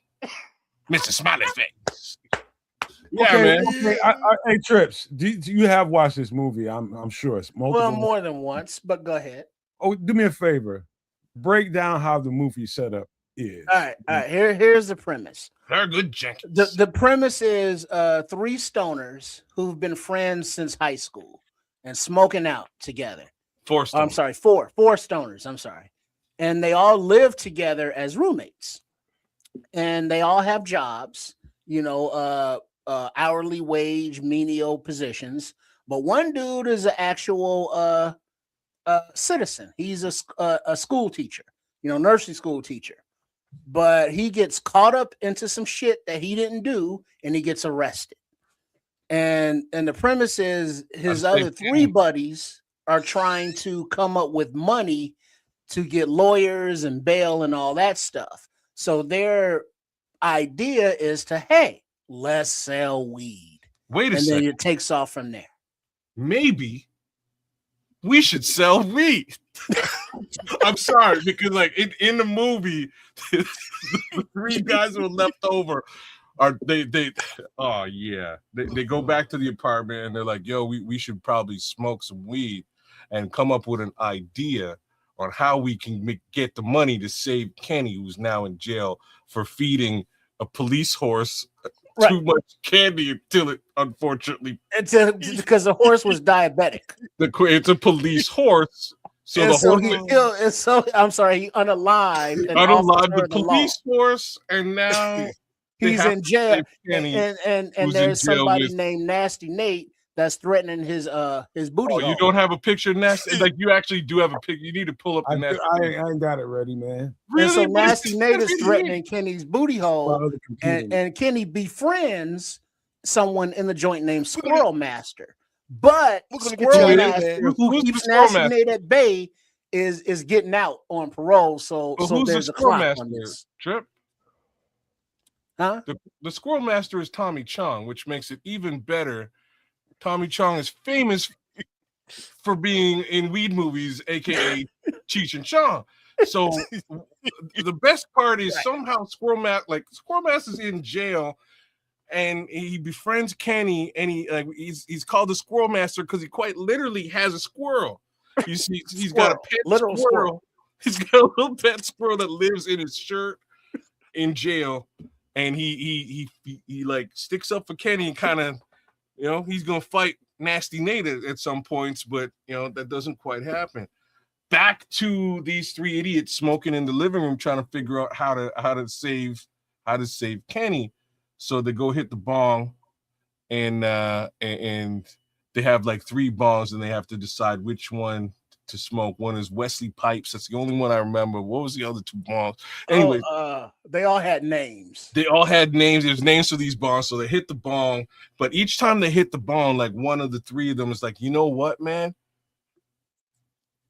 We should probably sell weed to get Kenny out of jail. Like each one of them kind of come to this realization. Meanwhile, we should sell weed. We should sell weed, maybe. So turns out that Thurgood Jenkins, the star of our film, works at this lab, pharmaceutical lab, and it turns out that somehow, like, he's a janitor, and that's what he's wearing, his janitor uniform. He goes to work the next day trying to still figure out how to save Kenny. And he's scientist. Hello, scientist. And he's sweeping the floor. And the scientist is like, hey, look, I need you to go down to this spot in the building and go grab something for me and bring it upstairs. Run an errand for me. It's so like Thurgood Jenkins is like, perfect. Here, sweep this fucking floor. And he gives him he's like, yeah, whatever. Hey, can I throw 2 cents in here, man? Because this movie in particular, when I found out about it, I got it. And I'm gonna tell you, man, you work in the social services field, and the work that I did in my professional career for a long time, I'm gonna tell you right now. I'm a former stoner. I used to partake in it regularly every day when I got off work. Smoke weed. And it wasn't legal at the time. And guess what? I ain't give no F's about that.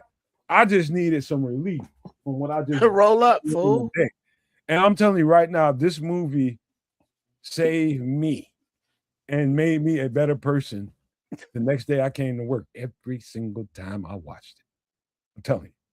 It just made life a whole lot rosier, and I just worked every day so I can get home and get to the bud.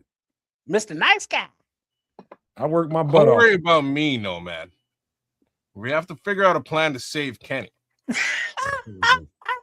Which is one of my favorite parts of this film, man. There's a dude on the couch, and he's just sleeping on the couch. Nobody knows who the dude is. He was there at a party, and he's been there ever since, just out cold on the couch. And at one point, he finally gets up, and he goes to the washroom, and he takes like the longest piss ever. He's just in there, and there's just water dripping. Right? Oh, fucking waterfall. Man, my boy pissing, and like finally, everybody's like, "Oh shit, this dude got up." Like, hey, dude, like, are you leaving? You know what I mean? Like, are you gonna leave? You've been here for 6 months. And he's like, "Hey, Thurgood, don't worry about me, man. Right? Let's focus on Kenny because he knew what was going on. We need to sell the weed and save Kenny." It was great. Hold on, kids. Yeah. He was asleep the entire time on the couch while they were coming through with their plans.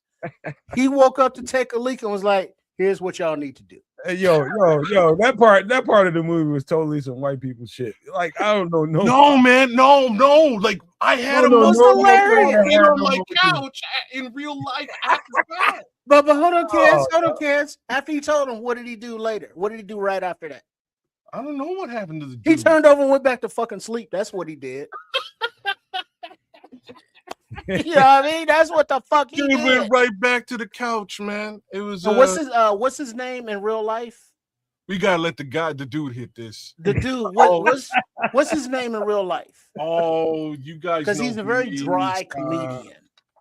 Very God, very nonchalant. super dry humor, like the way that he And so he was like, "Yeah, let me hit that." Then he hit it. Then he was like, "Yeah, that's nice, whatever." And then he went back to fucking sleep. rolled right back up to sleep, man. these well- guys' whole lives were about Steven, not Steven. I think you're right.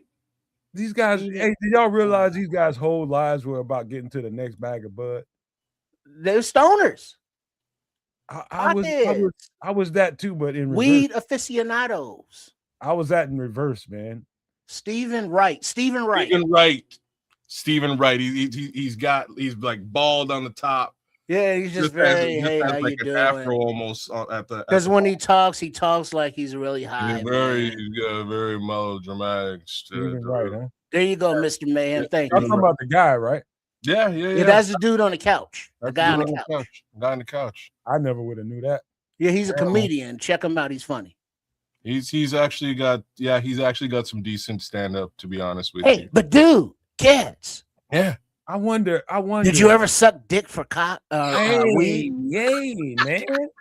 God damn. but yo, so this filter for once in your life. But so as a kid, you grow up and you watch watch America's Funniest Home Videos. You watch Full House and you get used to the person who is Bob Saget, rest in peace. And in this movie, Bob Saget has one line. And that was the line that Trip just dropped a second ago. And not to be repeated. I'm not repeating. I didn't repeat it. It catches if you're from my generation. I'm sure it catches you out of left field because you're like, yo, at first that's Bob Saget. Oh snap! What did Bob Saget just say? Completely out of left field, only to find out years later, yo, Bob Saget is raw though. That's what Bob Saget gets down with his actual comedy. He's raw with it. I didn't know. I had no clue. Yeah, he wasn't on Family Matters. Tanner. He was grimy. Bob Saget was grimy AF. Hey, R.I.P. to Bob Saget, man. He passed away a few years back, man. Yo, he's raw, bro. He's dirty. His comedy's dirty, bro. His stand-up. He was presented to America or the world as this very, very clean. Danny Tanner, man, clean cut. Yeah, because it was America's Home Videos, right? That put him on. That's not no. Full House first, right, and then America's Funniest Home Videos. That was second. After, you know what, kids and trips? I wonder though, man, when I think about Bob Saget and that role that he played in that movie. And I think about how he's presented to the world, and he has a certain image, right? Yeah, I think some of that he and I heard about some of his stand-up. I haven't seen it, Big Papa. It's crazy, but I've heard some of it, and I YouTube that some shit some of that rebellion from his screen persona of the stand-up, prim, proper white guy that everybody thinks is a really nice guy. No, not really. I'm really raunchy. Brother, maybe that was the rebellion of it. He hated it. And there's a bit of a documentary on him where he sort of comes out and he's like, man, because of how raw a comedian I actually am.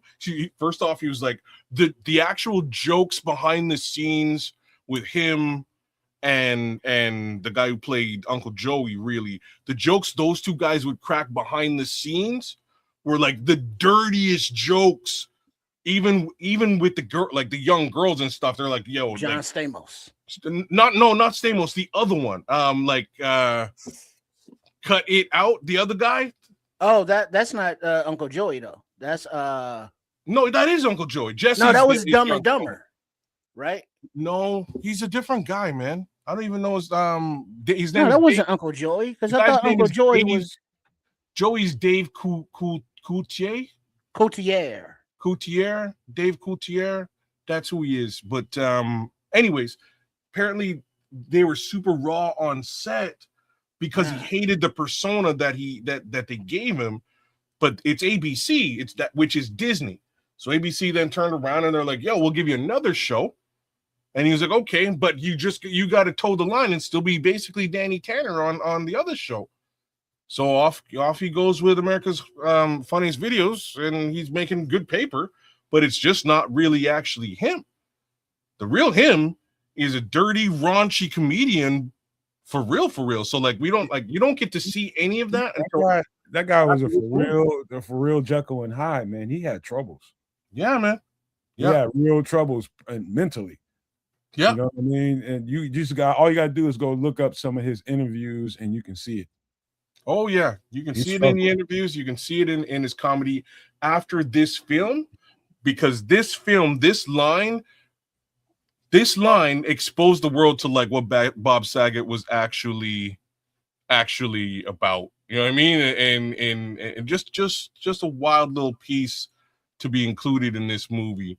What other stuff in this movie is great, man? There's some other Mr. Smiley Face. It's the drug Smiley dealer. Face. The drug dealer was funny as shit. Yeah, man.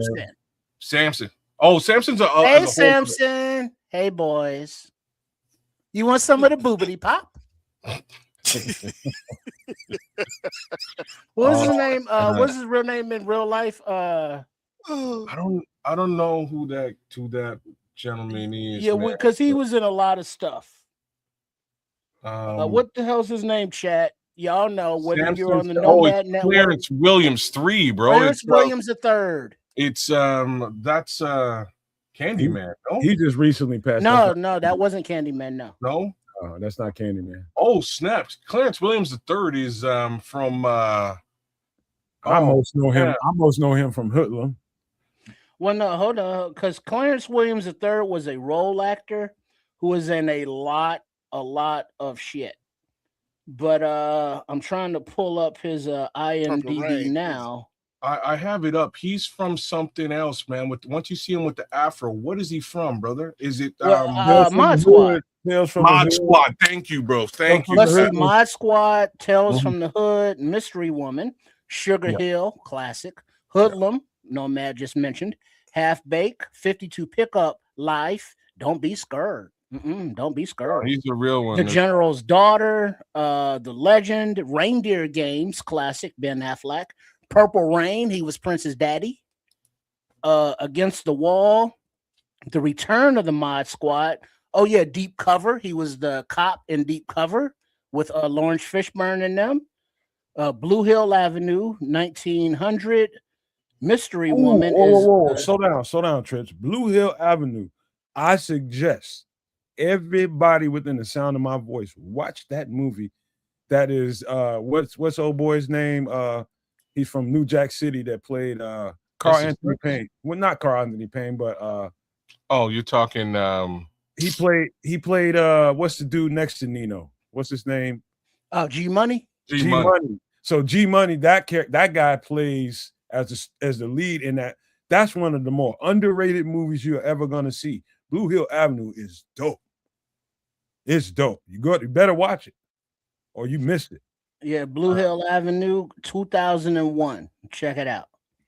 So yeah, I mean Clarence and it goes on, but Clarence Williams III is like, oh, I know that guy from that movie. He was never the star, but he always played a role that was crucial. Now in Half Baked, as Samson, he was the kingpin drug dealer. And his one more lair, step and your Mexican friend gets it. He's like, I'm Puerto Rican. I'm Cuban B. Cuban B. Cuban B. And so that was his name. Cuban B. But Samson's lair. But Samson's lair. So Bishop had to bounce out, man. He got to get up and go to work. But I do. Any last quick thoughts on Half Baked? Half Baked is classic. It's so dear to me.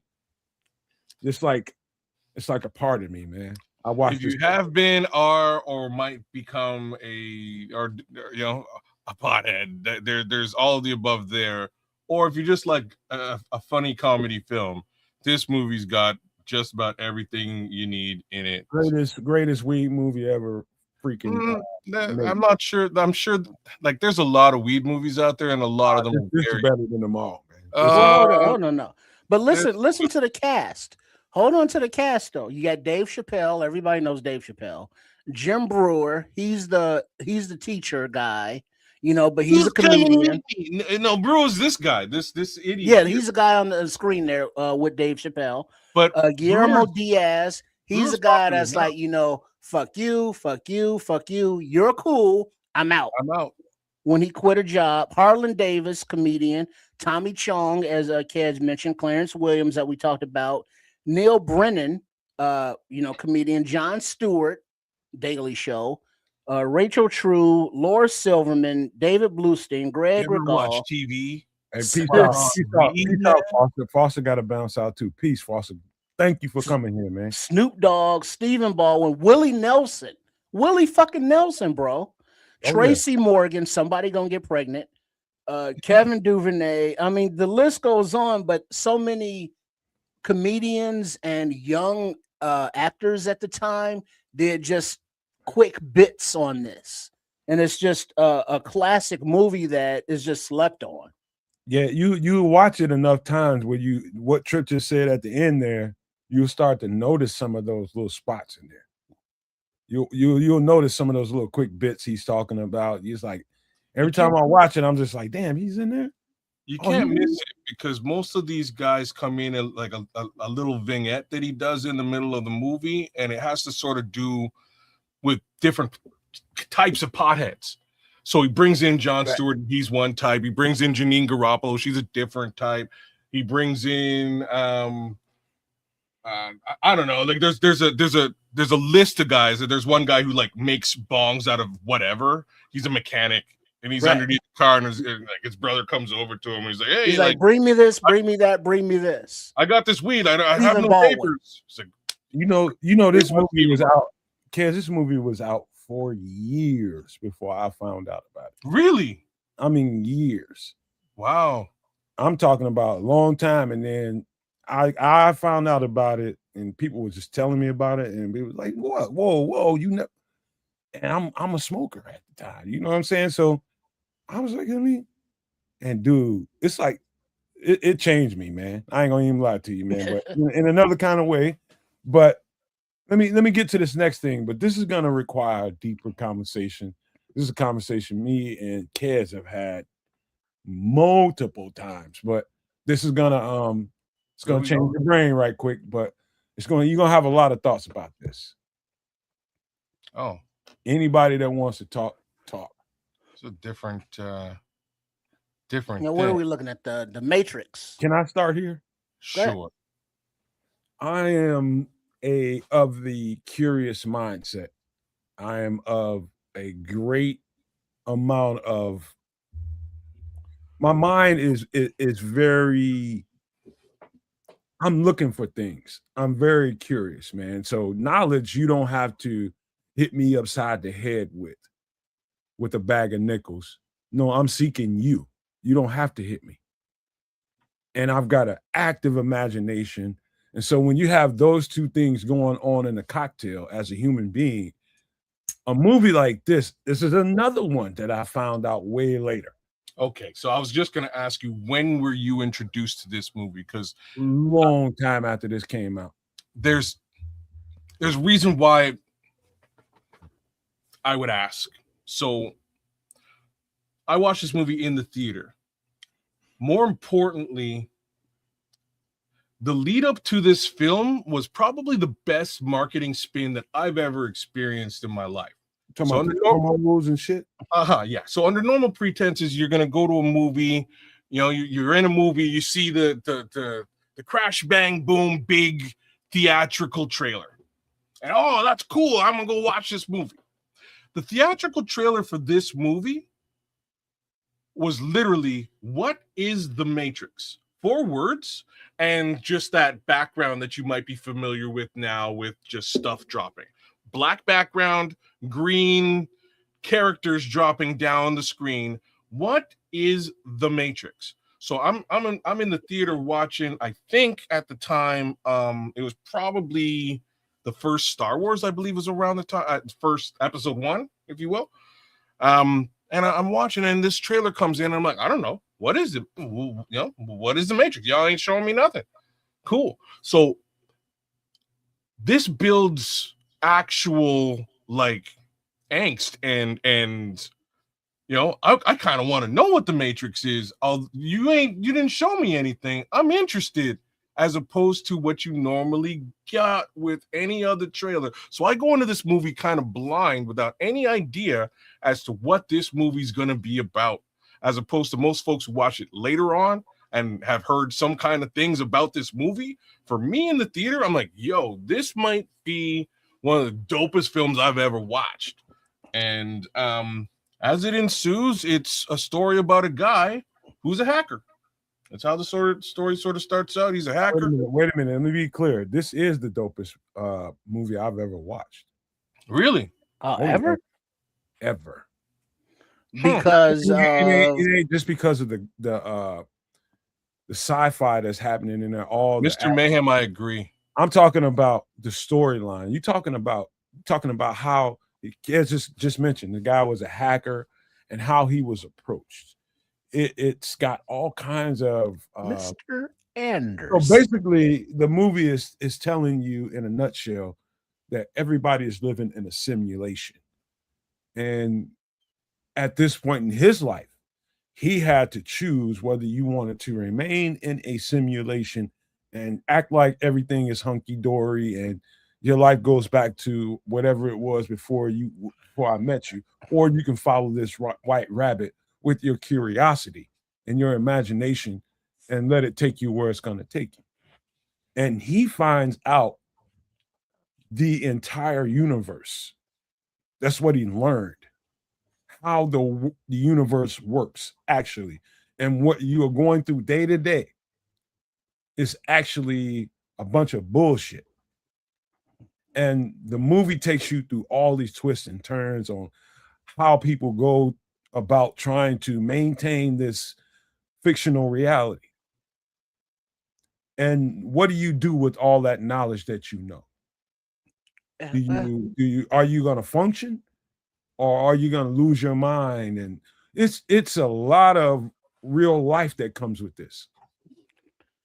Well, but my question to everybody, you know, not only just Nomad and kids, but to all the Nomaniacs.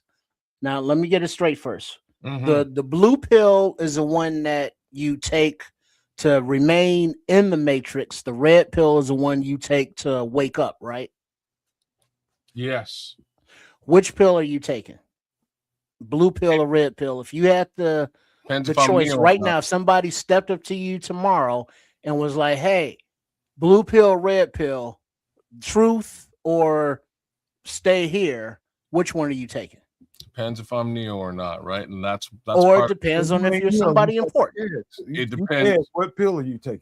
I just answered I'm going to get a bit deeper into my answer, though. Follow me, right? So the movie is cool in that respect, that they give you what it looks like on both sides. Now, those other folks who are kicking it with, like, this group here, right? This group here that you're seeing in front of you, the rest of the rebels, all of them have taken the red pill, right? With them taking that red pill, they might look cool in leather and shit, but they're kind of ass out. They eat crap, they eat slop for dinner. They're ass out. They're in a relatively effed up situation across the board. And the dude on the far left with the mustache kind of figures it, you know what I mean? He kind of figures it out midway through, and he's like, yo, like, I'm sick of eating shit here and living like a scrub, battling and fighting against the entire system. There's 7 of us here, grand total. I don't care whether Neo's a special guy or not. We don't know if he's special. I don't care. I just want to eat a steak. Like, I want a steak again. I want to bang chicks. Like, I guess I can bang chicks, but right now there's only one chick. I want to bang hot chicks. You know what I mean? Who's trying to help to save the day, but like, if I go back, maybe I can find you know what I mean? So he winds up taking the blue pill and going back. Again, this guy ain't he's not gonna be Neo. He ain't saving the day. He's gonna have one. You know what I mean? He's not the one. He's not necessarily gonna have. Guess what guy I would be. Well, you can't just choose. So obviously that means I'm gonna make an assumption that Nomad's taking a red pill. He's taking a red pill, but he's either gonna be Morpheus or Neo. But that puts you in a leadership and awesome role, and that's cool. I just don't know if that's actually, you know what I mean? You wouldn't know if that's actually who you would be after taking that red pill. You might just be a peon. Well, let me Like read the what dude Scrolls is that's saying. driving a ship, the light skinned brother. Let me hear Scrolls' comment up because I There you love his comment here. He says The Matrix is the only film to actually make me question everything. To this day, people still wonder if we're in the Matrix. And that is the truest, one of the truest things he's ever said on this show. And that's really what it is, man. I can remember, I'm not gonna tell no shit, but I'm gonna kind of lead y'all down a road that you can kind of use your imagination. But I had a certain person, let's just say he had some affiliations. Before I ever watched this movie, I was telling him about it, and he was just like, "Dog, don't watch it." I Don't said, watch it. what do you mean don't watch it? He said, "Dog, do not watch that movie. Don't watch that movie. It's gonna fuck with you. Don't watch it." And so I was that made me a little bit more curious, but for the right reasons. Like, wait, hold up.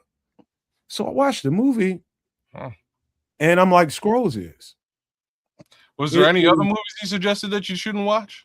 I went to bang steaks. Just checking it out because you should probably go watch those too. No. They're fun. No. This movie is quite profound for a bunch of different reasons. I found that there was a lot of truth, and I'm talking about years and years now since I've continued to live my life. I found more truth in this movie than most anything I've ever seen. And for reasons being that, we live in a society that is all about what I have versus what you have. Everybody's in this rat race and for the wrong fucking reason. True. And this movie is all about getting yourself out of here. If you got enough power within you, you can change it all and convince these people that you don't have to constantly be chasing this or that and measuring who you are as a human being based on what you have. Message. That's really the thing. So Neo is plucked out of this situation to be shown that you have the power to change it all.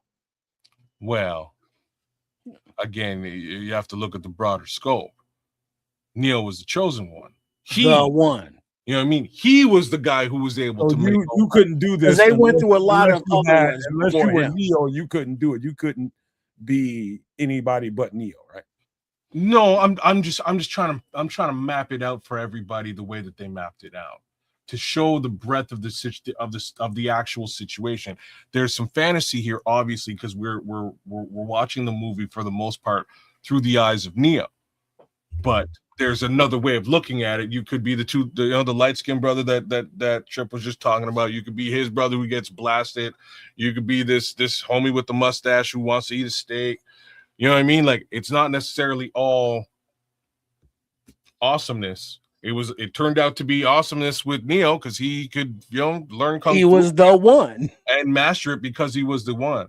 It's not all. It would not be, and like that part of the story is that it would not be friggin' all roses. You know what I mean? Like, kind of looks that it is through Neo's eyes, but for everybody else, it ain't all roses. It's a struggle, man. It's a struggle. So what I found out in the later parts of it, I don't know if it's the second one or the third one, the story continues, right? And it starts to build out a little bit more about some of what kids is talking about. Like, if you're not Neo, who are you in this situation that you're not in the Matrix? Now you're part of a group and part of no, that's squadron. Hold on, let me finish, bro. Okay, go ahead. You're part of a squadron of people that are together to try to disrupt this fucked up reality that all these people are living. And if you're not Neo, then who are you? You're part of a group that's trying to do what they can do for the world so the world can see. The world can see. The entire world can see. I want in on that. I'm not worried about my role in it. I just want in on it. It's about the type of person you are. Everybody can't be a fucking chief. Somebody's got to be a goddamn Indian. And if that's the thing. Neo is the chief, basically. the Indians, like Cueto was talking about Cypher, he would have taken the blue pill because Cypher wanted to be important. He wanted to be an actor, rich, wealthy. And if you are living that lifestyle in this realm, in this existence, do you want to take a red pill? Like, no. But if you're eating shit sandwiches every day for dinner, if you're that lucky, of course you're gonna probably take the red pill. But Cypher, the guy on the left on the screen here with the mustache and the glasses, his real name is Joe Pantoliano. He has been in more movies than you even understand. He's never been the actor, the main character, but he's always been in the support role. I wonder has he ever won anything for supporting roles? Well, hold on. Let me just run through this list and let me know if you've heard of any of these movies. Oh, Bad Neil Boy. There he is. There you go. Bad Neil. Boys, The Goonies, The Sopranos, Holiday Touchdown, The Matrix, Baby's Day Out, Memento, The Fugitive, Bound, Bad Boys for Life, Midnight Run, Bad Boys 2, U.S. Marshals, Risky Business, Bad Boys Ride or Die, ba ba ba ba ba la bamba, The Santa Stakeout, Eddie and the Cruisers, Percy Jackson and the Olympians, Feast of the Seven Fishers, Wedding Days, From the Vine, The Final Four, All of the Other, Running Scared, classic, Chi-Town, The Bears, Empire of the Sun, Daredevil, Deadly Impact, Racing Stripes, Violent Night 2, The Adventures of Pluto Nash, Hide and Seek, Cats and Dogs, Unknown, Ready to Rumble, Canvas, Zandali, Lake Placid, Alligators, Crocodiles, give it a name, Taxman, The Last of the Finest, Downtown, The Amateurs, Cats and Dogs 2, No Kidding, Me Too, The Matrix 2, The Perfect Match, The Last Word, El Diablo, Eddie and the Cruisers, Three of Hearts, and Robot and the Family. All right, this fucking guy. That's a long ass list, man. Let me say this one last thing about this movie. It depends on what kind of mind you have, right? I think this movie hits the individual in different ways. So as an individual, as kids as an individual, as Trips as an individual, how their minds react to the information given in this movie is different. Just like everybody in the chat, it's going to hit you in a different way, depending on what kind of mind you have. Me, I'm just going to speak for myself. This definitely hit me in a profound way because of the storyline and what you can do to help as an individual and what you can do to help as a group. I'm one of them people, I'm not worried about how much I can eat. I can eat all the fuck I want because I've got everything I need to eat and eat well. Got talent, I got gifts, I got charm, I got everything I need to excel and do very well in this world. But that's not my most important intent. My most important intent is trying to figure out a way so that everybody can. And so that's the way I reacted to this movie. So that's why I would be a red pill. Well, again, that's the way the movie is framed is very specific to,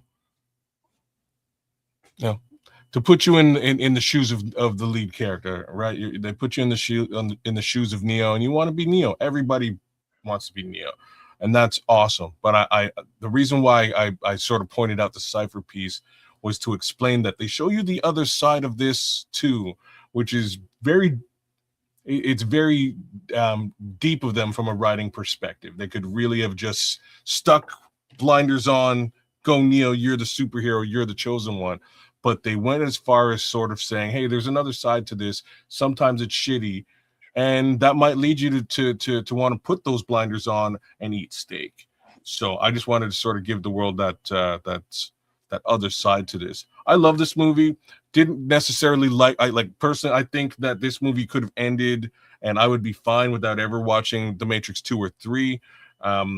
Matrix 2 to me is just, it's one of the greatest action scenes of all time, but it's not a good film.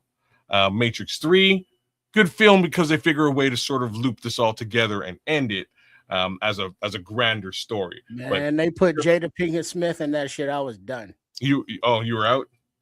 I was out. You're like out. She was horrible. She was not great in the movie, but like I said, this movie here, front to back, just this movie, I think everybody on the planet Earth should watch this. I won't mince words about it. It is that good.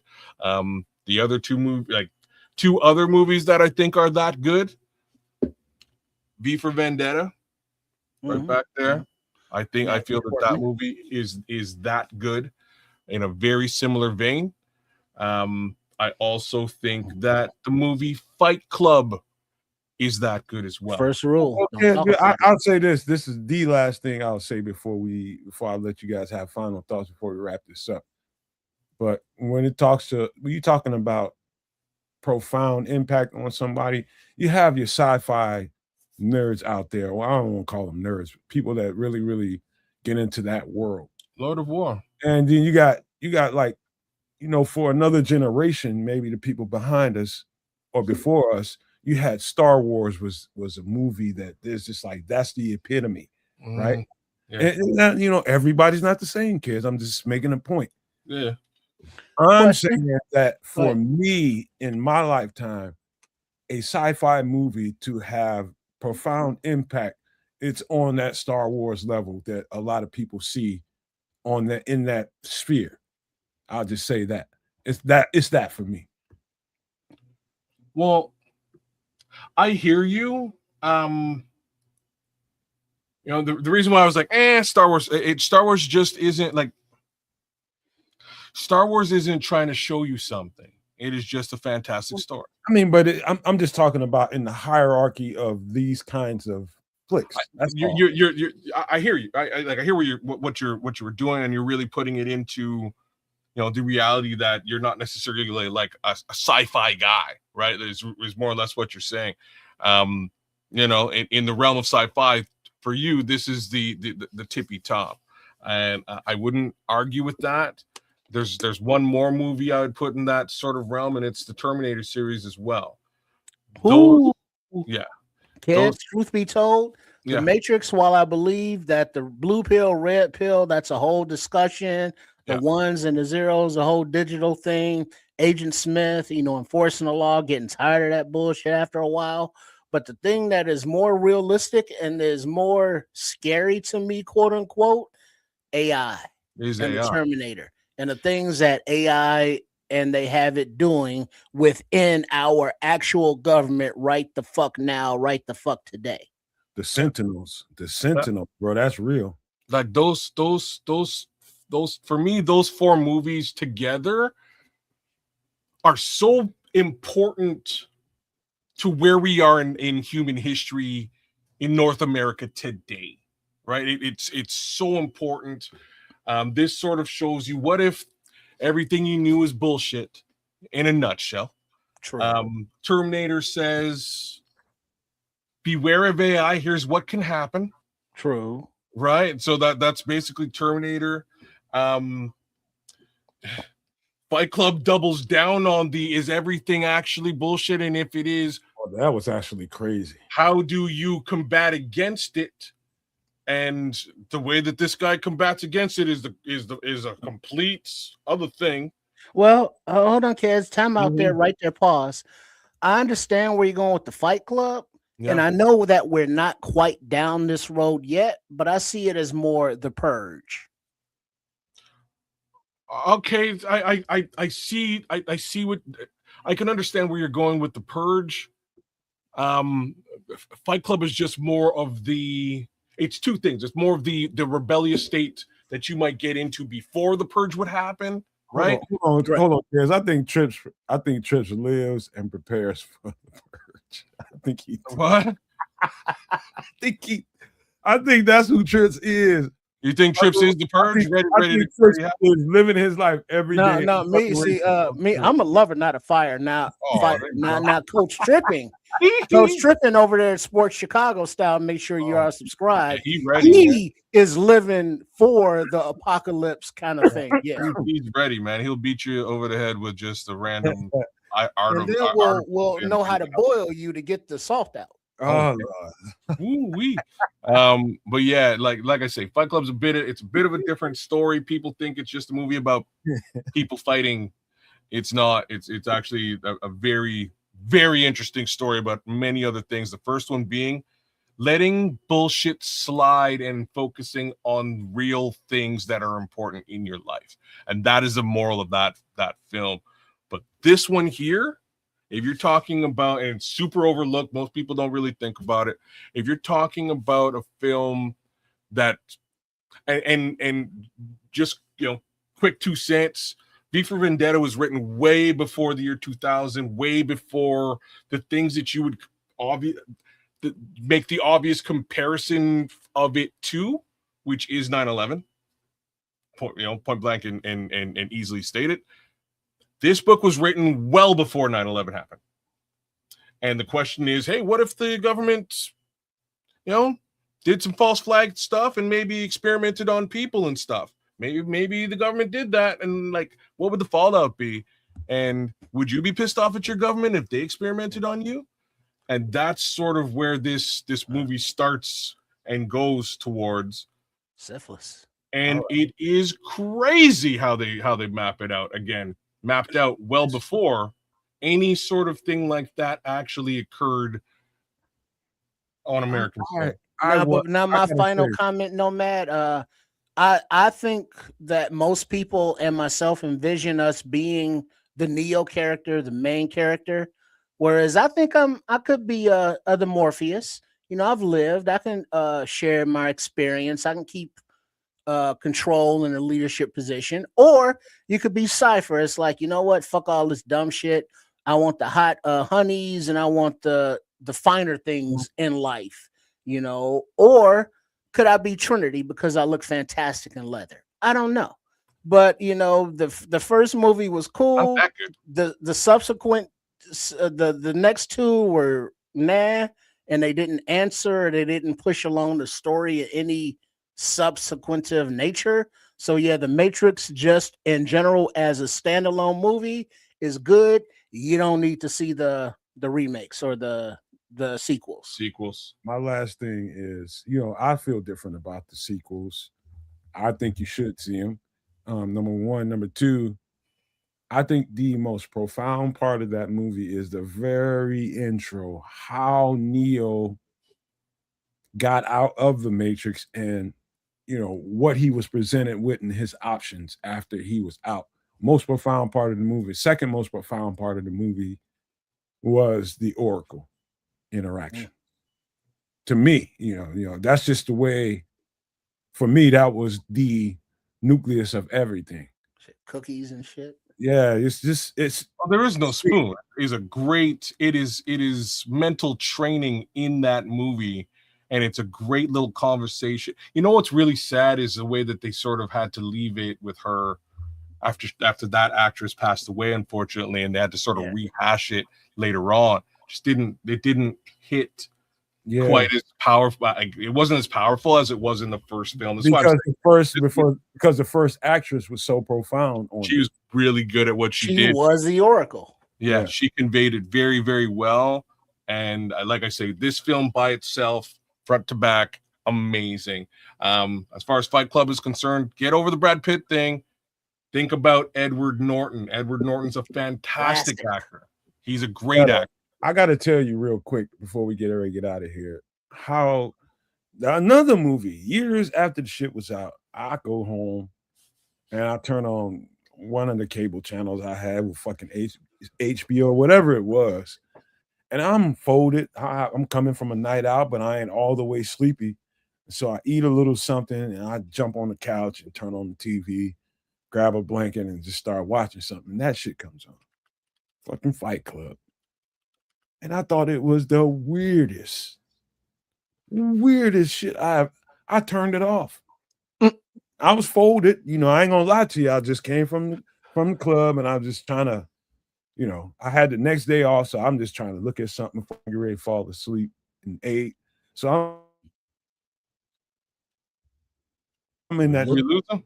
and didn't even there you look and didn't even think to watch it again until like 4 or 5 years later. Turn it on again, and it had a different. I was just like, hold up, this shit. Whoa, Brother. whoa. And then it hit me. What the? I'm like, hold up. And still today, I probably need to watch that thing a little bit more. Huh? So I got a weird story I can tell y'all later on after off camera, man. But some weird shit happened in that movie, man. I had to check somebody about that. But now now Fight Club is classic just because of the subject matter.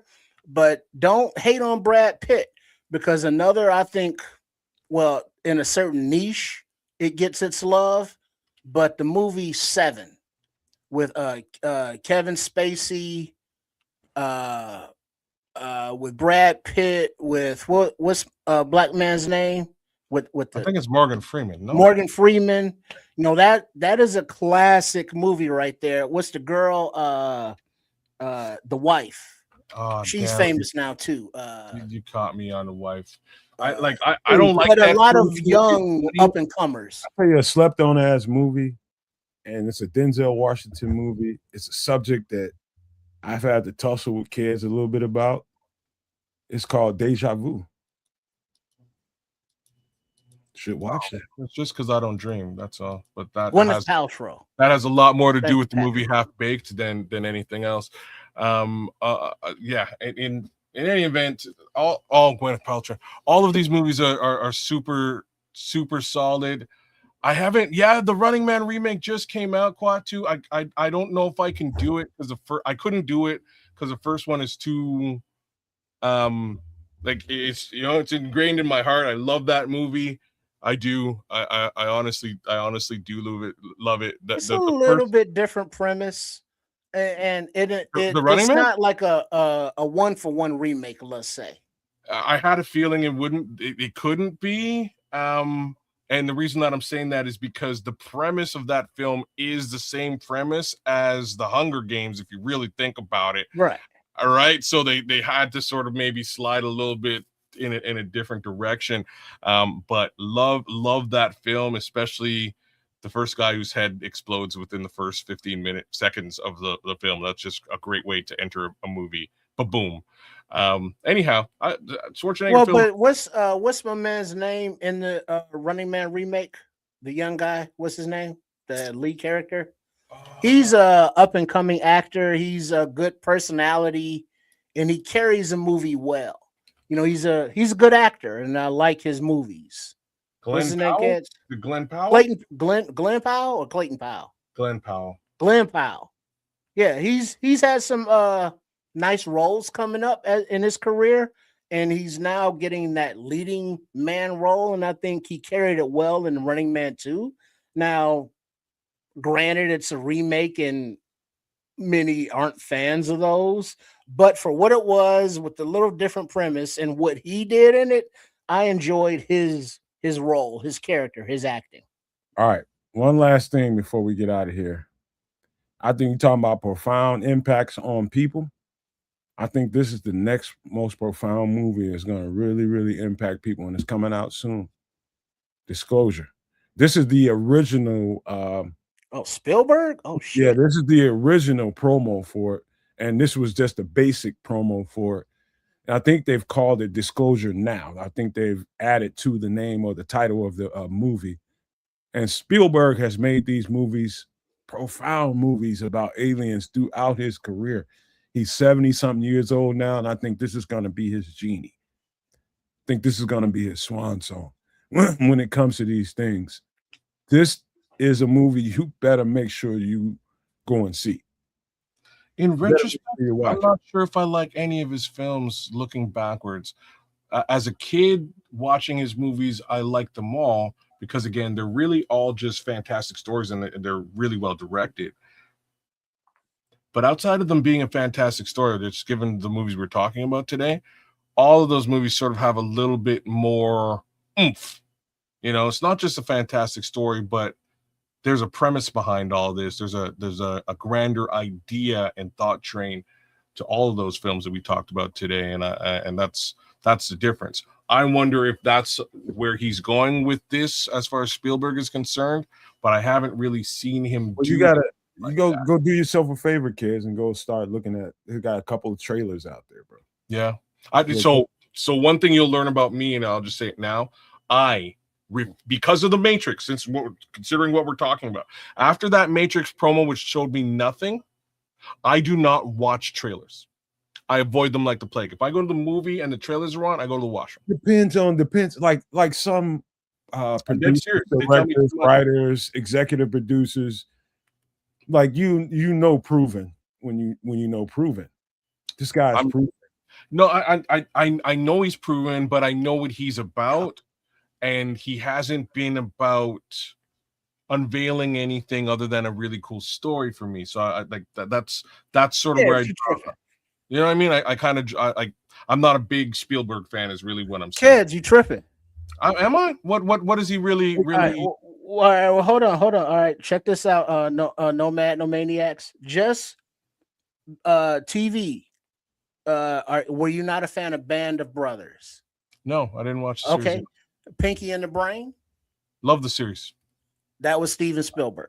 Oh, I didn't realize that was Spielberg. Okay. Yeah. Surprise, motherfucker.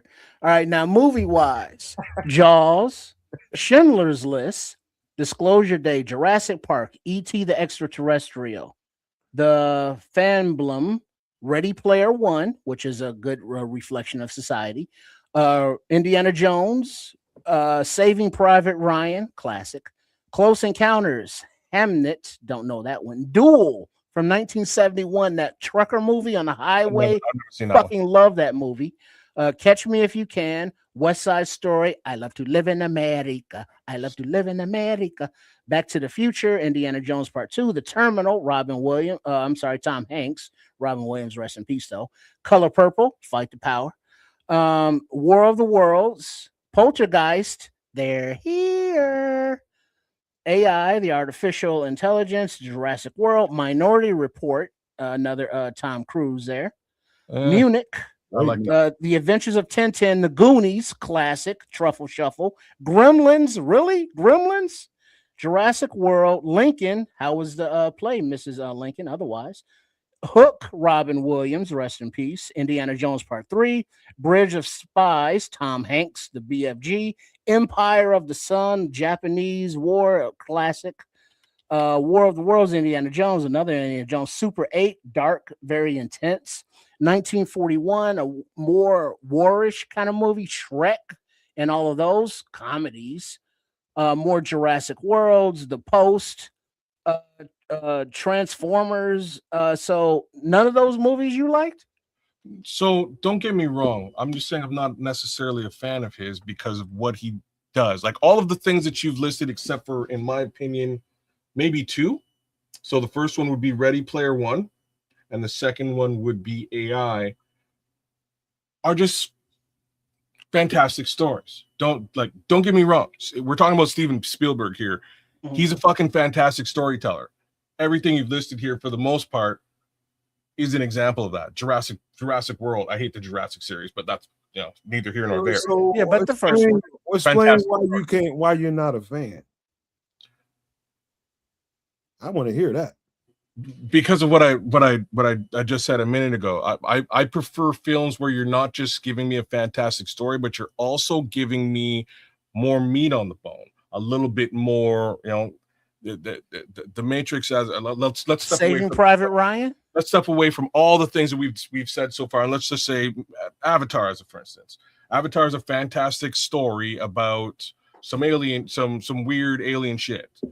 But there's a deeper thought train to the entire film that's being put forth. So in that respect, I give the man big respect for doing what he's doing. Let me break down a little something for you. It's to the last film you were just talking about, Avatar. Yeah. Look at the characters. Look at the characters. Just screenshot if you want to in comparison the characters of Avatar. Those blue beings that had all these shit going on. Basically, those are Sudanese people. The exact same markings on their faces, exact same markings on their bodies, exact same body shape. They just turn them blue. Those are Sudanese people. And he's telling the story of Sudanese people with a little flair to it. All you got to do is take side-by-side view of the avatars and Sudanese people from Sudan have the exact same body structure. And what does Sudan have that people want that are invading their territory for? Resources. Exactly. Well, gotta so look deeper, man. I'm not going to say yay or nay here. I'm going to say there's elements of that. Absolutely. There's clearly elements of what happened to the native people in North America here spun into that film as an underlying expose. And these are the types, like, he's telling a story within a story within a story.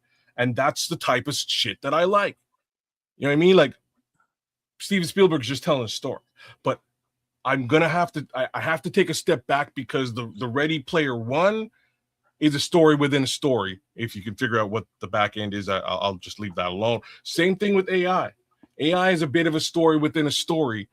And I actually really like that film. It's not just the journey that's happening in the movie. It is the ramifications of the situation that is a little bit different and sort of speaks a bit louder. But like I say, it's just my personal. But you can understand why we take exception to you saying you're not a Spielberg. Well, but here's the thing, though, Nomad and kids. There's a discrepancy on what we're talking about because, as Patrick put up in the chat, where he said we, and I'm assuming that we, as in him and kids, is that they want truth on the subject as opposed to a story. Would that be a fair categorization, kids? That might be a very good way of, like, it's a good way of explaining it. At the same time, it is another way of explaining it would be like sometimes you just can't sort of come out and say shit to people. Yeah. You know what I mean? You just can't. But isn't that? But in Nomad's point, that's exactly what Avatar is. Mm-hmm. It's the truth about what's happening in the Sudan, but it's a story to sell to the masses that people go to the movies and see. This is why it was my example. That's exactly why I said that. That's why I brought Avatar in the first place, because it's not just a fantastic story about funky sci-fi shit. There's a whole underlying conversation to be had. It drives a conversation that you might not be able to just have, right? So kids is all about the Winston Churchill quote: a riddle wrapped in a mystery inside an enigma.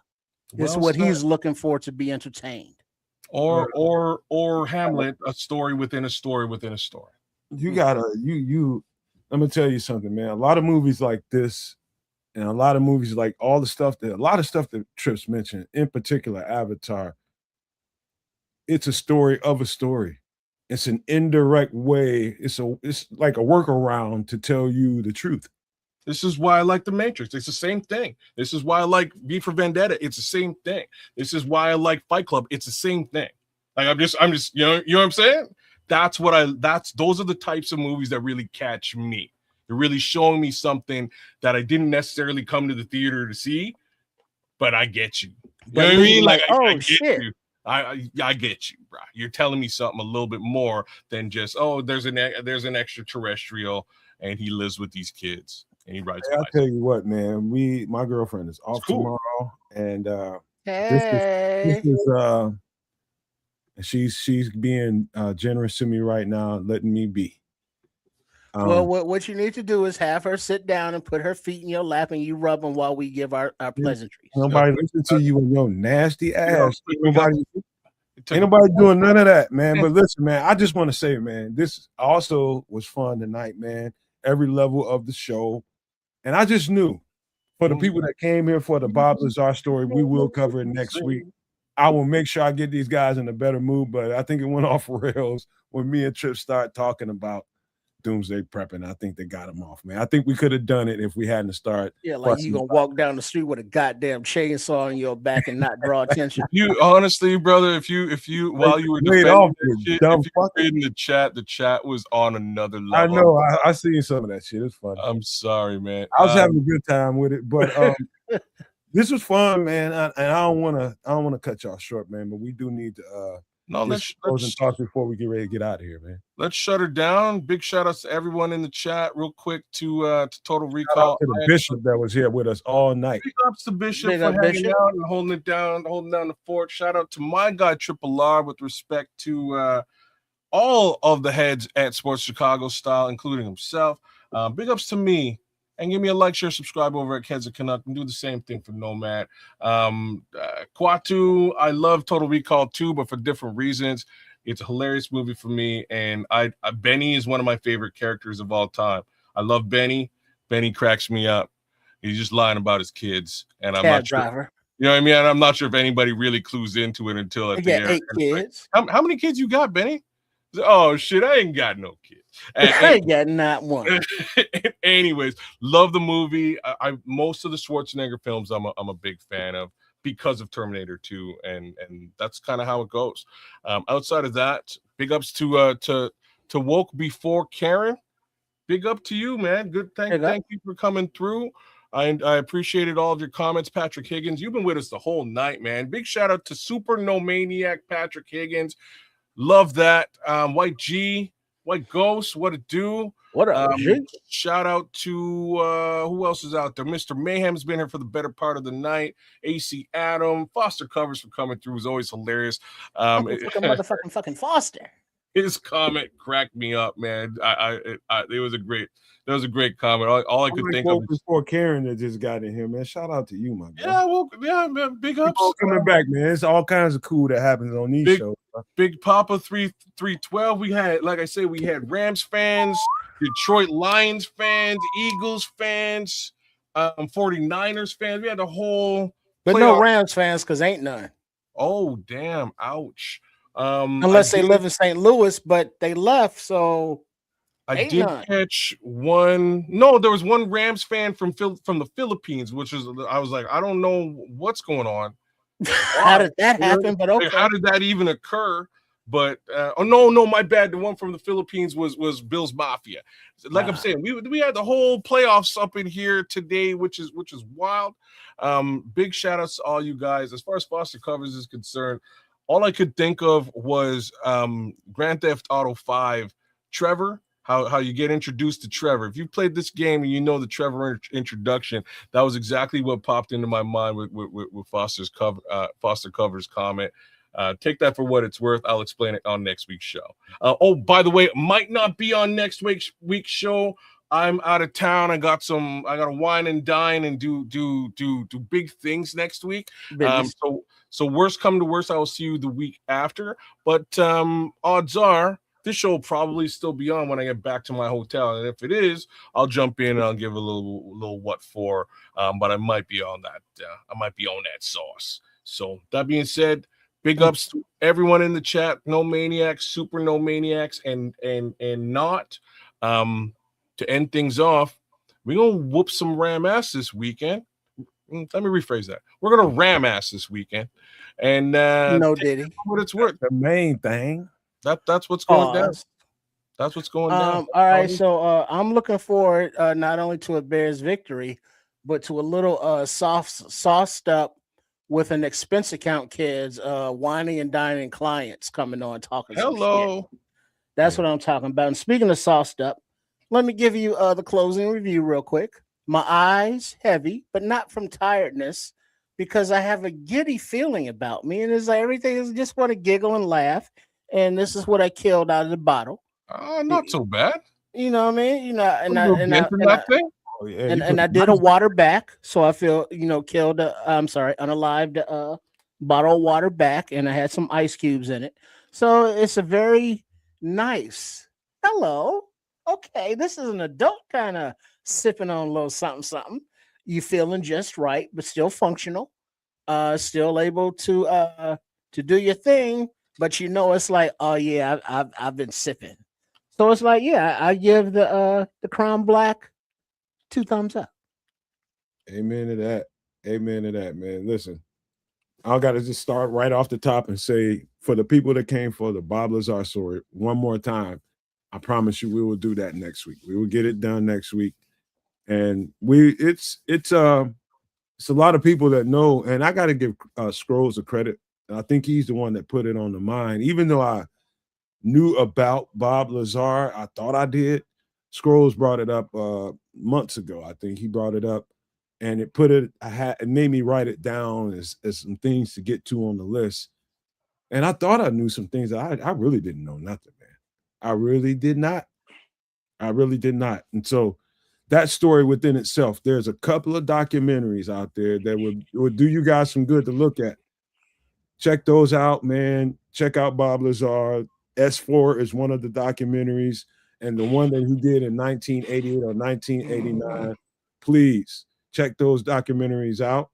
But I want to say this before we get out of here, man. It's a great time doing this show. And we gotta mute Trips because he's drunk as shit, and we got to get ready to close the show.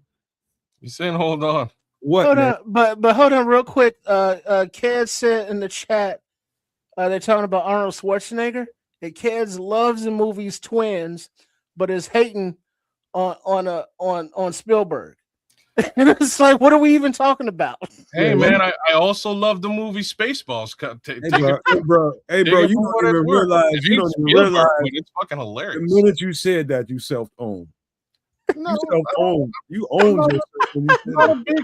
Come on, I'm not like as a kid. I love Spielberg movies. I tried to let it play out, but Trips wouldn't. Well, he wasn't gonna let it go. He was just like, man, what? Yeah, fuck that. I'm not a big Spielberg guy. I'm not running to the movie theater to go watch a Spielberg movie at this age. Like, what's he doing for me? See, woke before Karen is with me, man.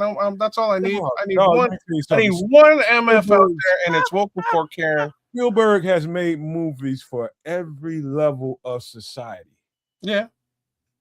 I would say that again. He's made movies for every level of society. So Pinky in the fucking brain. Look, I like that as well. Like I'm saying, I like his movies. I ain't running to the theater to go watch it though.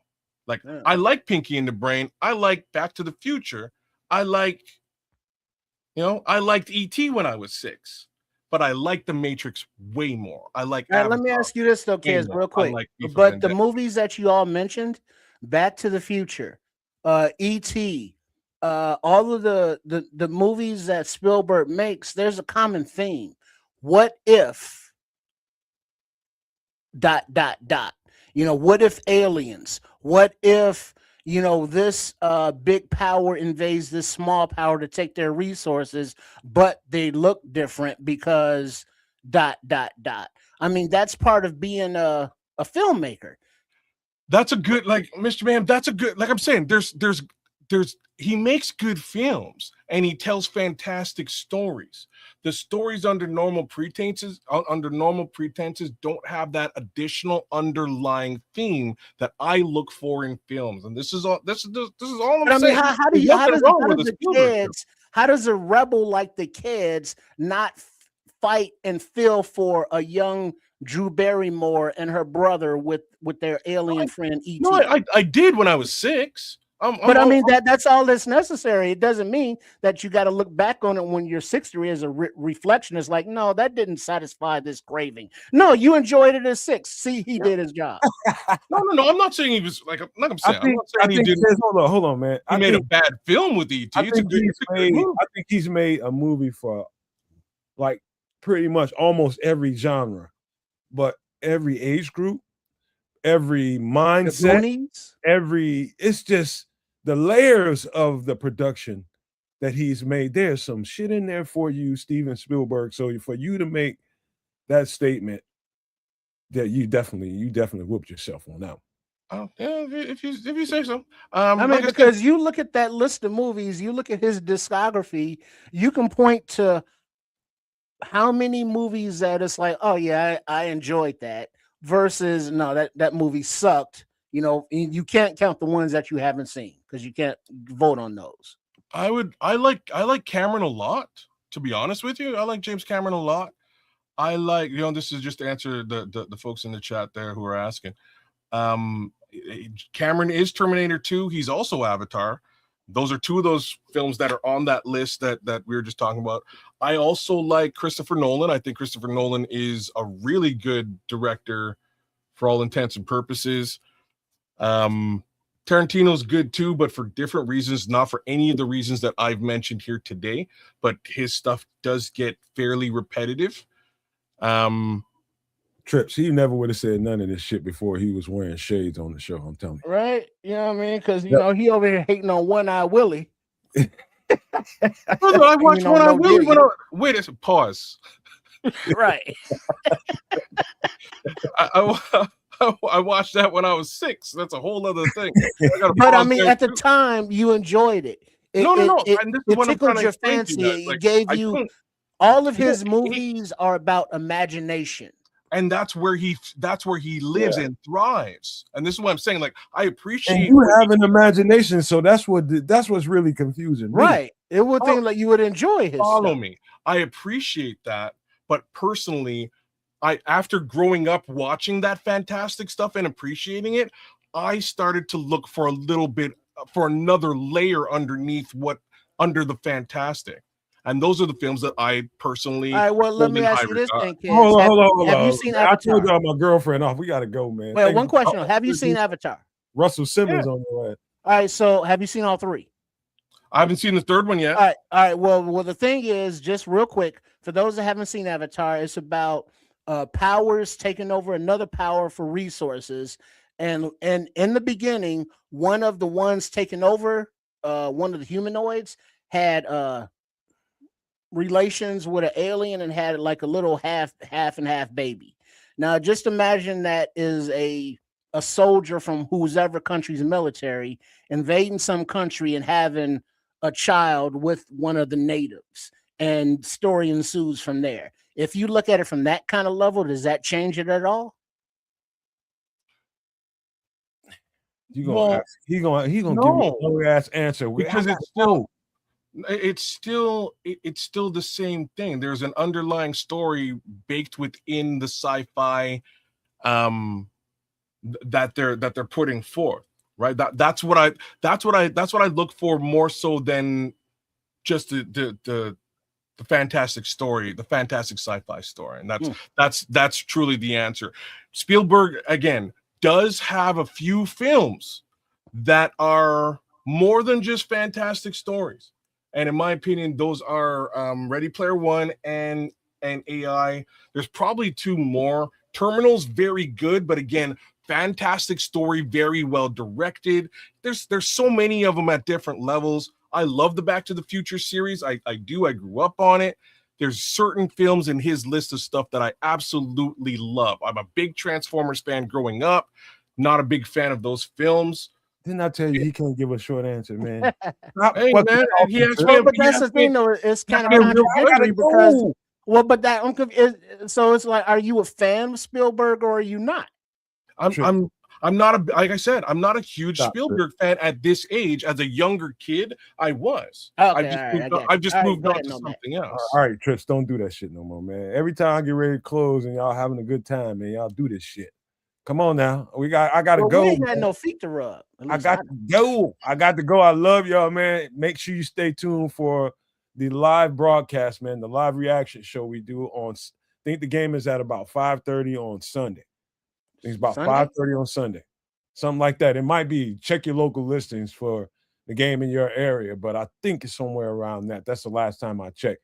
But whatever it is, we'll be on 30 minutes before the broadcast because that's what we do, man. You'll never get a live broadcast, live reaction to a game like that. We're actually breaking the game down while we're watching and giving you colorful commentary. So stay tuned for that. And again, I apologize for all that came for the Bob Lazar story. We will make up for it next week, but make sure you come next week because this show is so much fun to do. And I love you guys. And I got to leave you with these famous words: love, peace, and hair grease, y'all.